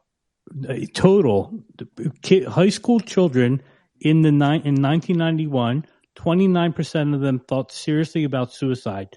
Today, it's 17%. It's been coming down drastically. Except for those who undergo transition, where it's 40 to 50%. Correct. And this is the new ADHD epidemic where teachers were telling kids they have ADHD and we're put in special classes. Now teachers are making medical decisions on what sex they should be. Teachers should just stay out of it. That's absolutely correct. I mean, Ian, let me just play what Trump said and then you carry on the discussion. Sure. Yeah, and and then we'll go to Jim and Ian. So go ahead, Simon. Yeah, I'm going to head out because Fitzgerald's here, so he's going to hold it. Gender insanity from our military.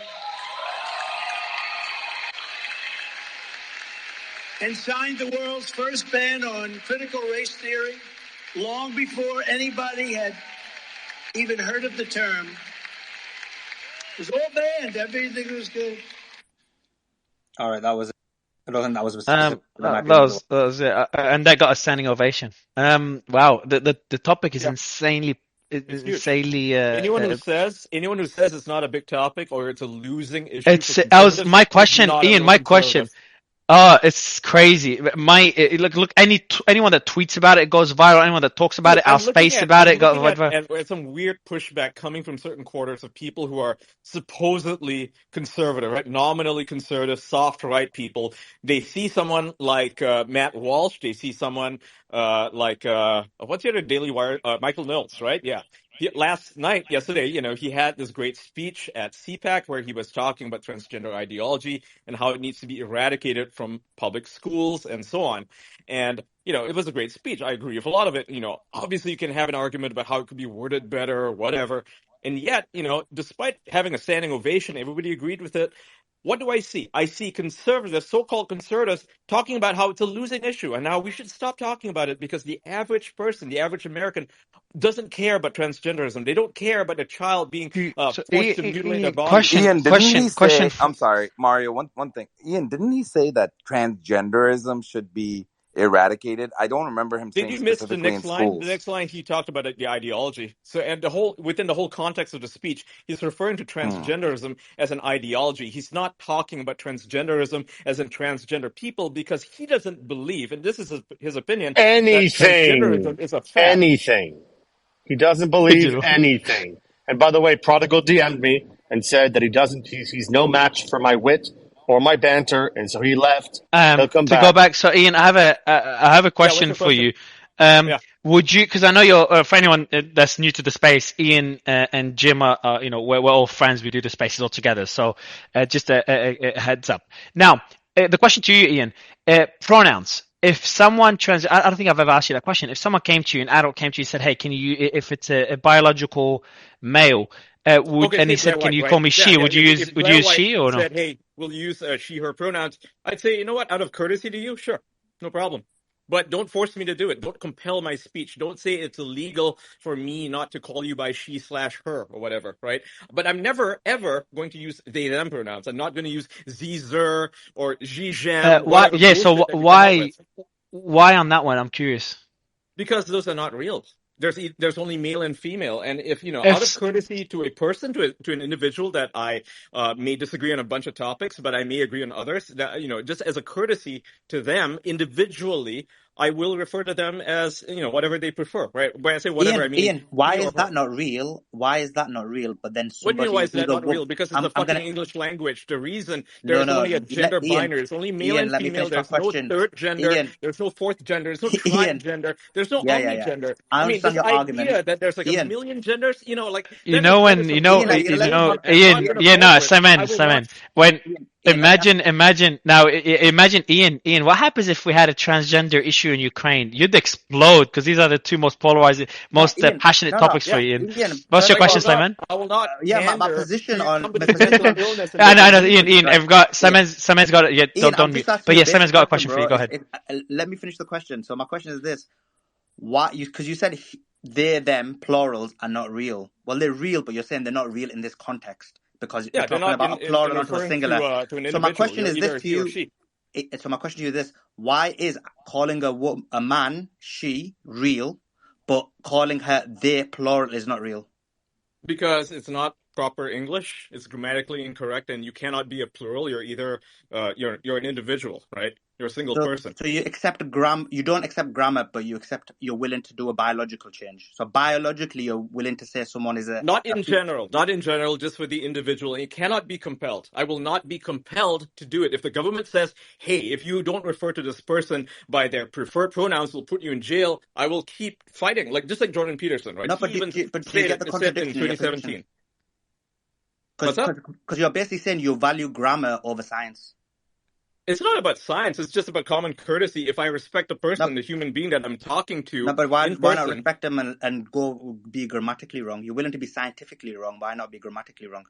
Like I said, it's on a case-by-case basis, right? If I'm having a conversation with someone and this is such an issue for them, why make it a problem? It's your issue, Ian. It's literally your issue. Stop caring. It's my issue. Hold on, Fidget. What's your take, Fidget?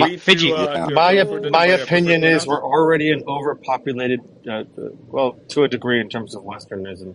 And why do you guys care? Your mic, Fidget. Your mic. Oh, your mic. It's not good. Digital, you're saying we're overpopulated? Sorry. Can you guys hear me? Okay. Yeah, Yeah, go now we ahead. can. Yeah, finally. Fucking Mario, the audio Nazi. I did not say Nazi. The audio. Fidgy. Shit. What's your point? Stop caring about what other people do. What do you care if they saw an arm off or cut their tits off? Like, stop. I think Digital, no, you but don't seem you to can't get say it. that's.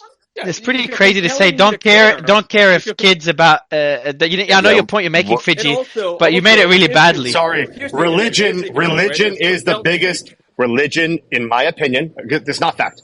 In my opinion, religion based on speaks my of race, if you background, ask me. is that, in my opinion, the biggest abuse that we do to our youth is religion. We force this down their throats based on our ideologies. But What do you think this is? this is What do you think this trans stuff is? Do you think it's not like a religion? Ian, Do you Ian, think it's Ian, if you don't Ian, wave the rainbow flag, they're going to get canceled? Joe, 1 second. It's the same Joe, thing to 1 me. In second. fact, it's a lot worse because they're telling people. Guys, let's just go one by one. Fidgy, I'll let you make the point. Ian, I'll let you respond, and then Joe, you can jump in. So I've often said that I'm a libertarian at heart. I'm fiscally conservative, fiscally responsible, foreign involvement conservative. But I have a fundamental belief that being somebody that was forced into an oppressive religious upbringing, I believe that is one of the most abusive settings, and that sets the foundation for all these conversations. And what I'm trying to say is, I don't care whatever you believe. Don't force it on other people. And I feel like, where does the transgender thing start from? It starts from, you just said, male and female. That is biblical.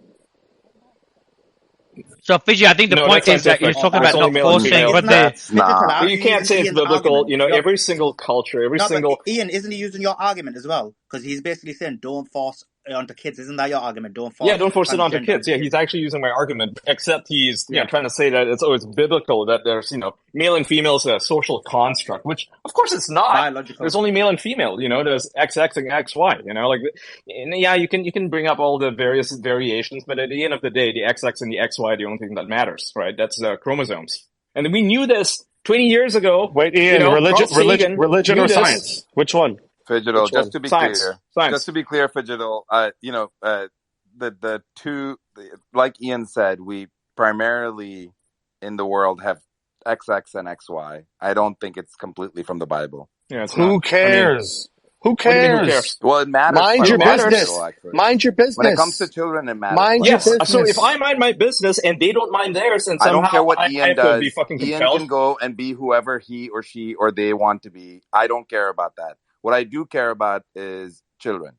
And I think it's a completely fair conversation to talk about, hey, are children actually, or are the parents of children actually being told everything about these puberty blockers? Are we actually having an honest conversation with them? If Ian, and I will say, if they have informed consent, it's a completely different conversation. Yeah, but how do you inform a child, claim, right? like there's, like, people are walking in, I don't know if you guys know, I'm from St. Louis. Did you guys hear what happened to St. Louis Children's?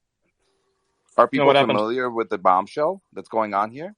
No, let us know. Dr. Janice, can I ask you a question though? So what's the bombshell? So Tiffany, before you ask Tiffany, right now there's a whistleblower. Tiffany, I'll give you the mic in a bit. Tiffany, and Jim has been waiting for a while as well. What's the bombshell? I think everyone's excited to know what you're talking about. There was a whistleblower who, by the way, themselves is queer and is married to a transgender person, and was a whistleblower saying that children were being offered therapies without their parents' knowledge. And I think that that's incredibly unheard of.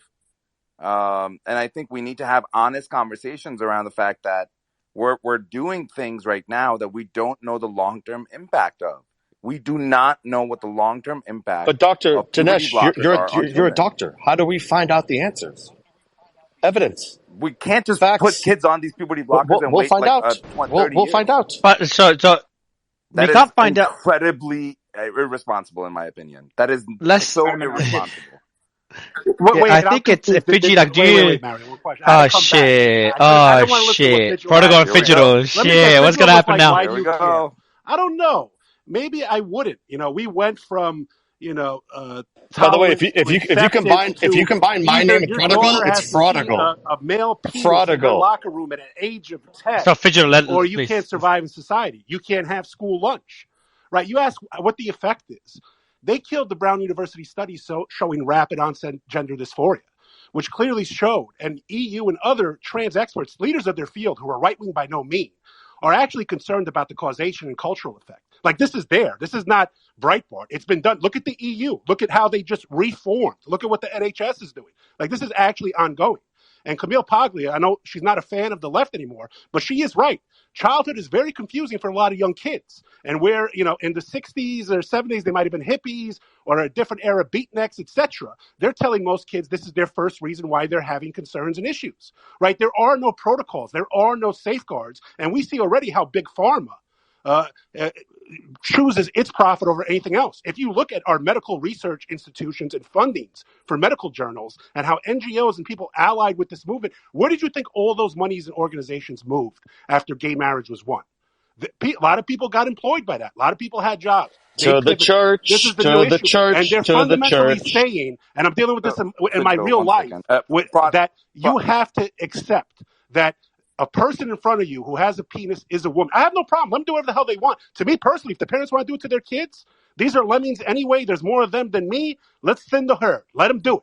But when they're telling me I have to fundamentally change what Western cognition is of female, male, my cultural and religious beliefs. Prodigal, would you use a Prodigal? If I told you, Prodigal, if I told you, would you, Prodigal? I have a question to you, Prodigal. Question to you. If I said to you, right? Quick question, Prodigal. If I said to you, Dinesh before, no, he can, yeah. Prodigal, just a quick question. If I said to you, can you call me, I'm curious what your stance is, because Ian told us his stance. If I said, can you use the pronoun she, her to me, would you use that just to make me feel better, or would you stick to what you consider as fact?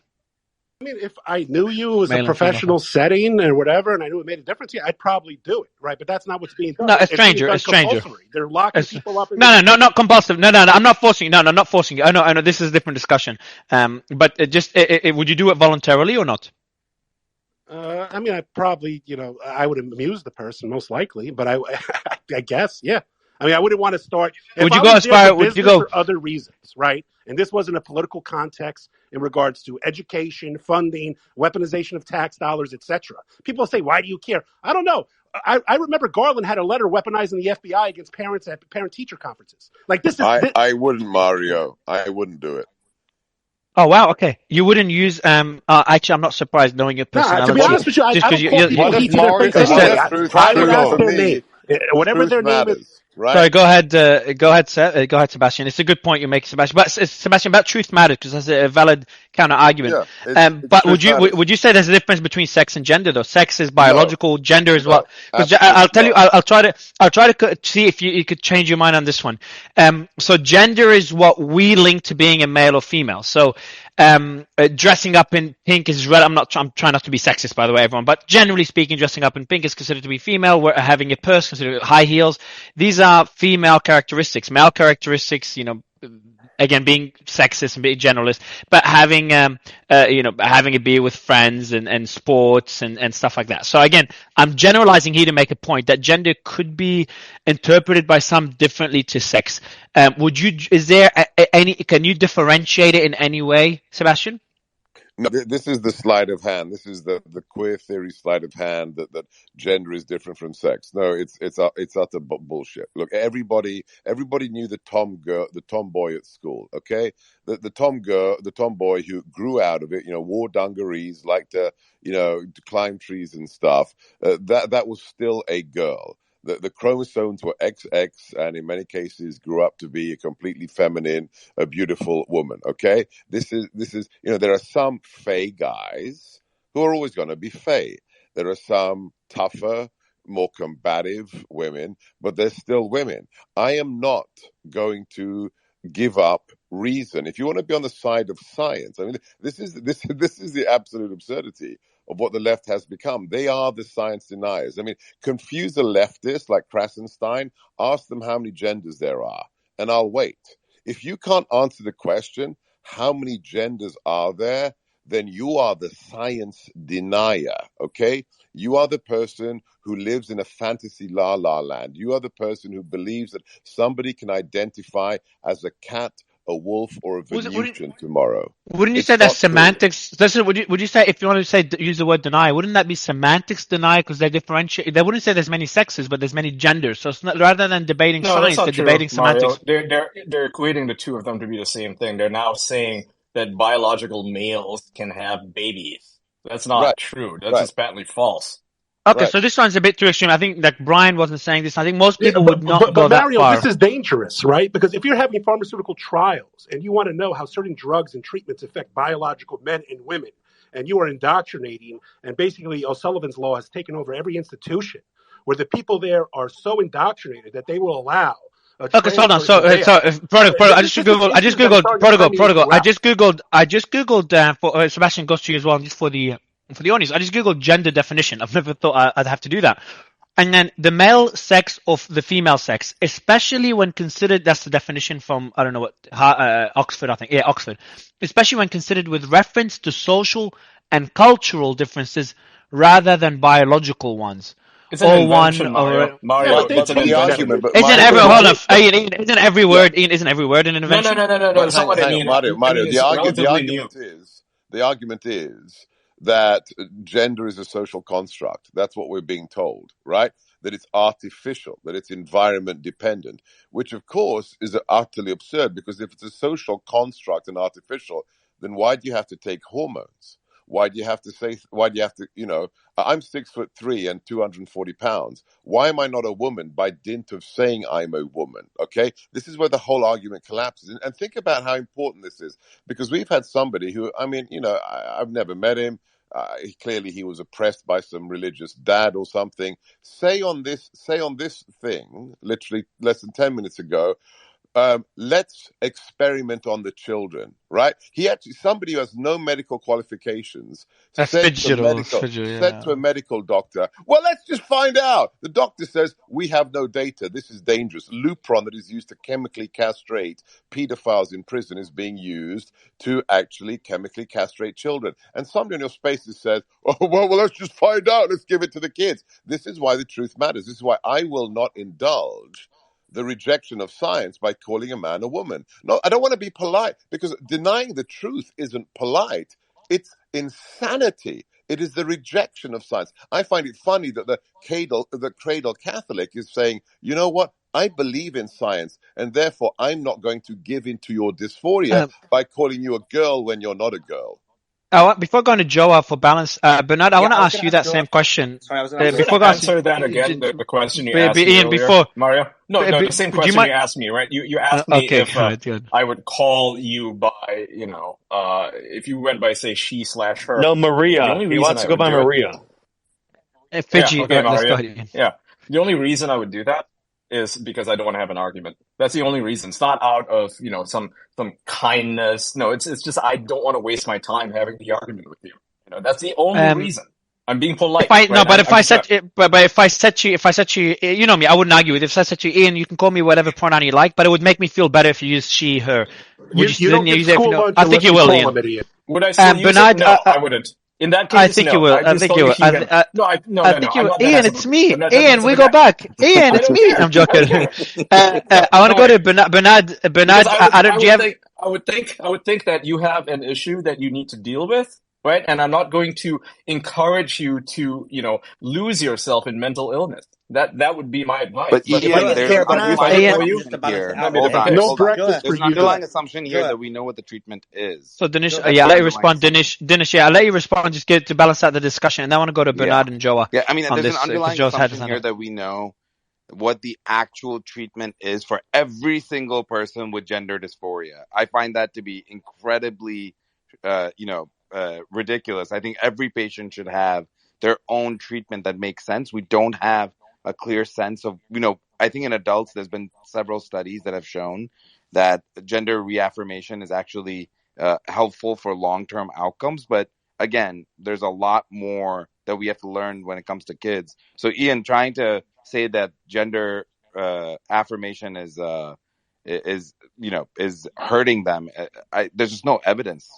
for that. It's I hurting do want to. culture and I society do. at large by the loss of truth. Simon, I think that's what the argument is. Simon, you've got a Yeah, you can question make the for same Joa? argument the other way around. That's what, like exactly what Prodigal said, right? It's like it could go both ways, and so I'm choosing my way. I'm choosing Right. the way of that's scientific, the way that there are only two genders, there's only two sexes, right? And gender and sex are the same thing. Keep in mind, this is a relatively new idea that has glommed onto that the left has glommed onto, and that the right is now falling for, because this is stuff that is relatively new. Like I said, Dr. Money came out with this about 60 years ago. This is for thousands of years we've known the difference between men and women, and now we're questioning our basic biology. That's ridiculous. I mean, you don't look at a bull and think, oh yeah, I can get milk from it. I'm going to milk it. Where are its tits? I don't know. Joa, have any. Joa, so Simon, you've got a question for Joa. Yeah, it's based on what Ian said actually. So Ian said that he wants to follow scientific fact, but the question is, Joa, is scientific fact the most important thing? Like, what if somebody has, when it comes to gender, you can put a philosophical application to it, a sociological application to it. So philosophically, idealism answers the question about gender fluidity. So is it that you have to follow science, or can you use philosophy, which was is an ancient process of analyzing things? What do you think? And Joe, as you answer, just before you answer, I do want to say I want Sabine and Jim and Money Penny to jump in afterwards, just kind of get everyone to give their thoughts. And Joe, also before you answer, I want to add that pronouns have existed for centuries. I think as multiple cultures have had pronouns, including Native Indians. Some don't. Yeah, I don't know about Z, some don't. Some do. I don't know, man. You'd be surprised at what pronouns existed in the past. But there's only two gender pronouns, and also some cultures that just don't have any. Yeah, well, when you got to point to the Thailand guys, I know it's a very you're very passionate about the topic. I do want to get Joa, and Jim he's going to kill me if I don't get him to speak as well. But yeah, Joa, Sabine, and Jim, go ahead. Yeah, I mean, I grew up in New York, going to clubs at the age of 14, which were basically controlled by people who were transgender a lot of times. And, I have plenty of friends who are from going to that scene. None of them, and a lot of them have talked to me about the horror story of how much they needed to go to the doctor and get psychological evaluations and things of that nature. But what has seemed to happen today, and this is why I think you need a balance between science and philosophy, is you shouldn't do that before you're too young, because things do change. I do know people that used to dress like a woman when they were 14, 15, 16 and did not transition, are now married with kids, right? But I understand, and teachers should stay out of it, which is, I think, what most people have a problem with. I don't think anyone here has a problem with transgenders per se. Let them, I think most people agree, let them be who they want to be. There's a problem when they're children, and those opinions change. There's also trends. It is trendy. I have my girlfriend's brother and sister are in high school. It is trendy to be gay. So you do question your sexuality if you're Gen Z, and that's why you see 40% of Gen Zers identify with being LGBTQ. Yeah, just watch HBO's The Last of Us. Right, exactly. So there is media influence, there are cultural pressures, there's all those things. Just leave your genitals alone until you're 18. I think that's kind of the solution. Yeah, if your most interesting personality trait is who or what you are having sex with, it's a problem. Like, you get as many tattoos and piercings as you want, and you can call yourself whatever pronouns you want. And the problem is you have a generation who basically thinks that this is a substitute for a personality. And that's why I say it's sexualizing. So Susie, so everyone, I do want to get Susie. I just brought up Susie, having seen her account. Susie, I know you probably have a lot to say on this, so I'd love your thoughts on this, and we're all keen to listen and not interrupt, guys. Susie? Hey. I think. How are you? Good. Thank you for having me up. I do appreciate it. I'm listening to transgendering and, parental concern. I'm going to be very brief here. At the age of 13 in 1969, I was raped and became pregnant by my father. And I had a forced birth from my father and was sent to a Catholic nunnery / orphanage. And when we are all arguing about the rights of children, my rights were stripped. And my mother died when I was 13 of a ruptured appendix. So I was left in a abusive environment, and now everyone in this room is arguing about children, and no one is talking about the fact that the Supreme Court flipped Roe v. Wade, and that we have 11 states who went to Dobbs, and I am absolutely disgusted with the fact that we are talking about children, but we are not talking about the fact that children are raped and raped and raped. I think, Susie, I don't think, see how that has anything to do with what we're talking about. Like that. Yeah. So it's a very tangent. valid. Yeah. I think it's a bit irrelevant. A good point, but just a bit irrelevant to the discussion. I want to go to Money Penny, because I think she has very different views to everybody else on this. So Money Penny, go for it. Wow, why would I have very different views? I have UK views, and I have to admit they are very different. I think the situation in the UK is very different.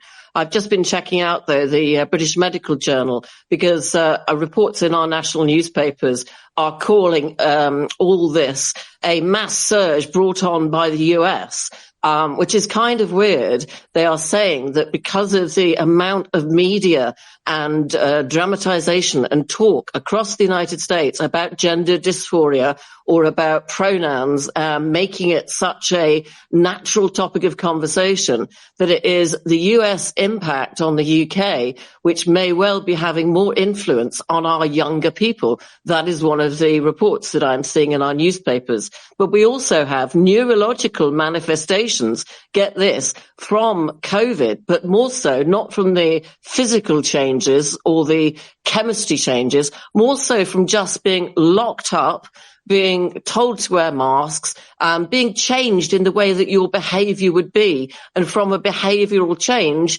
it is reported by The Guardian and The Independent. Money Penny, just let me ask you a specific question. Do you think it's okay to teach children about transgender issues while they're in school? To teach them educationally, yes. Because I was campaigning on Section 19 about gay rights when I was at university, and I believe that'd be okay to have a book that's not Janet and John, that was John and Joseph. That's educational. It's a book. It's very different to some of the things you're talking about. Ian, what's your thoughts on that?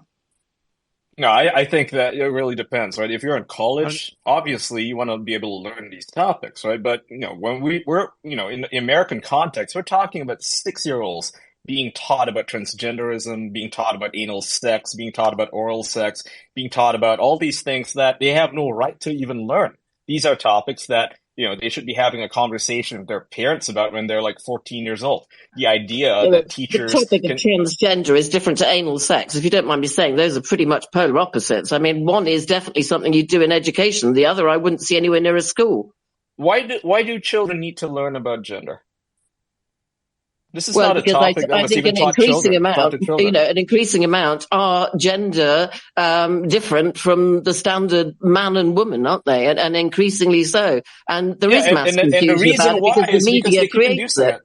It's not just the media; it's the institutions. So keep in mind, it's the teachers themselves who go to these conferences every single year where they learn about these topics. They're basically indoctrinated into teaching their students about this, because this is the push that teachers unions are making teachers teach they about. gloat about it, right? Libs of They TikTok do got gloat famous about on it. this issue. That's right. But Yeah, I've children reported need on this multiple confidence. We times. don't want children feeling negative about themselves for the way they feel. We want children to be happy Because we're and making them healthy. feel negative about themselves by bringing these issues up. We're trying to create differences in these kids. The kids should be learning about what makes them the same, not what makes them different. This push for CRT, critical race theory, and now gender ideology and queer theory, it's making kids look at themselves at a very young age and questioning their identity. I mean, I these are disagree. kids we're talking about. Conformity is a negative thing. To tell No, people to conformity is conform an is very amazing thing. CCP, Look at how China, for example. I know a lot of people are negative on China, but look at how they're raising their kids. They raise them with conformity, and you can argue about how it's not as good as individuality, but they hang because of people that are conformity. gay. They hang people No, they that don't are hang gay. people for Level being of gay. No, truth they is don't. They not don't hang people conformity. for being gay. Reality is not conformity. Like, we have a simple consensus It's a reality. negative thing in China. You feel negative. You don't have confidence. You don't feel positive. You're not embraced by your community and your family. Normally, if you are gay. And maybe that's you not could such a suffer bad thing, because repercussions right here now just for in the believing in United religion. States, everybody's feeling bad about themselves. Depression is at a high rate when it comes to kids because they all feel different from one another. We're forcing them to examine their identities when they're not even ready to they don't even know who they are. You're telling them I to think it's because question we who took they them out are. of school. We made them wear It's masks. We not told that. them there was a No, this has deadly been disease happening for around. years. This has been Yeah, happening that's for been years. going This on has got for a nothing to do lot with COVID. earlier. The mute So all this has buttons just takes a while to work. Yeah, go ahead, Dinesh. I've got a question for the Yeah, guys. I was going to say, this has been going on for a while. I did want to give a chance for Sabine Hazan, Dr. Hazan, to jump in, and then we can get back to the conversation. Yeah, I mean, like a specific question as well as you give us your thoughts is that where does the line get drawn between educating children, which I think most of us would agree is fine, versus indoctrination, or what some would consider indoctrination and influencing their decision? Well, I think one of the things we need to realize is that all of us have had our own experiences that mark us one way or another, right? And forces us to speak. You heard the situation of Susie, which brought up an important point about rape. So if you are raised in an abusive environment where your parents are beating you up or raping you, your whole perception of life and how you're going to see life and how you're going to try to teach the future generation of kids is different than someone that is raised in a happy family, happy home, balanced, joyful. And that's a very important thing to remember this, okay? We heard from the gentleman who talked about the biblical. Now, he probably was abused about the Bible, right? So this changed his idea of what men and women, because he probably was remembering abuse in his family where he was taught Adam and Eve. Now, in a family that's also raised the same way but not abusive, gender is not a biblical problem. It's a genetic problem. I'm raised as a physician in a family with 4 physicians, and I can tell you, we all believe, a woman is XX, a man is XY. End of story. We don't dispute about it, nothing. Now, what I'm going to ask also is, what changed from my generation to now? That body dysmorphia is through the roof. That autism is through the roof.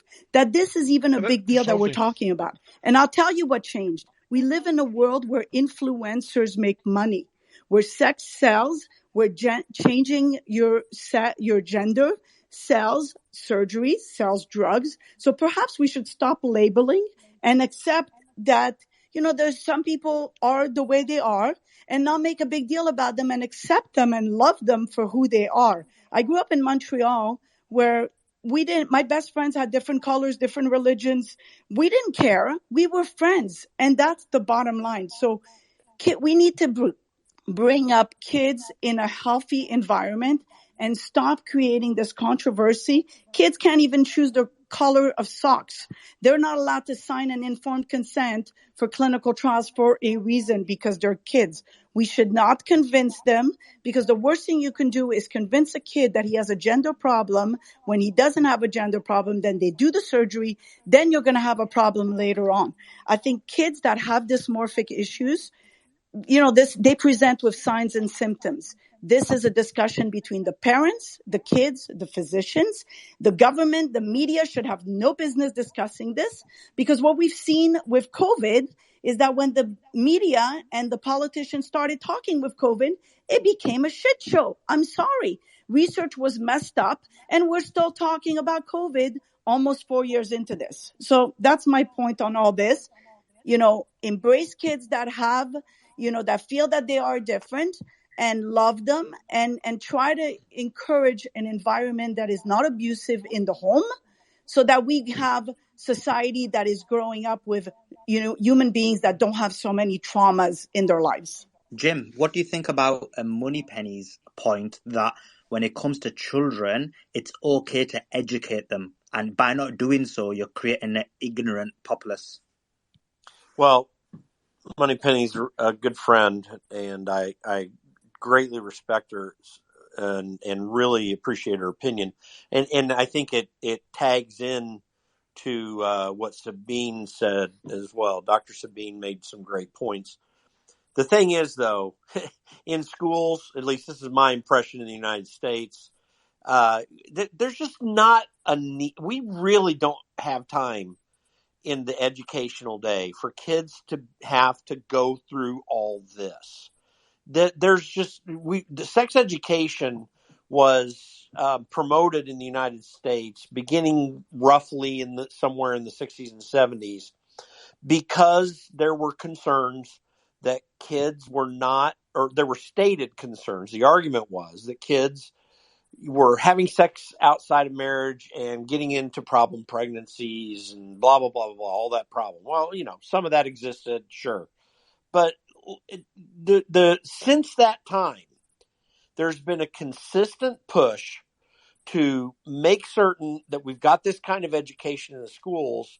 And in the meantime, real academic success, real focus and effort on good behaviors around studying, around achievement, and around learning, and the challenges that go with that are taking time away from kids. And this goes, and I make that point. Jim, let me ask you a question specifically about that.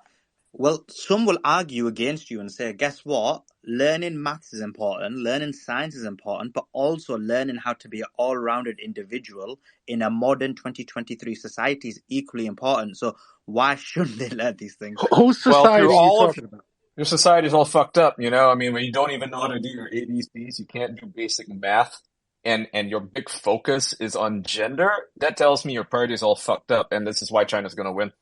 But what about just normalizing it, Ian? Like, if you normalize that this is reality, there are gay couples, don't make it a point about teaching them that man can be with man. But if there's a story in school that there is two husbands in a marriage, and use that as a story, not to educate them that there are, just simply normalize it. Don't make a big deal about it. You guys are having a flawed argument, right? Up until the 90s, right? What they did, separate the little boys, separate the little girls. Maybe it was a couple of hours, maybe it was in 2 days. They didn't fundamentally change text. They didn't change science. They didn't change the English language. They didn't rewrite books, touch media, etc. This is not, you guys act like tolerance is not there. Nobody cared. The transgender operations, etc., were ongoing for adults for a long time. The issue is that they have fundamentally attacked children who are just not equipped to deal with this issue. And people said, well, what standard do you want to look at it? Well, I look at it in a legal standard too. If they're saying that children are capable to make decisions regarding surgery to remove literally healthy body parts from their body, how far are they away are they from saying children have the ability to decide if they want to engage in sexual activity with older gentlemen? Or older, so just to be clear, what kind of legal authority are we giving children to make decisions on their behalf when they can't even pick? One second. I just want to ask Moneypenny a question just to balance it out. So in the UK, and she's from the UK, so in the UK, they've made bigger moves than they have in the United States. So in the UK, it's actually compulsory to teach 4-year-olds to 16-year-olds relationship sex education, which includes teaching LGBTQ values, which includes teaching about sex in relation to those ideas during that period between 4 to 16. Do you think that, as the speakers have said, that is too early and kids should be learning these things later or maybe in sixth form? Well, the Muslims in No, because Birmingham thought it was too that is early. actually the Section 19 rules, where I actually campaigned and went marching through the streets of London when I was a student. That is just LGBTQ. You didn't even mention anything about the whole transgender depth of explanation that we're talking about here. I'm talking about Janet and John book in a school that has lots of books, and a John and John book and a Janet and Janet book being in the same bookshelf. That could be as little as a school would need to meet what you just said, or it could be more. But what I'm saying is the children in England generally will need to have maths, English, science, and then maybe once in a 6-month period we'll have one sexual education class once in 6 months. That's not right. So I'm in the educational system. I was for a significant amount of time. It's compulsory to teach RSE to children who are age 4 to age 16. There's a specific curriculum. And my mother was a primary school teacher in England, so believe me, I know well. So I'm not, but I'm talking about this legislation only came into place in the last few years. It's new. It's new, and it is that you have to teach it, and if you don't, your school gets closed down, and that's why a lot of faith-based schools have had to either close down or they've had to just accept it and take the hit. Well, Mark, can I just do a quick sanity check? Okay, so for centuries, let's say the community that isn't heterosexual was a fraction of a percent and then rose to about 2%. What we have witnessed in the last decade is an explosion of types to LGBTQIA LMNOP, and then a 400% increase in Gen Z. Does anybody truly believe, wherever you are politically, that naturally, that it's not a function of ideology, politics, social media, that we have seen a 400% increase in this concept amongst the youth? Everybody knows what's really going on. It's not about truth. It's not about kids really being transgender or gay or anything else. It's about fitting in with a trend. You should never make a trend something which leads to the removal of healthy body parts. That's, going back to the topic of this space, is why the most powerful line that got the biggest response from President Trump at the CPAC speech was when he said, this will be ended. There will be a ban under his presidency on the mutilation of minors surgically, and men will be banned from female sports, because everybody who wants to be honest about it knows that what we are witnessing isn't organic, it's political. And it goes with the point, and just Jim, it kind of goes. I'll let you wrap it up, actually, Jim. And then as you wrap it up, Jim, I want you to kind of relate it to what I'm about to say, and then Slayman can play the clip. The final point I want to discuss, which is the original question, is how are people taking, how is this getting more traction and more attention than things like the risk of World War III, which I think is just underrated at the moment. For the first time in my life, I think it's underrated. Yes, less people care about it, at least for now. So, Jim, I'd love your thoughts on. I'll go first. I'll let Jim go first, then go Ian, then we'll play the clip. Is that okay, Ian? Just because Jim is. Yeah. Thanks, bro. Thanks, man. Jim. Yeah. So, I mean, and this gets back to what Suleiman had asked me earlier as well, too. Listen, the usefulness of taking the time to do this in schools is very low. I mean, there's a low. There can only be indoctrination of the sort that Sebastian was talking about to get young people to believe like this. Like, frankly, sexual activity probably exploded. In fact, I'm certain that it exploded through the 80s and 90s in the United States because of excessive attention being given to sexual activity in the school day instead of academic pursuits. Now, we can have an argument all day long about whether you do it at all. You should do it very little and almost nothing, in my opinion. This goes to what's about to take place, what Trump said, and what is going to be an issue. And I think Sebastian's right. This is going to be a huge issue in the 2024 presidential election, is that parents are still fed up. We saw this in Virginia. They got Glenn Youngkin into the governorship there. There's evidence of this happening around the country, by the way, proven by the fact that Merrick Garland is so worried about it that he's trying to get all of the Justice Department, including the FBI, focused on the issue of watching parents who are pushing back on this. There's a groundswell in this country of Americans who are saying, listen, we're sick and tired of the social engineering stuff that's taking place. It is a distraction to us all. People are getting tired of the political debates around it. They just want to get back to the sanity of being able to live their regular, normal lives. And whatever someone wants to say, whatever care and concern we need to have for people who have any form of gender dysphoria or whatever terminology you want to put to it, it still is a very small issue in terms of the numbers of people. And it only gets larger when we make it a bigger issue. That's all fine on an individual basis, what we need to do with it. People are tired of this getting ramped up into an issue that's far beyond what's necessary. And Donald Trump, as he did in 2016, is keying in on and has a good bead on what the American public is feeling on this. And I think that if he pushes that the way he did in CPAC, it's going to have a net positive effect, even though everyone on the left is going to scream about it. But that he's tapping into something that is a growing and deep frustration in the American public. And it's frankly going to benefit him in his pursuit of the White House. So, Ian, kind of linking back to the question before Slamman plays the clip, like, why aren't people concerned about World War III enough? Am I the idiot that just keeps ringing the alarm on something that's not an issue yet? No. Thanks, Ian. Thank you. I think the reason why people are talking more about the trans issue is because it's an issue that is simple. It's something that affects them directly. It affects their kids. It affects their communities. It affects their perception of reality. They're being told, gaslit even, into thinking that, that there's a million different genders and that they're bigots. They're being demonized directly for just thinking like normal people. This is affecting them directly. It's not an abstract concept. The problem with, World War III as a concept is that it's abstract. Most people are not clued in on geopolitics. They have no idea how it's going to start. They're only being told it's a possibility. And to them, it's a distant possibility because they're not being given specific. It's not something that is affecting their lives, their day-to-day life directly. Now, however, when it comes to the trans issue, when they go to work, they're writing their emails, they have to put their pronouns in there. They don't like doing this. They don't like being told, compelled even, to address people's mental illnesses and affirm them for the sake of making them feel good. So when you ask me questions like, hey, would you call me by, she/her? I would say it depends, right? It really depends on whether I feel like it or not. But you can't compel me into doing it. Or how psycho the person looks. Or how crazy. Exactly, yeah.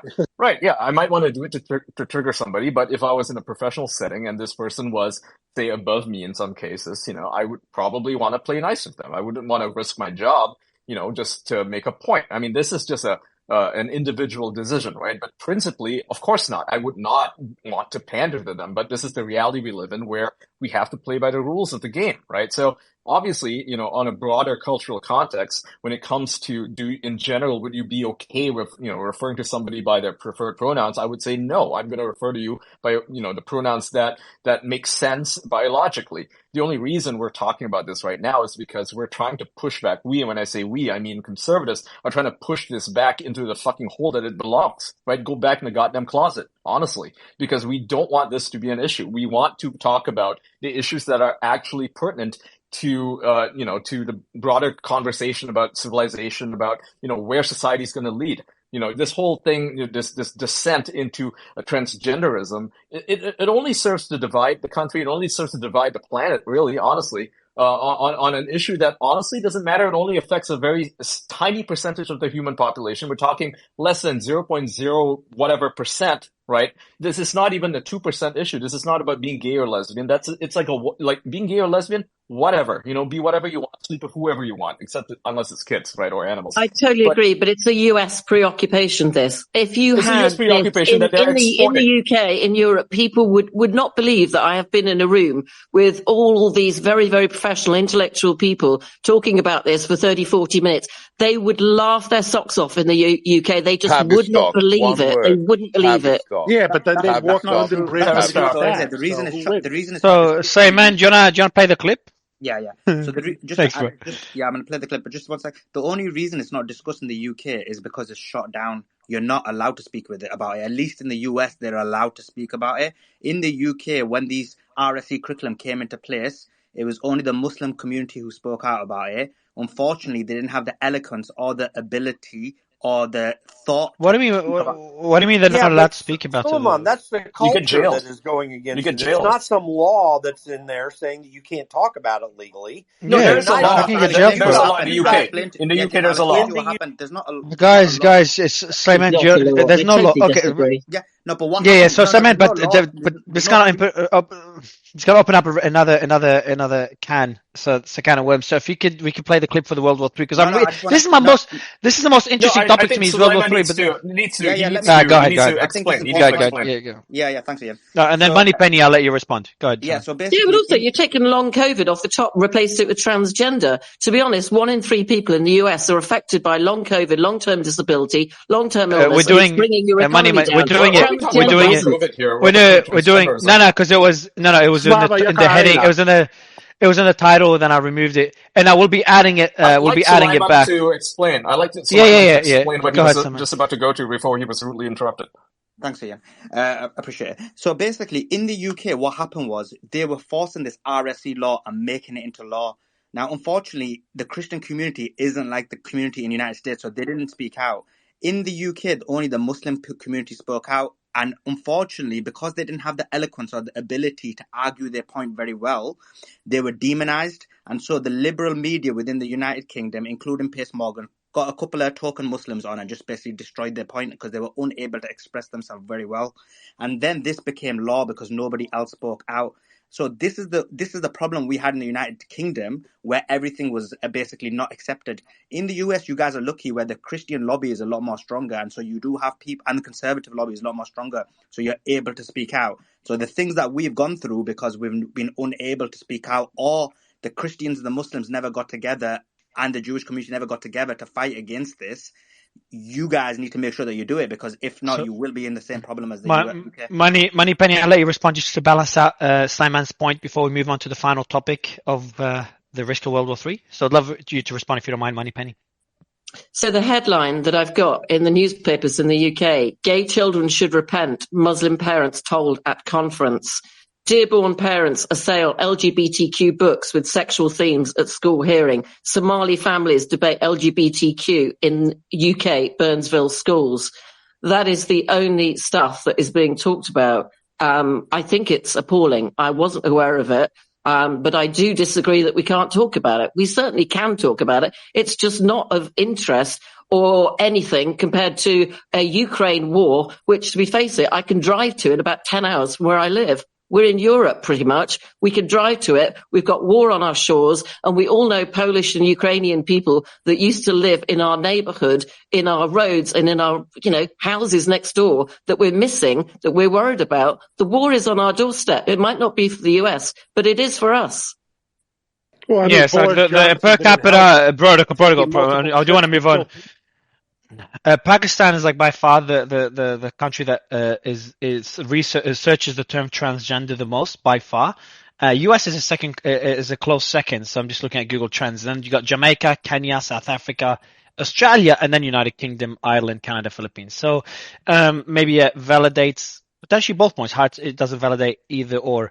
But I want to go back to the final clip, Slyman, because for me this is the most interesting, and we do have Emergent and obviously Dr. Gorka. And Ian and Prodigal and Jim and not sure Money Penny, we've never had you on stage, but maybe you can add on to the discussion as well. And that's the risk of World War III. We've discussed the Ukraine war in depth. We've done spaces on it. We've discussed Taiwan. We did a space on it last week, which to me is the topic concerns me the most. But Slyman, do you want to play the clip first? Yeah, bro. In the history of our country, in my opinion, and it probably is what caused Putin to say, "Wow, Trump is gone. This is a great time to take over Ukraine," right? It's probably a reason that happened. But I stand here today, and I'm the only candidate who can make this promise. I will prevent, and very easily, World War III, very easily.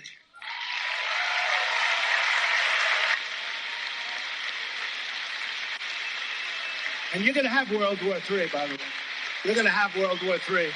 If something doesn't happen fast, you're going to have World War III. That's it. Did he say? Hold on. Did he say you're gonna have World War III? Yeah. That's what he said. Yeah. Yeah. So, brother Ian, I don't think you're. Would you be? Have you? If you were able to vote, would you vote DeSantis or Trump or none? Well, I guess it remains to be seen. I mean, DeSantis has not really talked much about his foreign policy. He kind of waffled on the issue, which I wasn't really happy with. I wasn't really angry about it, but Trump seems to be on the ball when it comes to geopolitical events, right? I mean, the world was a safer place under Trump. Make no mistake, it was a safer place. He was keeping America not as a unipolar globalist world order, right? His interest was in America only, right? And by focusing on America, by refocusing America's efforts on America, he made Russia refocus itself on Russia, China refocus itself on China versus, No, but he didn't. Okay, so Ian, but the argument that is made, and you're also passionate about the Ukraine war, of course. The argument made there is that, and Emergent, I'd love your thoughts after Ian, is that one of the main reasons that Russia invaded Ukraine is NATO's expansion. That's a point that the Chinese have made, and many analysts on both sides of the argument have made. Sure. Did Trump do anything to slow the expansion of NATO? Or I would say so, yes. He wanted to pull out of NATO. He wanted to pull out of NATO, right? He said that these countries are not paying their fair share. Obviously, yeah, but not for the right. No, but not for the right reason, though. Not really. Okay, it might help the cause, but it's not. He didn't. But he could have gone. He could have. Okay, go ahead. He could have gone. I just want to add one more thing, and then answer. He could have said, during the peace negotiations, he could have said to Ukraine. But he could have said to Ukraine, for example, you will never join NATO. I'm not aware of any such statements. I don't think he has a crystal ball. So it's not fair. I mean, I'm not the biggest fan of Trump. No, but we knew, sorry to interrupt you a lot on this one, I'll let you respond as well. But we knew from the early stages that Putin was not happy with NATO's expansion to the east. Yeah, well, but he knew that as well. Not happy with the fact that NATO had totally, I mean, he was very incisive about what's going on in NATO. And he looked right through the typical in the U.S. State Department and all these folks that play the game of international politics. He looked right through NATO and said, "Listen, you're an old style Cold War vestige, and we got to take it back. How we're doing it." And it was a very useful thing. What did he say exactly? So, Jim, what did he say exactly to imply what you just said? Do you have any exact quotes, or like you could paraphrase it? I could pull some stuff up, but he said America was too far involved in interventionism, and that America needs to refocus its efforts on rebuilding America. Right? This was his whole policy. He said NATO were freeloaders. Exactly. NATO didn't pay that way. But didn't he also take credit for getting NATO more money than ever? Of course, yeah, because he brought attention to the issue and forced the hand. Nobody was talking about it before. He made NATO stronger. So you could certainly see there's a cause and effect there. No. Yeah, I'd like to hear Sebastian talk about Donald Trump's thoughts on NATO, because he's going to have the real expert insight into this. I'm curious, Sebastian. Yeah, Sebastian would know. Yeah, what's the question? Just to give Donald Trump's thoughts on NATO, clarify, build off of what I said. When we arrived, so look, and this is not new, right? So, of course, the left won't believe this, but Donald Trump has been into national security as an amateur for decades. I mean, look at his Oprah interviews in the 80s on China. So this is a guy who's had a keen interest. And the thing that pissed him off most about NATO is what we used to call the freeloader complex. I worked on NATO issues in the 90s. And even back then, we had 20-odd countries. And every year you have to have, each nation has to agree to target force goals. You have to make concrete contributions to collective defense. And then we had the gentleman's agreement that every nation would actually commit 2% of its GDP to defense, so that this was a serious alliance of people who were together creating a capacity. When we came in, less than, it was 6 nations, it was the Balts and a few others that were actually keeping the promise out of 28 nations back then to actually pay their dues. And the president said, why would I belong in a club where I pay the dues for 2/3 of the members. And he said, this is bullshit. I'm not going to do this. And he threatened, and everyone said, oh, he wants the alliance to fail. No, he wanted the alliance to be serious. And it got to such a point that, we had Angela Merkel come for her first state visit. And she was saying, oh, we're so serious. We're serious about defense, and we're your greatest partner in NATO. And Bannon has to point out to her that, do you realize, Madam Chancellor, that President Trump has just signed an increase in the defense budget where the increment of what we're increasing the defense budget by is bigger than the defense budget of Germany.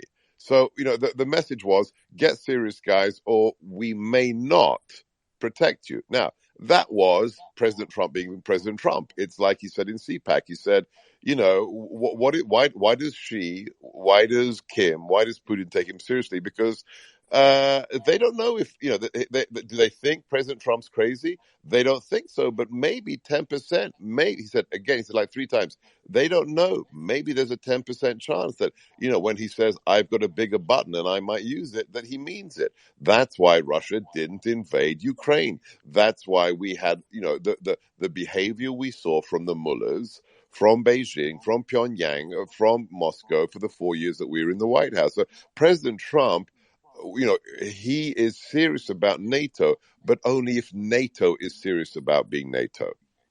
So I want to push. Go ahead, Joe. Could you argue that he made NATO stronger by getting other countries to pay their 2%? And I'll read a quote. I'll read a quote for you. But I'll read a quote for you. This is Trump saying the following: there would be no NATO if I didn't act strongly and swiftly. Also, it was me that got Ukraine that very effective anti-tank busters, the Javelins, when the previous administration was sending blankets. So he prides himself on saving NATO in a way, and on sending getting weaponry or Javelins to Ukraine. So my point is that we don't. I know there's the argument that he's him saying that he would use he'd press the red button would deter Russia. But would it? It's just hard. Maybe they would call his bluff if it is a bluff. But it's all you have is the 4 years. Go on, right? Sebastian. All you have is the 4 years. Which is not enough to come to such conclusions, no? No, but all you have is compare every presidency in the last 16 years to the 4 years we were in the White House. Right, we have Georgia, South Ossetia invaded under Bush. We have Crimea taken by Putin under Obama, and then we have nothing, no territorial aggrandizement for Putin for 4 years, despite the fact that we're the guys supposed to be colluding with Russia. Nothing happens, and then we leave, Biden comes in, he sacrifices and surrenders Afghanistan, and the tanks roll in Ukraine. So all we have is the empirical evidence, right? Look, the thing is, you don't have to like President Trump, but if you're afraid of him and you're a bad guy, that's good. If you're an ally and you're respectful of him because you're worried that your gravy train may be coming to a halt rapidly, if you start acting seriously because this man wants you not to be a freeloader, that's good for everybody. So all we have is the empirical data. Leadership failed under other presidencies. When we were in the White House, our friends felt like they were our friends and our enemies were scared. And that's good for everybody. Emergent, I want to get your thoughts, if you don't mind. I want to go to Emergent and then Samuel. The argument that Sebastian is making, and then my counter argument of how can we know whether there's causation or correlation? I agree, and this really is a critique going back about the last 20, 30 years in particular in the United States military, really at all echelons. I know many friends that have been deployed to Germany, many different NATO countries, and NATO really is not what it was originally set up as, and it has devolved into really it's 90% the U.S. supporting everybody else. Joint operations are the primary planning burdens, and a lot of the logistics burdens primarily fall on the U.S. And I think what Trump wanted to do was pull out to give them a reason. And I think the critiques among both President Trump and many other people in the senior U.S. military leadership has been it's not to Europe's long-term benefit to be overly dependent on the United States. But maybe hold on, Prodigal. Before Prodigal, and you'll go. Can I say one thing before I leave? I'm no, just going to say I want you to stay longer. That's why. No, I gotta go. But I'm going to make a point. You gotta. Okay. Let me add one thing, Prodigal. Prodigal. I'll let you go then, and then we'll go to Samuel. But then going back to I can make a similar argument to what Sebastian made. Is that Trump threatening to pull out of NATO could have made the US could have made NATO seem weaker and given Putin courage. So it's just the same way Biden could have seen as a weak president, Trump could have weakened NATO's position by making such threats. Mario, you know what gave Putin courage? What gave him courage is when the Biden administration took office and used regulatory capture to basically bankrupt and cripple U.S. energy. Once the the price per barrel crossed $90 an hour, that was a nice cushion for Russia right before a war. What gave Putin courage was when he didn't issue a biofuel waiver, even though we could feed 2 billion more people on the planet. If we would don't you say do ethanol, would you say Putin would have more courage? Would you say Putin would have more courage if NATO was weaker? Would Putin have more courage? But Mario, just one question. My point is, yeah, he has courage because Biden came in, pissed off MBS in Saudi Arabia, didn't meet with Bolsonaro, right? Completely blew up geopolitical allies that we needed in the region. Released Huawei's executive, who's basically the company's engaged in a campaign to co-opt 5G for the intelligence community. Everybody knows it, right? This is what emboldened them. And then you couple that like with Sebastian said regarding the botched withdrawal in Afghanistan. I mean, you're talking about administration that came out and said, yeah, we got the ISIS-K terrorists. It turns out the poor bastard we bombed was an aid worker that worked with U.S. forces. Unrelated, man. So Samuel goes back to the question that I had. Related. Mario, it is related. It is related. I mean, look, if you're Putin, you understand strategy, you understand geopolitics. When you see America sacrifice their only strategic air base in Central Asia, you go, hang on a second, what the hell is going on? They can't touch us now, whether it's in our soft underbelly of Central Asia or whether it's having capabilities to, reach out and do things to China. America has just forfeit the Bagram Air Base. All of these things are connected. When 13 warfighters are murdered in one day at Bagram Air Base by ISIS, as your planes of Afghans clinging to them, falling off the airframes at 3,000 feet in the air, and then Biden gives a speech afterwards saying how proud. Sebastian, let me ask you something. Hang on, and then Biden says publicly from the podium in the East Room of the White House how proud he was of how we left Afghanistan. That Putin only draws one conclusion: boys, start your engines, roll the tanks. It's very simple. Yeah, but why are we even wasting? Let me ask you something. Go ahead, Joe. Sebastian, let me ask you something. Because you mentioned the past 4 years, the 4 years he was in office, and the way I look at it, and I really truly want to understand, Trump met with the Taliban and gave back Afghanistan, although yes, the pullout was under Biden, and we did have a conflict with Russia in Syria, although not completely direct. We were fighting around the same land. We also pulled out of there, so I don't understand the argument of people would be scared of them. We pulled out of two conflicts and gave it to our... You didn't listen to his CPAC speech. In the CPAC speech, he told the story of when he met with Mohammed, the head of the Taliban. And when he told him, he made certain demands upon the Taliban. And the Taliban leader said, why should I do what you're asking me to? And President Trump showed him the aerial photographs of his home. And he told him, ask your wives why you should do what I'm asking you to do. That's President Trump. Now, you're not supposed to do that, right? It's not it's gauche. It's diplomatically, it's not done to say, if you don't comply with me, I'm going to bomb your home. But you do that with people like the Taliban who harbored al-Qaeda and who throw gay people off the roofs of buildings. That's President Trump. So I don't understand why this is difficult to understand. I mean, I'll tell you a little story from the Syria is NSC. more difficult to understand, to be honest. Let me tell you a little story about Afghanistan. So this has been declassified. So, I'm not talking out of school. President Trump decided on Afghanistan to have an NSC meeting at principals level. So usually the NSC meets at directors level or sub-directors level or senior directors. Very rarely, unless there's a crisis, we don't meet at principals level. We don't have the cabinet members meeting for the NSC. But President Trump wanted to have cabinet members meet for the NSC on Afghanistan. And H.R. McMaster, that dipsomaniac who wanted to deploy even, tanks to Afghanistan, brought him his same slide deck that he'd been using for the 5 prior meetings on Afghanistan, where he was trying to pitch, we need more boots on the ground, we need APCs, we need tanks. He's an old tank commander. He thought this was, the first Iraq war, and this is the antithesis of what President Trump wants. So, the National Security Advisor wants to go big in Afghanistan. And President Trump, he's got a hard copy of the PowerPoints, and he's flicking through all of them, right? And on every page, before the content comes, on the page, it says Gyroa this, Gyroa that, Gyroa this. So the government of the Islamic Republic of Afghanistan, which is the PC term for the government, right?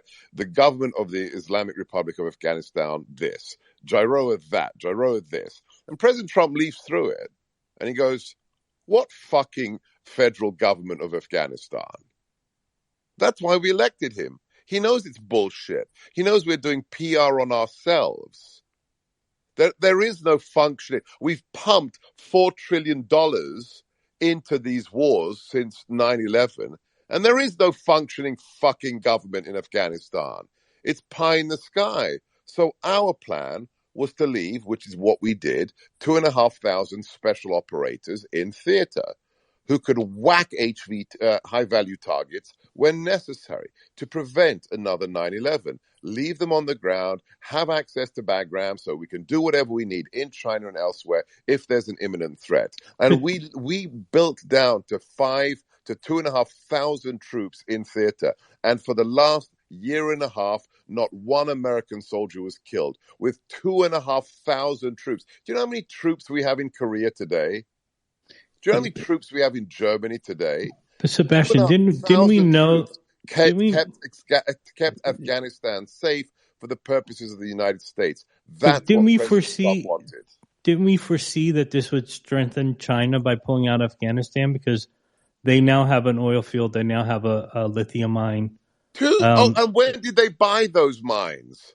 Under Obama, the biggest copper mine in the world was sold to Afghanistan before Trump was even running for office. Too late, dude. Okay, I was unaware of that. Samuel, I'll go to Samuel. Just quickly, let's get quickly Samuel's thoughts on this before going back to Sebastian, because I've got a few questions for Dr. Gorka. Go ahead, Samuel. Okay, yeah, thank you very much. It's been a very interesting discussion. I would say probably take a bit of a middle ground between like what Sebastian's been saying and like maybe the view that it's a correlation. I think that there were certainly some aspects of Trump's policy that would have been a deterrent for Putin. I think the shipment of javelins, for example, to Ukraine was a very significant step, and we saw how effective the javelins and the Stingers were early on in terms of deterring the Russian advance and the Russian aggression. Also, some acts of unpredictability that would have been done in a unilateral fashion, different from this administration, like Soleimani's assassination, would have pointed in a positive direction, as with Trump's general tendency to pursue a more unilateral course rather than Obama's rhetorical commitment to multilateralism. But there are also some aspects of Trump's conduct that would have flipped the other side. I think that the weakening of NATO, or like the threat to kind of withdraw collective defense agreements if countries didn't increase spending, would have perhaps emboldened Putin to go into some of the smaller countries like Estonia, Latvia, Lithuania, destabilize the Western Balkans through Montenegro, other types of things that could be more vulnerable. In Trump's second term, that could have been a scenario. So that was one area where there was a bit of weakness and a bit of problems with us. And also, it's important to keep in mind that Trump, for all of his pressure on Germany and his pressure on Europe, which was prescient and in many ways correct about increasing defense spending and about getting Germany off of Nord Stream 2, ultimately wasn't able to convince them to cancel those projects, right, and to shelve it. It was only the war and the threat of war that led that to happen. So that's why I'm kind of thinking of it more in a nuanced way. Also, there were other examples like Turkey intervening in northern Syria, Operation Peace Spring, the Houthi drone attack against Abqaiq in Saudi Arabia, where the Trump administration did not respond in a way that would have shown strength. It would have been very similar to Biden's approach to Afghanistan. Maybe not as bad a catastrophe, but weak in the eyes of somebody like Putin. So it's a mixture of factors. And also, it's finally important to keep in mind that Russia's invasion of Ukraine was largely driven by the belief that, the West was divided. So if Europe and the U.S. are having frictions, there would be divisions. Also, it would have been emboldened by the notion of the rift between Trump and the intelligence community on Russia. So there's internal divisions in the U.S. that would have helped it. And finally, it's to do with changes that are occurring inside Russia, right? During Trump's term, there was the successful military intervention in Syria that was limited, and that was popular. But inside Russia, domestic opinion was not in favor of a massive conscription or a massive mobilization like we saw today. In fact, in 2018, when Putin ran for re-election, he was talking about socioeconomic progress. There were concerns about pension reforms. There were concerns about economic issues. It was only when Putin failed on the economic promises and failed with his domestic agenda, once again, and then cracked down on liberal dissent by poisoning Navalny, by cracking down on NGOs, then basically the stage was set for an intervention like this. So I think that it was coincidental in some ways that Putin did not intervene in the Trump's term because he wouldn't have anyways, because the domestic environment in Russia wasn't primed up. That's why I'm saying it's a mixed opinion. Utterly counterfactual. I mean, you're telling me that a guy who for the last 21 years has been saying that Ukraine is not a legitimate nation, has no right to exist, he only suddenly decided to invade because something happened domestically. So but isn't it about timing? Should it be timing? Well, it's about timing. He didn't invade in 2004, right after the Orange Revolution, even though he didn't get the outcome he wanted, right? The timing is important. It's just an accident. So I love these arguments that people keep making that, President Putin did nothing for the 4 years that President Trump was in the White House, but it's a coincidence. Well, he was in Syria, he was in Libya. But then again, he did nothing. Your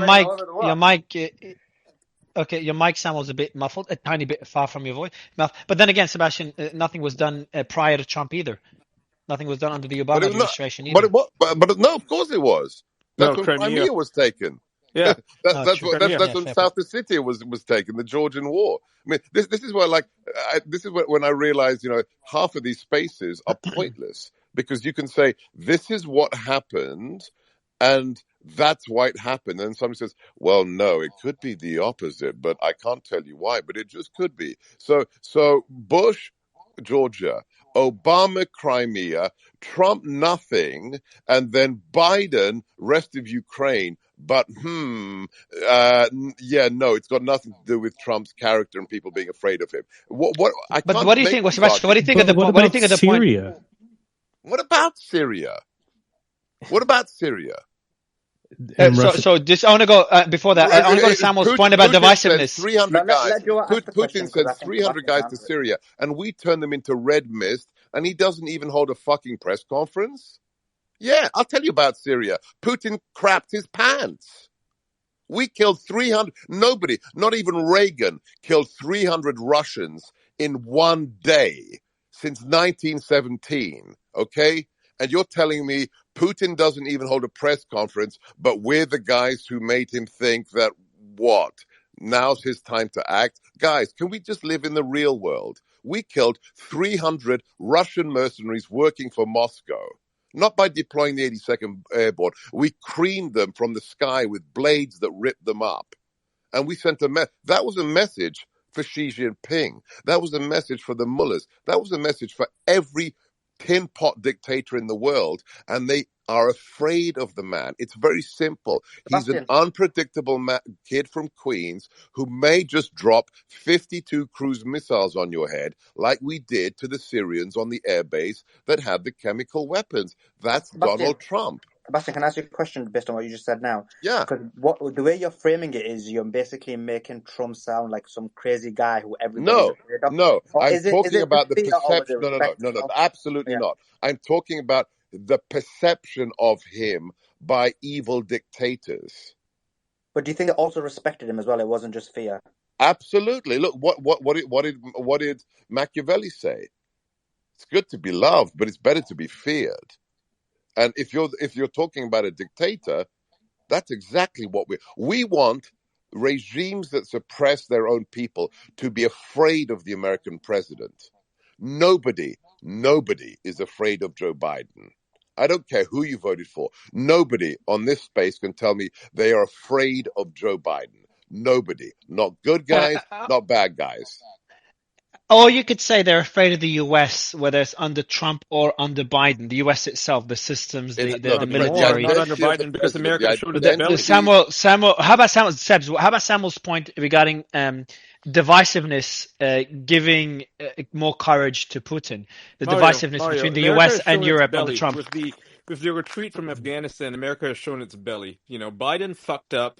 He left a military base behind. Bagram Air Base was of complete strategic importance. He left it behind. He didn't even leave any special forces behind to deal with ISIS-K, right? He let 13 soldiers' deaths go completely unanswered by blowing up an innocent civilian and a bunch of children. I mean, this was the response that America gave to a bunch of goat herders. So the rest of the world looks at what Biden is doing and they think, this guy has shown us his belly. He's not going to do anything. And if he does anything, we're not going to be afraid of it.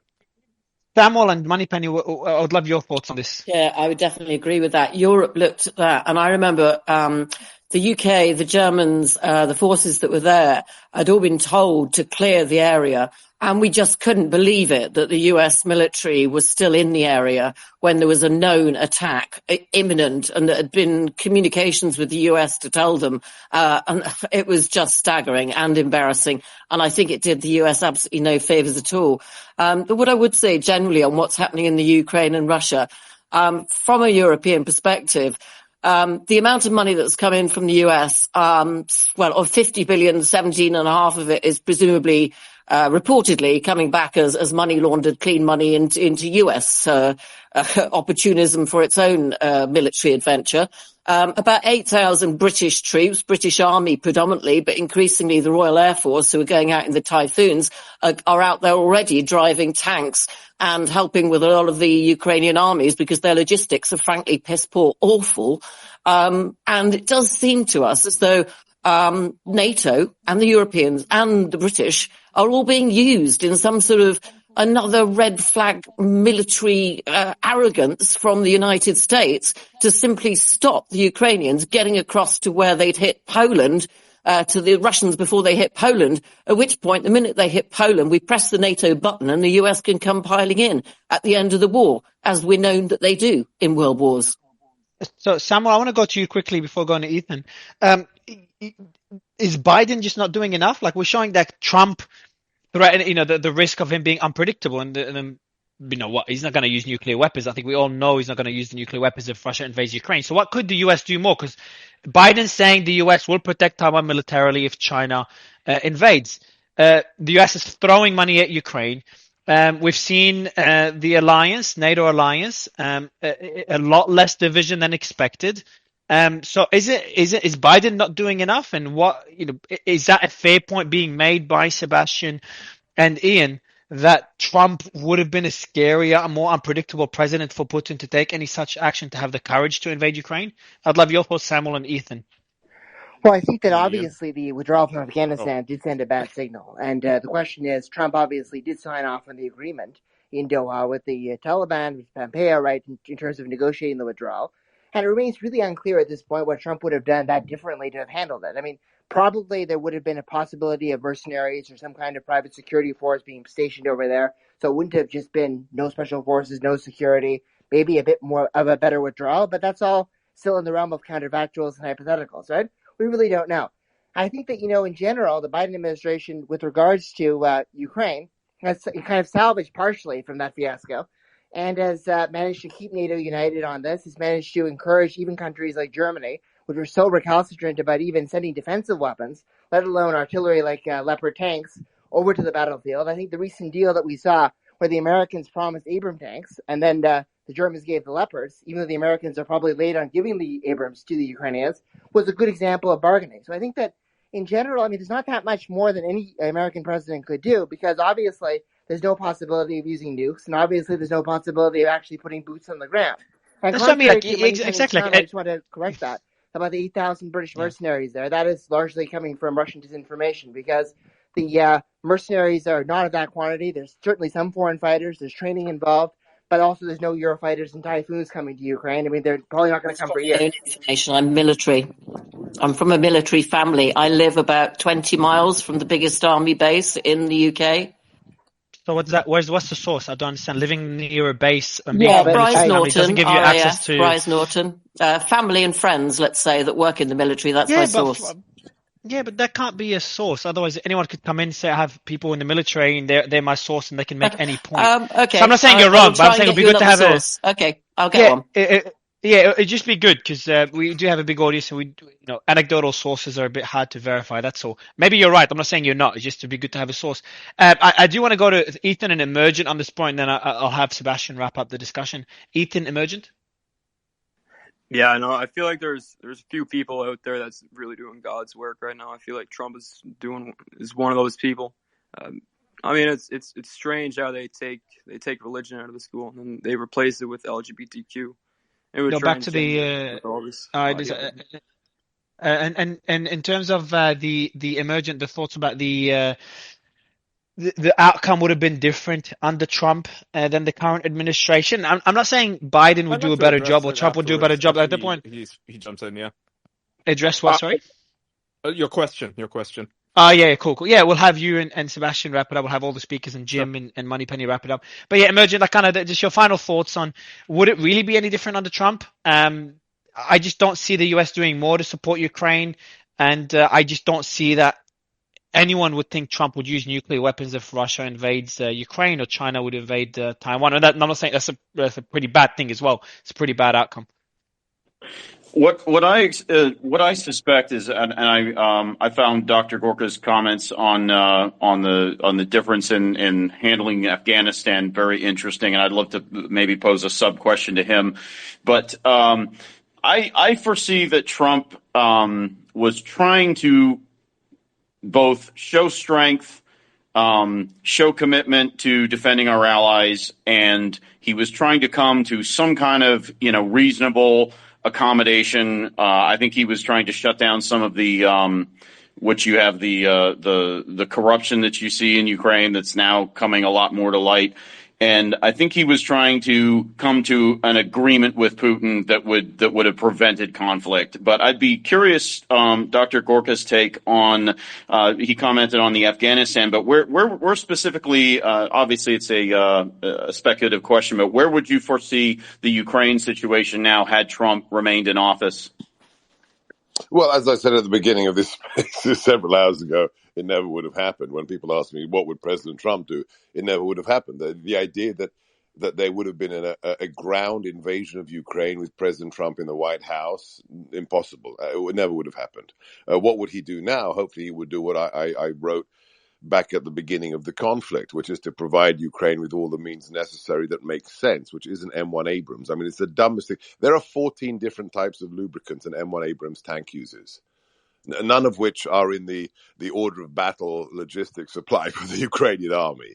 The German tanks use oil. That's it, right? They need to be using Soviet-era equipment, which is stockpiled and rusting in former Warsaw Pact nation states like Hungary, Poland, the Czech Republic, Slovakia, and the Baltic states. That should have been dumped onto Ukraine because Ukraine knows how to use them. They have the logistics and backup to actually run those machines. And we should have provided them with ammunition. They're being outshot. They need artillery shells. They don't need high-end Western rocket systems that you need a PhD in computers to actually use. It's the most asinine thing I've ever seen. So provide them the equipment they need to fight the war. No pallets of cash because Ukraine is a very, very corrupt nation, but that doesn't matter. It's a free and independent nation that has been invaded. So supply them what they need to fight. And then lastly, the most important thing is the ISR. So we have world dominance in intelligence, surveillance, and reconnaissance, and we should be providing the highest fidelity targeting packages for Kiev so they can make the Russian invaders bleed so Putin cannot take any more territory. That's what should have been done in the beginning and what President Trump would do if he were back in office. But honestly, I mean, what President Trump said at CPAC is right. Within 24 hours of him being sworn in, on January 20th, 2025, God willing, if he wins, the war in Ukraine would end. Okay, now what happens in terms of a long-term settlement is another question. But the actual the ground fighting would be ended within a day of him being in office. But would he pull? Sebastian, do you think? And I'd like to hear from other panelists too. Do you think he would stay and support Ukraine, like you just said, which I agree with, or would he pull out? Go to the near top of my feed, so like 3 tweets down or 4 tweets down, was President Trump's interview on my radio show on Tuesday. And the thing that surprised me the most, especially given the isolationist, pro-Tucker kind of Buchananites we have on the right today, one of President Trump's most heartfelt moments in that 40-minute interview was what he said about Ukraine. And it wasn't an attack on Biden. It wasn't the, big man's getting his 10%. He talked about the utter human tragedy and the devastation of cities that will never recover in Ukraine. So this man is clearly moved to his core by what he's witnessing and being told. I mean, remember, he has top access. He still has the highest security clearances. Every president does until the day they die. So he knows what is happening in Ukraine, and he wants it to end, and he will end it if he's back in the White House. See, that would be my worry, is because he's very America first, which typically means you don't go and help Ukraine. And I do believe that Ukraine should be helped. That's he is absolutely America first. But look at what he did. He's not an isolationist. He wants to end the era of forever wars and dumb wars. But that doesn't stop him dropping 52 cruise missiles on Assad's airbase when they're about to use WMDs on civilians. And it doesn't stop him killing 300 Russian mercenaries when they're stirring crap in Syria. So he knows that the judicious application of force is often required to send messages to evil regimes, but he doesn't want to deploy the military in endless wars. So, this is what the nobody understands. He's not a doctrinaire isolationist, and he's most definitely not one of these idiotic post-Trotskyist neoconservatives. He's in the middle. He's about a prudent application of force when necessary, but the termination of endless wars. Ian and Samuel and Jeff in that. Go ahead, guys. Just wrap it up, Ian, and then we'll go to Samuel and then Jeff. I think it's a moot point to question what Trump would be doing in this situation, because this situation would not have arisen in the first place if Trump was still in office. And that's not. I think your point of what would have happened if he wasn't in office. Okay. Here's the thing. It's not just because Trump is willing to use force. It's not just that. It's a matter of respect. Xi and Putin respect people who command respect. They respect Donald Trump. They don't respect. Yeah, but they don't make policy based on respect. It's not. The war is not about Putin respecting Biden. The war is about. It's a lot more complicated than that. You have to understand. Absolutely, they do.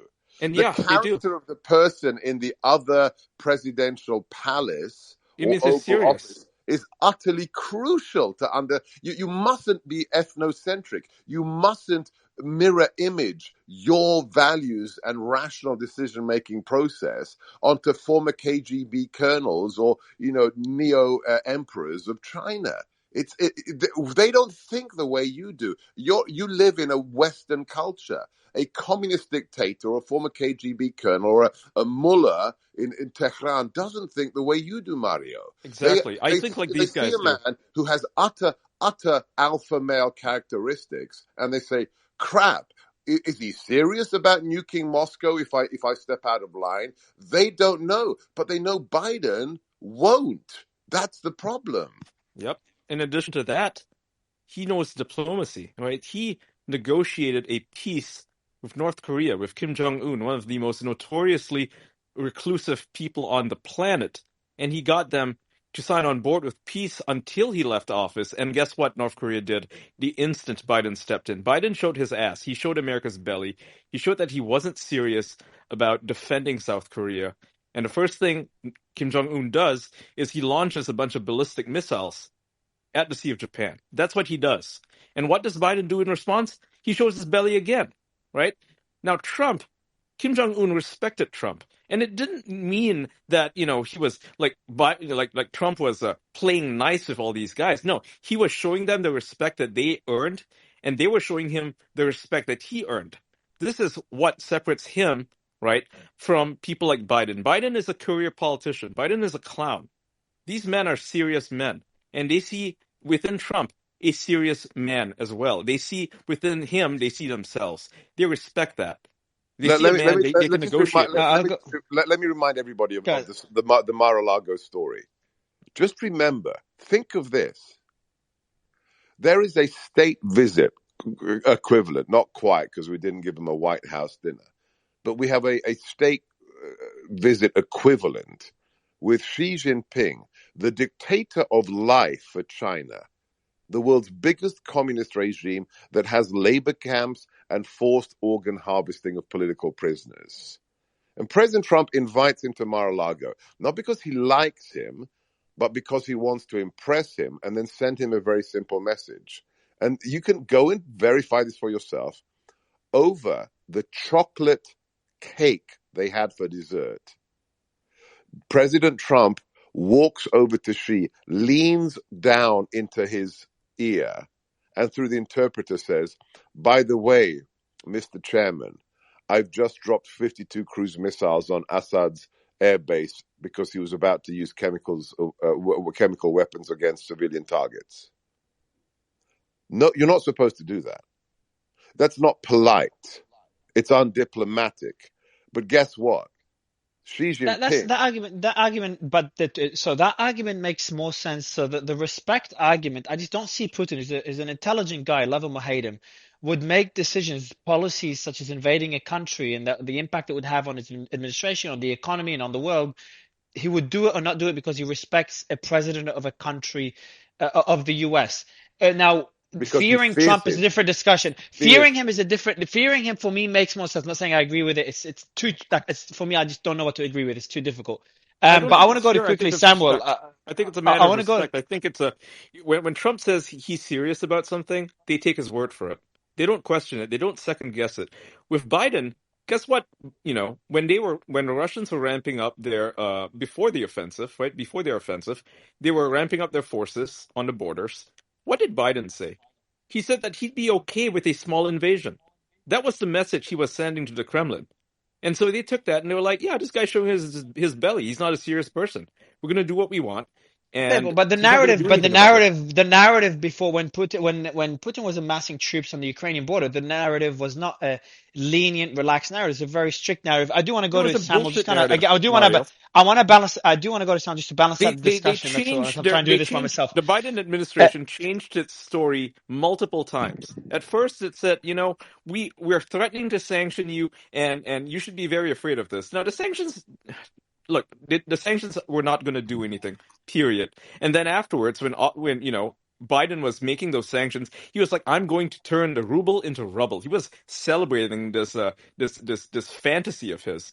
Obviously, the Russians knew better. They knew it wouldn't do anything, and so they went ahead with it.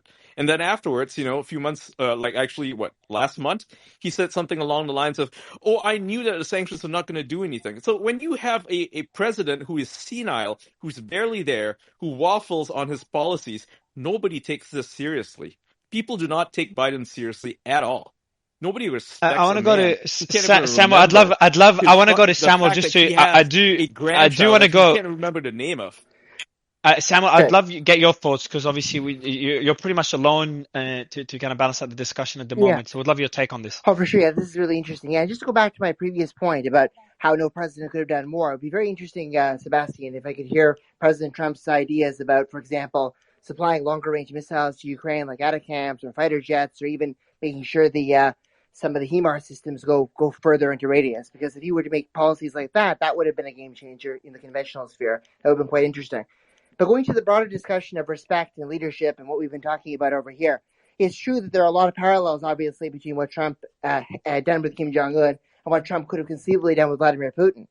But I think that also it's important to keep in mind that Putin, at least in the build-up to this invasion of Ukraine, was largely being consulted by a very small, narrow group of hawkish advisors who fed him pretty misleading information about the strength of the Russian military, the willingness of the Ukrainians to surrender, as well as the willingness of the West to basically collapse upon itself. It was people like Patrushev and Bortnikov and people in the FSB and the security services who have virtually no contact with international or Western leaders. So it's just kind of, the only leaders they carry in touch with are people like Iran and Cuba and China and other like-minded adversaries, not Western countries.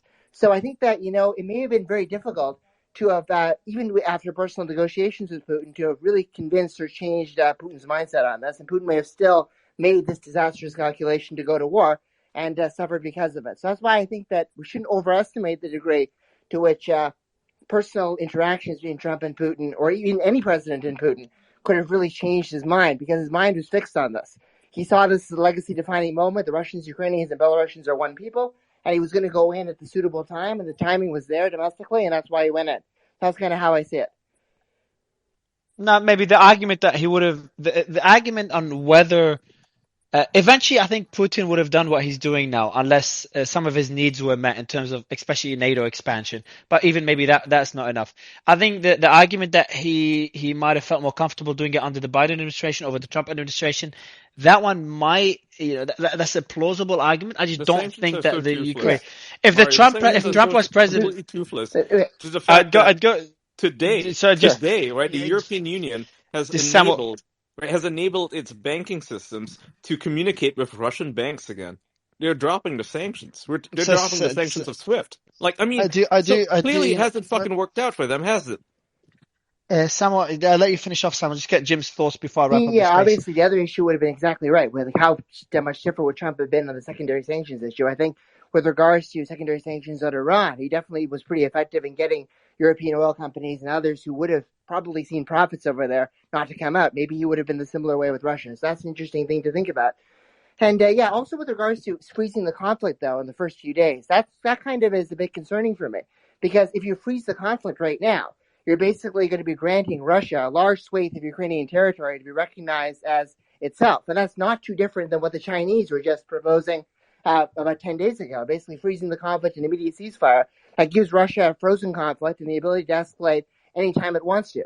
So I think that, regardless of what Trump may be saying right now, when he did become president, I think he would have to make a very clear decision whether or not to militarily support and aid Ukraine. And I have a feeling he would be continuing largely the policies that we're seeing now of strong support for Ukraine, maybe with a few personal twists and some unpredictability. I think, because I think we're one argument is, Ian, please, I'll let you go, but just the argument we're making, and obviously I'm just trying to balance that discussion by myself. It's not easy to balance, but the argument we're making that, and Sebastian, I obviously knows a lot more than me, but saying that the war would end on day one when Trump becomes president, or early on in his presidency. We're arguing that the US is getting too involved, and obviously pulling out our involvement, pulling back from Ukraine. It's not getting involved in the right way, Mario. Here's the thing. Under Trump, he was hard on Iran. Iran is one of Russia's chief allies.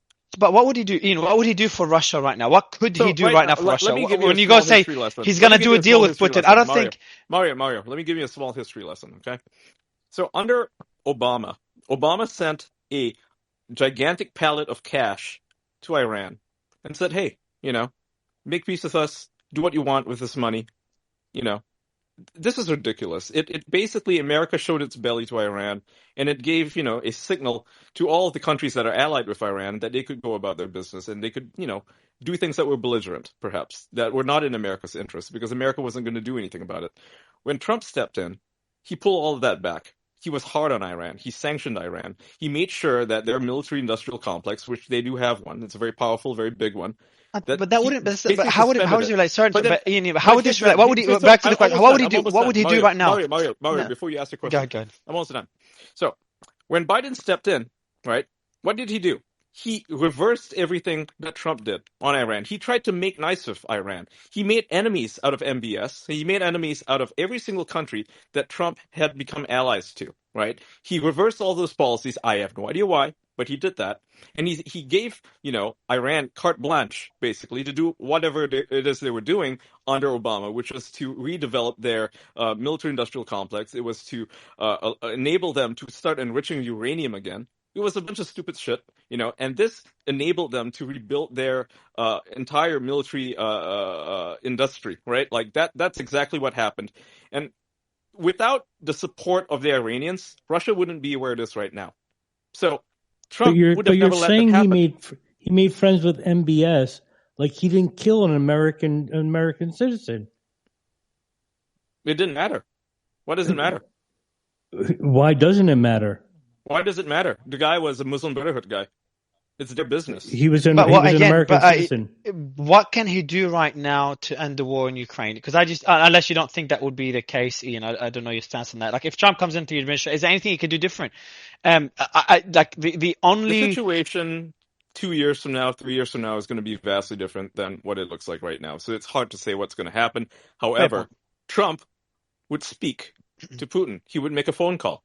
He would come to an agreement. He would make a phone call to Zelensky, and he would talk to Putin, and they would come to a table, right? A peace agreement would be set. That's what would happen. This is something that Israel has tried to do unsuccessfully because Boris Johnson stepped in the way of it early in the war, right? They were going to come to an agreement, one that they could both agree on, and Boris Johnson was like, no, we're going to support Ukraine, we're going to fight all the way to the last Ukrainian. This is the kind of warmongering nonsense that the Biden administration, under Anthony Blinken, who's a fucking moron, by the way, has caused the war to escalate to the point where it's looking like, like you pointed out, World War III. Trump would never let it get to this point. He would get everybody on a line, right? NATO, Russia, Ukraine, and he would say, you know what, you guys, we need to sort this thing out. We cannot keep escalating. That's what Trump would do, and that's what he has done in the past. He brought Ian, people to the table. let me give you a narrative. Tell me if you agree. Trump comes into office. He gets them to the table. I agree with that.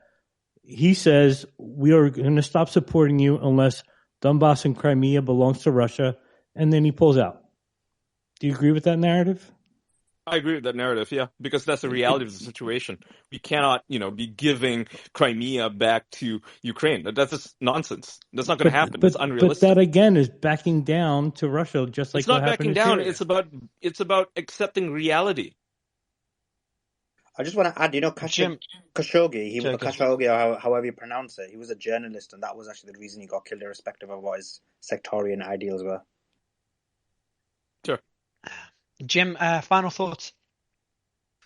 Well, I think, first of all, this latter part has been a really useful discussion, and it reveals something quite important about Donald Trump. Donald Trump has this innate ability to take a look at a situation and evaluate what's happening with it.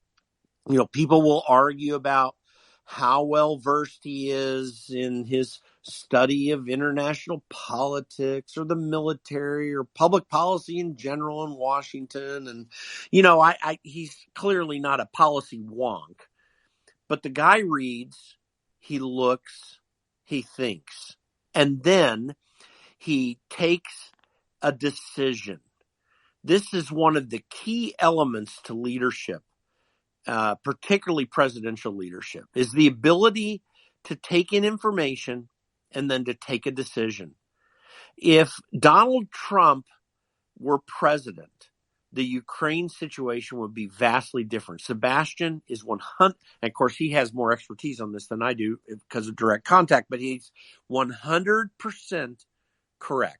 We would not have this war going on right now. I believe as well, I take the assessment that if he were president right now, and Ian was right about this, he'd make the phone call, there would be a discussion, and there would be firm movement towards a resolution, possibly swift resolution. That you can never quite exactly determine in diplomatic approaches, but it definitely might have happened. What is interesting to me about his speech at CPAC is that he's back in line with showing that he has this innate understanding of what the American people are thinking and feeling. And right now, if he continues on the path that he is taking at present, he's not only going to get the Republican nomination, but he is going to find himself relatively easily getting into the White House again. That would be a good thing for America compared to where we're at right now. And that's my assessment of this situation. William, just had you jump in. Would love your thoughts. Would the situation have been different if Trump was president over Biden? I just want to say, sorry Very for briefly, interrupting, Mario. Yeah, briefly. No, all good, all good. I know, I interrupt a lot, sorry. I'm No, not all sorry. good. If I was sorry, I wouldn't interrupt you, okay? But all good. William, Trump would love your do thoughts what is on in the interest of the American public. Okay? Not what is in the interest of Ukraine, not what's in the interest of Russia, but what's in the interest of the American public. Is it in America's interest to prolong this war? No, absolutely not. He would end it. It doesn't matter if Ukraine has to surrender to Donbass and Crimea and accept that as a reality. Doesn't fucking matter to America. That's the reality of the situation. He would do what is in America's interest, and that's why America's going to vote for him in 2024. It's just a bit complex. Like, for example, if Ukraine, I don't know what the answer is.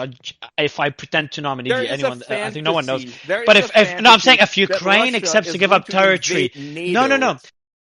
Ignore that. That's not the fantasy that's not the argument I'm gonna make. I'm saying if Ukraine gives up territory or too much territory, and I don't know who can define what too much is, then China could have more courage in terms of potentially invading invading Taiwan, which is a much bigger issue. Biden. China's only going to do it under Biden because we don't know. Biden said explicitly, and I'd love William. Let me get William's thoughts. He has shown America's belly. He's told the world that we can only handle one war at a time, and that if we didn't pull out of Afghanistan, that's Anthony Blinken. But a statement from one. From one person from the but a statement from one person from the person who represents the State Department. This is the highest. Was that publicly or was that something leaked? Publicly, he made that statement. At a press conference, he said that if it wasn't for us pulling out of Afghanistan, we wouldn't be able to deal with the situation in Russia. Again, but when Biden was asked, would you support Taiwan militarily, he said yes. I think you can't take a more hawkish position than that. Biden's a fucking moron. He walks back on his statements all the time, and then the White House has to correct it. Ian, Russia would be a stronger nation with Donbass, which would be able to support Crimea, which would be able to support a one border port, and now Russia is a stronger country if we allow them to take that land. So when you say it's not in the interest of American people, we don't know that. I'm not saying. But what if we're doing a lot of what ifs? What if Russia taking territory, which Trump would allow to stop the war, which could be the right decision. Anything to stop the war, I'm in support with. Okay, I know potentially, but likely looks like it's a different debate. But I'm just saying that could give. But the US and the US and NATO are not, just giving away to stop fucking around. To stop. Yeah, but if they do it if they do it, I'm just saying it's just more complex. If they do it too quickly, then it could give more courage to China. Let's get William's thoughts, because it's you're pretty good at debating this, Ian. What I think is going to happen? I would say right after William. I'll just briefly, and then you can go ahead. You can go ahead. Yeah, go ahead. Right. Yeah. So he would negotiate with Putin and say, okay, you get the Donbass, but we agree not to, keep pushing the boundaries. We will not intervene. We will not cause, color revolutions in your country, right? In your regions. We'll establish a firm boundary, one that we can all agree to. We hold each other accountable. This is what would happen. And on top of that NATO would have the right to reinforce its borders. It'd be kind of like the Cold War, where both sides come at an impasse and neither side will want to attack each other, right? This is ideal. This is an ideal situation where both sides agree, okay, attacking the other guy is going to result in total war. We're not going to do it. That sounds like a good conclusion to stop the war. I'm in support. I'm in support. Ian. I'm in support of anything that ends the war. I'm just wondering. That sounds very simple. Great. It ended the war. It is very simple. Some people hate it. Some people. It is very simple. It's nothing. But no, we can't. Nothing is. It is complicated. The Russian war itself. The reasons for the Russian war is very complicated. People simplify. It's Taiwan. It is complicated. The potential of China invading Taiwan. I've spent weeks researching, and I still consider it. Yeah, but any decision of the U.S. policy in any other country will impact the perception of other countries. China's perception of the strength of the U.S. is impacted by the U.S. That's a different argument. Is impacted. Any decision we take in Ukraine will, and a lot of policymakers have mentioned this. A lot of experts have mentioned this, and I'm sure you agree. China's watching what happens in Ukraine, and I'm sure it will play a role in what happens in Taiwan. And this is what I'm saying. It's just about complex. It is concerned that America is expanding way too much, which is why they're supporting Russia. This has the reverse Yeah, but the effect of what the Biden administration wants. Taiwan situation goes back many decades. Decision taken well before Biden, well before 1929. Trump. Exactly. And we've talked about this before, and it's an issue that's there's going to be a time where we have to deal with it. And some would argue, unless something happens to the Chinese military power, it degrades suddenly, eventually Taiwan is very likely will become part of China. It's just a matter of how and when and what impact that will have on the rest of the world and on the US. Mario, I'm just saying that. Jump in, I just agree with If Ian. you could jump in, I want to get William's thoughts as well on this, if you don't mind, Simon. Right after you jump in, please. Yeah. I mean, I agree with Ian about this. It's just very simple to end the war. You basically agree to end the war, and in terms of the regions you're talking about, the separatist regions and the annexed regions, have a joint committee overseeing the region. Let them vote and let them decide. That's an easy resolution. That way, no one looks like a loser when it happens. But Simon, the repercussions of such decisions on the rest of the world and things that could impact, like we could make decisions that will lead to peace. Mario. For example, the decision. Yes, I do. I'm a supporter of peace at all costs, always. America needs to play nice and stop acting like the fucking world police. Okay, it's as simple as that. But Ian, I'm sure there's a reason Sebastian is saying to do all these things. I'm sure there's a reason Sebastian is saying that we should send more weapons and things of that nature, because he probably knows better than anyone. We really should not lose that territory. Abrams tanks. There's no point in doing that. They can't even operate these tanks. How are you going to support the maintenance of these tanks? None of this makes any sense. If you want to support Ukraine, you got to do it in a way that makes sense. Give them weapons they know how to use. Do not send the F-16s just because Zelensky makes a fucking threat on television. No, William, is there any other is there any other points you can make? William, is there any other points you can make on this? If you have any other different perspectives to give, because I've been trying to do it, but it's a bit hard to do. I came in pretty late. You did, but I think you got the brunt of it in the last few minutes. Yeah, I mean, if what I just heard in terms of Sebastian, encouraging arming Ukraine is correct, I actually agree, and I had a spout with Sebastian in the last base I was in, but I think it's the hard reality is if we don't stop Russia from invading Ukraine and continuing, encroaching on NATO territory, it is true that China is going to go after Taiwan. We're going to have it's going to turn into a World War III type situation where all of a sudden Europe's being, completely taken over by US's enemies, and I think we're going to be in a much more dangerous situation, which we're going to actually have to send troops on the ground, American troops, and I would rather support Ukraine in a kind of proxy manner where we're giving them, the arms that they need to defend themselves, and hopefully that's that. But the reality is we've defeated half of the Russian army, more or less, with about 6% of our military budget. And if you look at that from a pure ROI perspective, we're doing pretty well. I would love peace, but the reality is so the argument, William, Sebastian and other speakers have made is that if Trump is president, we'll reach peace pretty quickly. I'm guessing you disagree with this, but what would you agree? Maybe would you disagree that if Trump was president, we wouldn't be in war today? That argument sounds a bit. I wouldn't say I agree with it, but I don't disagree with it either. I think it's very hard to say. Discussion. I think it could go either way. I think that anyone saying that they know one way or the other is frankly full of shit. I could see a scenario in which Trump is president and Putin invades Ukraine and he doesn't do anything in terms of supporting the Ukrainians, and all of a sudden Putin's taking land in all of Europe. And I could also see a scenario in which he's president and Putin is KGB trained, and he wants to have this perception that that as long as Trump is president and he's getting kind of the things that he wants behind the scenes, that he's not going to cause troubles for the U.S. From a geopolitical perspective. And I could see that argument as well. I think anyone saying that they know one way or the other is frankly full of shit. I would like to say that I. Well, don't worry. We think it's mutual. I think you're full of shit as well. I was waiting for Sebastian to step up. But William said, but we'll not start an argument here. But I will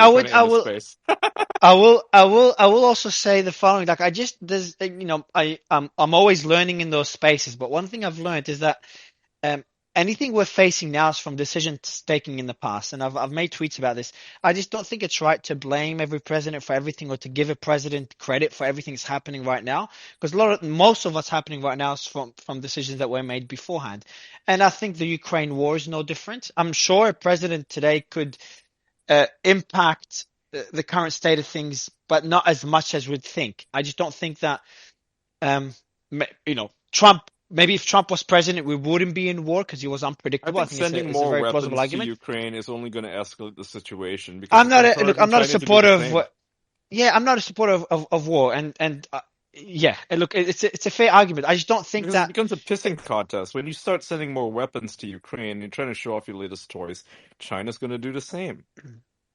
And what do you think Iran's getting? And Mario, Sebastian clearly showed that when it comes to the issue of Ukraine, it's not about the past. He demonstrated in those 4 years, Donald Trump, that he didn't go to war, and neither did Russia try to invade Ukraine. Before that, they happened. After that, it happened. So you're saying, hold on, but you say this argument that I think there's many points Sebastian made. Some of them I think are great points, but I think the point I'm sure Sebastian would agree with this one. Again, causation. I don't think so. Causation correlation. Just because out of a 16-year period, 4 years, Russia did not invade, because there's multiple other things that happened in those 4 years. But just because Russia didn't take action, didn't invade more territory, or there wasn't any escalations in those 4 years under the Trump administration. No, but Trump had ample opportunity to go to war. There was a point where the military-industrial complex was almost forcing him to go to war with Iran. Like, there's many incidents that occurred. Yeah, but we're not at war. We're not at war. But you can't compare this. We're not at war. Iran did not invade the territory. Can I tell you a story? Because everybody's just like throwing around. Maybe we can wrap it up. Maybe what we do, Sebastian, what we do is we'll let you kind of wrap up with your story and Aaron's final thoughts. So Sebastian, Aaron, and then we can end the space. Sebastian, Mike is yours. It's kind of pointless to just throw around opinions. I was actually in the room. Okay, and I was in the Oval by myself and the president, just the two of us. And I was in there for something completely different. I think it was Iran related.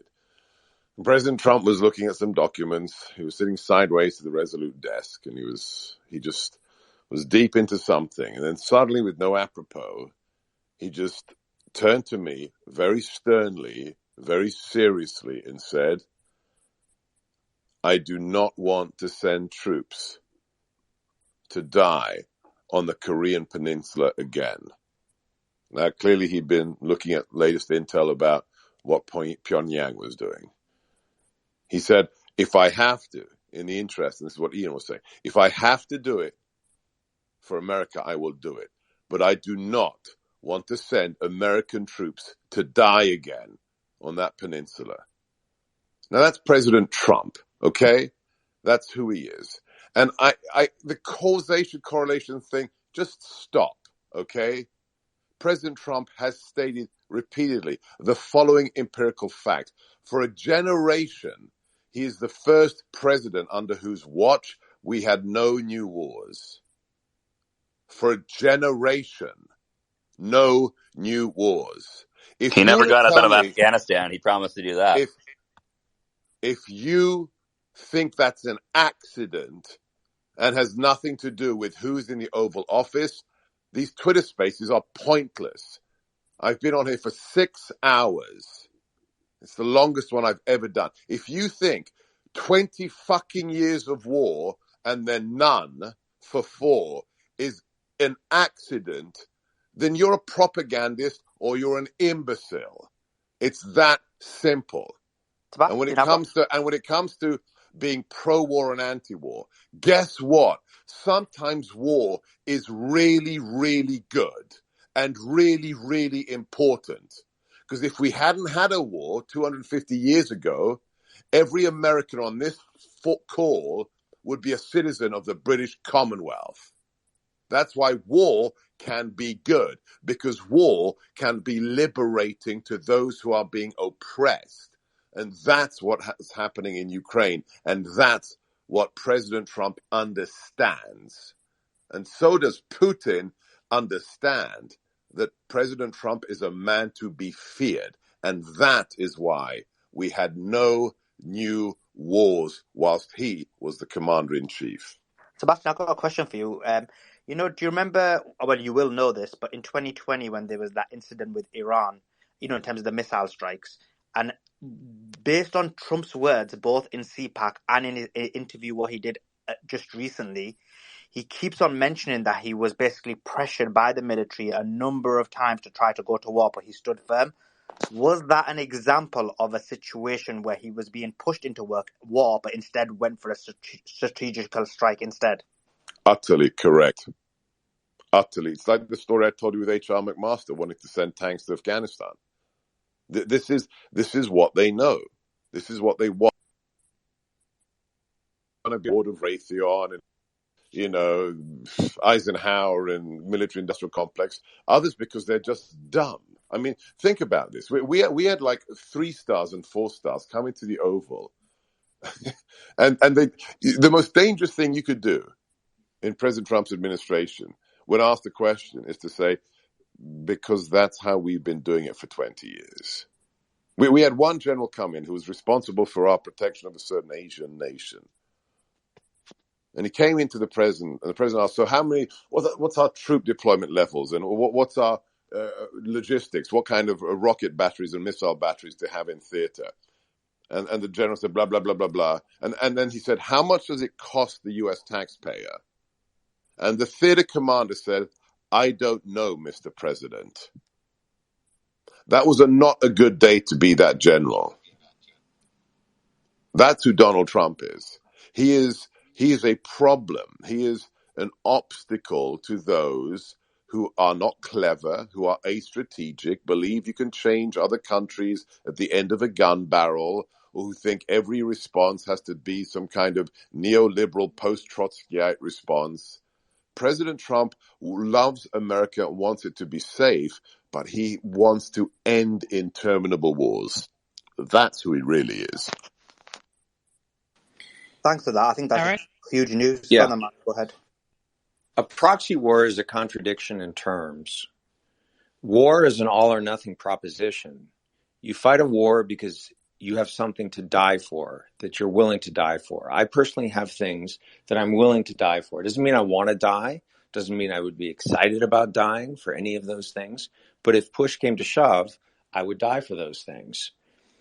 If that's not your attitude toward an issue on the national or international scene, you don't fight a war.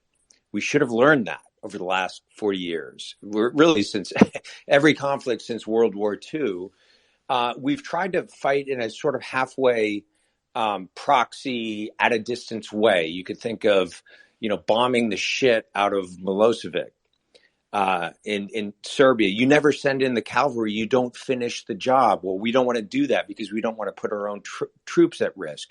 We just want to use drones and video games, or we want to funnel money and big fancy weapons to people over in wherever, Ukraine or, fill in the blank. You're not advancing any aim. So right now what we're doing is we're laundering money through Ukraine. We're instrumentalizing the people of Ukraine for not even for our own national interests or for our own national purposes. Let's not deceive ourselves, but for the personal gain of certain people involved in the military, industrial, political complex. That's bullshit, right? If this is a war that needs to be fought, let's go fight it and let's go win. Let's go fight a war, which means get down on the ground and put men in harm's way and experience absolute hell, which is what war is, because there's an existential crisis and there's something here worth dying for. Proxy wars are bullshit. This whole thing is bullshit. All these conflicts over the last 30, 40 years are bullshit.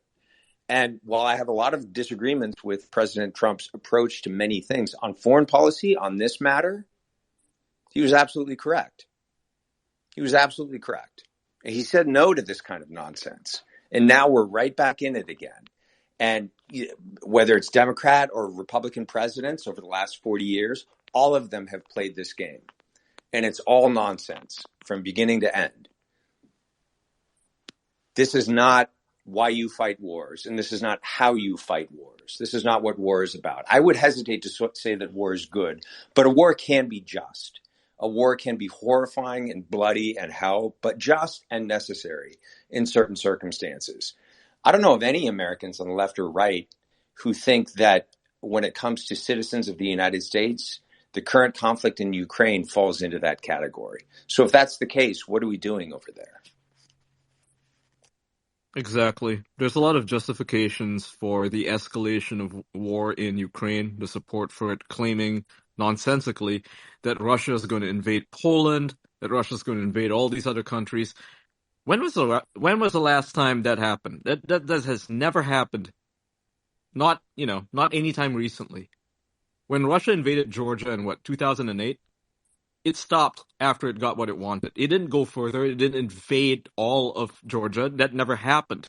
There was no idea, nothing in the media, no narrative being pushed that was ever going to happen. The same thing is Ukraine, right? They're going to take the Donbass and keep Crimea, and that was it. But there's this ongoing ridiculous narrative that they're going to push all the way to Germany. No, it's not going to fucking happen. But this is what's being pushed out there to enrich the military-industrial complex, because nobody benefits from this, least of all the taxpayers, whether in Europe or in America. Who is bearing the burden of this war that's ongoing right now? It's the taxpayer. All your money's going through it, No, and your before the energy costs are taxpayers, soaring. the people dying in the war, and then of course the taxpayers in the US. Yeah. But the point is, if you're in America, if you're in Europe, how do you benefit from this? As an average civilian, an average person, you're not getting anything out of it. Your military-industrial complex is getting richer. But isn't it? Yeah. Aaron, just want to go back to a point you made, though, about proxy wars being bullshit. Can you elaborate briefly on this? And then the solution is putting either you fight a war yourself or you don't fight a war at all. Did I misunderstand your statement, Aaron? Aaron, you're muted. He's muted. Yeah. I don't know if he's Aaron. still here. I guess permanently muted. Yeah. All right, maybe Emergent, I'll let you just wrap it up with a few final thoughts. You've been in a few war spaces that we've done in the last few weeks. I just want to say, can I just say that this is apart from the pandemic and all the response to COVID and the lockdowns, which were, of course, the single largest transfer of wealth to the corporations, this Ukraine thing, it's the same thing. It's a transfer of wealth from the middle class to the military-industrial complex. All your taxes are going to it. The price of energy is soaring. Goods are soaring. The logistical supplies is being crippled right now due to the all the sanctions and everything going on.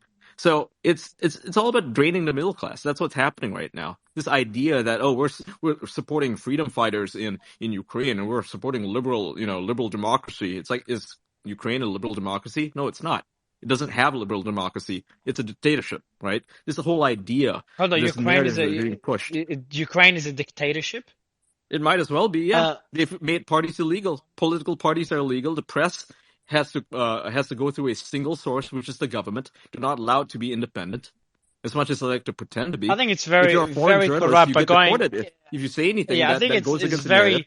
If you take photographs of the graveyards, right, that show that Ukraine's forces are losing, boom, you're out. You're deported. I wouldn't. Yes, I there's a lot of things I disagree with there. I think there's a lot of corruption. I think that the freedom of press is not there. But I wouldn't go as far as saying it's a dictatorship. William, maybe you want to disagree with the middle class comment as well, because to be honest, 2/3 of the European population are now in fuel poverty and unable to feed themselves properly. The fuel hit 500-600% increase in fuel, and on April the 1st, apparently we've got another 60% rise. Every middle class family is now in fuel poverty, pretty much. That's a generalization, but I can tell you I live in one room in a house with one fan heater, and I used to be pretty successful. It's really hit bad. No, I agree. William, anything to add on Ian's point before Emergent wraps it up? All I was going to say is I just found it curious how Ian mentioned how Russia, it's not going to go past Georgia from his example, 10 plus years ago. But now all of a sudden they are. They're going into Ukraine and they're going into, I think it's very. We want to look back at history. We can talk about 2014 and the Euromaidan and why this is happening at all. But do we want to? I mean, that's a whole different basket of eggs, Mario. That could be a different space. I think we already did that space. Yeah. Can we get Emergent's opinion? Yeah, go ahead, Emergent. And wrap it up. Yeah, I just wanted to add a thought. So what we were getting at earlier with the difference between Trump and Biden's foreign policy and the actions there, I think the central point that both Dr. Gorka and Ian were trying to get at that I agree with is that weakness is provocative, even if we're only talking about perceived weakness. And that can either be perceived weakness of character or perceived weakness of action. And I think that was the central point they were getting there that really probably did make a difference between how Xi Jinping and Putin perceive. I mean, again, even if it's simply the perception, I think that is enough to influence major decisions. Yeah, it's a fair point. Joa, any final thoughts? Joa Sleiman? No, I just agree with a lot of what Ian said. I think it's not that hard to end the war. I agree with Trump that he would be able to end the war in a very short period of time. And I think overall, just to wrap up the whole space, I think when it comes to Trump, I think he's invigorated his base. And the reason for that is he's talked about a number of issues, wide-ranging, which the American people are actually care about and concerned about. And too much politicians are very vague, making sure they don't commit in order to not, in order to meet the, make sure that they get voted in order to agree with the corporate establishment. And so in this scenario, I think he's done an excellent speech, and I think he has invigorated his base. I would not be surprised if when the polls come out, there's a significant increase on the people who are saying that they're willing to vote for him. Yeah, please get Trump back. It's like having the bloody Teletubbies in charge of the free world. I can't stand much more of it. All these imaginary friends shaking hands. It's just getting very embarrassing. Joa? Yeah, I mean, I think there's these things go a lot deeper than just 2008. There's a lot of history that's come to this point, and losing Crimea or giving Russia a warm water port makes the U.S. a lot weaker. It's something that I think Obama should have done, didn't get done. I think historically what happened during Trump's term, he withdrew from northern Syria. Russia got stronger, has a stronger relationship with them, now has access to the pipeline, which is delivering oil, gas to Lebanon, which was a U.S. project that now Russia owns. And then in Afghanistan, we also withdrew, which helped China. So to me, I haven't heard any argument today that helps sell the narrative that things would be different. And things would be better, and that's actually what I was kind of looking for, is what would be done that would be different. And all I've heard from Ian and from Sebastian is we would probably negotiate that Donbass would be theirs, Crimea would be Russia's, and that to me is a weaker United States. And anything that strengthens Russia, I think, is bad for the U.S. And that's actually what I'm worried about. Then there's the other argument of Ian. I do want to wrap. Ian, I think I know you do, but I just want to say, why is it that America has to go to war with Russia? Why does it have to treat it so adversarially? The problem with America's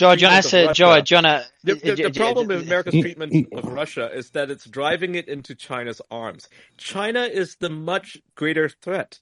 Why would you want to, piss off a potential ally and say, "Hey, go buddy up with our greatest adversary"? I look at China and Russia like the new U.S. and Saudi Arabia. One is supplying the liquid natural gas, which we know is a transitionary energy, right? They're supplying the liquid natural gas to China. China becomes the world power, and now that's basically the same relationship that the U.S. had with Saudi Arabia for years. So anything that helps them out hurts us. They also want to change the global reserve currency, right? That also makes America weak. And I don't think Americans realize if that happens, your home that on average is worth $650,000 is going to be worth about 30%. 30% of that. And I don't think people are ready for that. I don't think people are ready for that. No, they're not ready for it. And the issue here is that America is weakening itself when it prints so much fucking money. It's got so much debt. It is willing to seize the money, Russian money, from their banks and seize it and freeze it and then send it to Ukraine, when it does things like this, it sends the world a message. It tells the world that they cannot trust America. They cannot trust America being the number one centralized currency, because America will steal your money and do whatever the fuck it wants with it. It's telling the world that it I needs to agree find with a you, but what you're solution. saying is, fuck it, let's throw our hands up in the air and just give it to them. That's what I hear from you when you say we shouldn't be in that war and we should just let them have Crimea. And America I'm needs to saying, find a fuck way to no, play don't say nice fuck it. with all these countries and understand that there is a multipolar world. It cannot try to take over the world and do it in a way that weakens America. Because, you talk about America's expansionist ability, like projecting power. All you're doing is, while you're spending all your wars overseas and all your money overseas, what is happening to the average American? The average American is getting poorer by the day.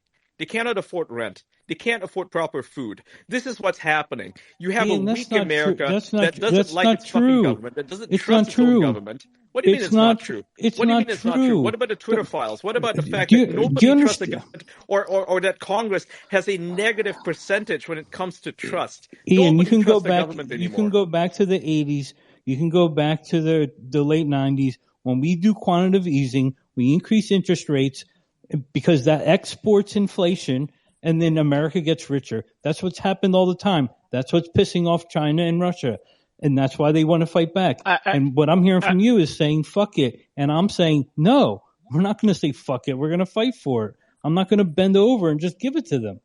Aaron, just a quick question to you, because you couldn't unmute earlier, but I saw you do an emoji. So you're back with us, Aaron, because you said something I wanted to get more clarity on before I end the space. Aaron, can you hear me? Yeah, Aaron, you got to unmute. I'm here. Okay. Sorry, it was. So you said muted everybody. before you said no, because before I was talking to Aaron, but he wasn't unmuting a few minutes ago. You said something about proxy wars bullshit. Either get in the correct me if I'm wrong, if I misunderstood. Either get in the war yourself or don't do anything. Respond to Joa.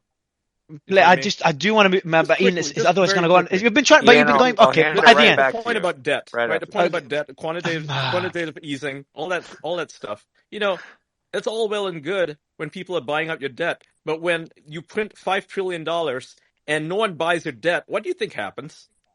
Okay, well, till that happens, it hasn't happened yet. It's because this is a whole discussion. It's a very. It happened during the pandemic. Nobody can trust the American economy anymore because you guys don't know how to fucking manage it. All right, so I want to go. Okay, but Ian, actually, Joe wants to respond. So please, Aaron, you said. I do want to get the clarity on this before I end. About the proxy war argument. Can you elaborate what you mean here? Because I think I misunderstood. Yeah. So, look, we have tried to fight wars for, I would argue, 50 years in ways that were less than 100%. We have tried to hedge in terms of aggressiveness and what we were willing to commit to particular war efforts. And in some conflicts, we did that a lot more than in others. In many of our conflicts since World War II, we have certainly committed a lot in terms of a lot of American lives. But there were opportunities to sort of complete the job where, for various political reasons, and various concerns about, not wanting to lose too many American lives, which are obviously important concerns, we hesitated or we pulled back. But war is an all or nothing proposition, right? It doesn't mean So I think then I understood now. What do you mean all or nothing proposition? So if Russia and the US, or Russia and US and China end up getting into a conflict, you're saying either like there's a dispute that they did not resolve. You're saying, okay, if you want to get into a conflict, go into an all-out direct conflict between two nuclear powers? Because proxy wars are bullshit. Any war is bullshit, even though sometimes it's necessary. But I just don't see that proxy, either go all in or nothing sounds pretty scary. No, what I'm saying, so first of all, let me clarify. I don't mean that everything is permissible in war. I don't think it's ever okay to drop an atomic bomb on a city and incinerate an entire civilian population. So I don't want to be misunderstood in that regard. What I want to say is that when we're engaging in these conflicts in ways that attempt to achieve our purposes by instrumentalizing people on one side or another of the conflict to achieve our aims, if we want to push back on Russia, but we don't want to get our hands dirty. Let's just send a bunch of really sophisticated weapons to the Ukrainians and have them fight our conflict for us. Well, are we at war with Russia or are we not? Or are we doing something else entirely in Ukraine that really has nothing to do with the territory that is under dispute in that particular war? Russia and Ukraine are at war. This is a hot war. This is not a diplomatic situation. This is not a situation of economic conflict where people can sit down at the negotiating table and engage in sophisticated, complex, multilateral game of three-dimensional chess to achieve particular economic aims. This is a war. This is people shooting at each other and killing at each other, trying to take over a particular territory or trying to maintain a particular territory. When you're involved in that, you cannot play video games. We cannot run around the globe, thinking that by throwing money around or by throwing sanctions around, which only harm the poor and disadvantaged populations of the world, by the way, that we can just move the chess pieces around the board through the exercise of this kind of soft power. We've tried that for 50 years, and it's resulted in a hell of a lot of bloodshed, sometimes American blood. But what if the alternative? So without the proxy wars during the Cold War, the alternative would be peace or nuclear conflict. So I'm just saying maybe there's a place for. Sorry, Mario. No. Let me clarify. I'm not in favor of nuclear conflict either. What I'm saying is these are two sovereign nations that are at war. We don't have any NATO. It's actually more. It's none of our business. That's the point. It's none of the U.S.'s business. Is that the? Well, if we choose to make it our business, then we should get in there and go to war. But this is where I disagree. This is where I disagree. I think I agree with. I'm not saying I agree with the fact that it's none of our business. I think it's a plausible argument. I just don't know whether I agree with it or not. It's too complex for me. And for pretty much all of us here, we're not sitting behind the scenes and seeing all the intelligence. Again, I think everything's too complex. I'm not against. Look, again. I just want to finish the point about proxy wars. The point I want to make there, Aaron, is the same way there's a place for wars, as Sebastian was saying earlier. It's a good. Even though I'm anti-war, war is necessary, and I think it's just stupid to say for a country doesn't need a military or should never go to war. I agree. Sometimes it is necessary want to avoid genocide and stuff. But also proxy wars, which again I despise. I was born in a country that was completely destroyed by proxy wars. But I think sometimes it's necessary. It's better, the best of two evils. Where US and you said, okay, either go in boots on the ground. I think none of us could imagine the outcome of this. Now, I know the better outcome, the point you're making is like just don't get involved. I think this is what you're implying in the way you've said it. And some would agree, some would disagree. But I think there is a middle ground between not getting involved at all and going into direct war. I'm not saying we should get involved. I'm just saying there's like on one side is Ian. On one side there's Ian saying we should not get involved, which I agree with. Okay? Well, I agree it's a good argument. Exactly. Hey, look, it's a good argument of not getting involved. There's another good argument of we should get involved. So China, Taiwan, etc. That's another argument which we're not going to have right now. But I'm saying that these are two extreme arguments, and generally, truth is somewhere in the middle. In most arguments, it's not binary. Truth is somewhere in the middle, and you've kind of always been that voice, that non-binary voice, Aaron, in previous spaces. So what I'm saying, proxy wars could be that place in the middle. It's disgusting. It's ugly. It's hard for people within a country that's involved. Like people in the US don't really relate to the damage that the US is causing when they're involved in a proxy war. All this is valid, but it's not just that, sometimes it is necessary. Mario, America's starting these proxy wars. That's another argument. This is a fair point. Yeah, this is started it. Yeah, right under Victoria Nuland, she started this whole. Yeah, thing. I know. This is the industrial. I know, man. I know. There will probably be a Ukraine that is neutral to NATO and neutral to Russia. this would be what would be going on right I now. know, But I know. instead, you let But the just fucking nationalists, the Nazis take over. Ian. But I know. I think it's a very valid point. And sometimes the U.S. getting involved is leading towards, Causes sometimes this to happen, if we send soldiers right now, if there's a genocide happening in an African country, and I think the U.S. I keep saying the U.S. sends soldiers there to maintain peace, purely to stop from both sides. I know. I'm just saying. I know. I'm just saying. Let's say. I'm just saying. Let's say the U.S. does that. Okay. Let's say the U.S. sends soldiers there. It's an involvement that makes sense. If the U.S. sends soldiers in a country that triggers war, I know. But I'm so Aaron, just to kind of wrap it up. Do you know what you're? Let me just insert one more consideration. Yeah, go ahead, Aaron. I do want to wrap it up, please. Specific, talking about the last 50 years, I understand is very broad, and I could think of 60 objections to that broad, sweeping statement myself. So, I'm trying to talk about a general trend of the uniparty neoliberal. Again, I think Democrats and Republican administrations have both been involved in this kind of gamesmanship, this kind of American imperium. Let's move the chess pieces around the board of the globe. And we always think we're doing it in a way that's really savvy and skillful and nuanced and so forth.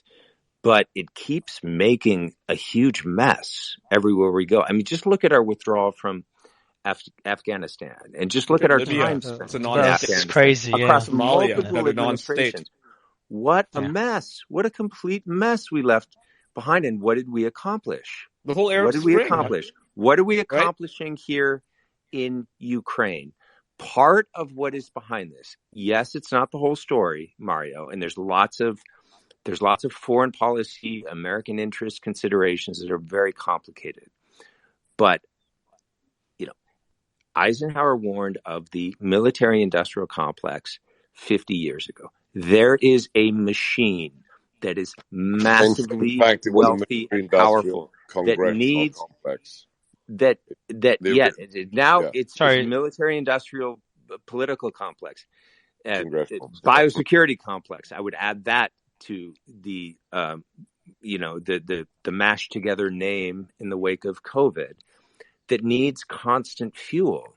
And the constant fuel is war. It's foreign wars. It's war on terrorism. It's war on invisible viruses. It's war on fill in the blank, whatever comes next. And every time we keep feeding this machine, the Leviathan grows. And all I can see, by and large, for the most part, maybe we prevented some massive evils over the last 50 years. I don't think so. But perhaps here and there, we prevented some real disasters or evils with this kind of gamesmanship.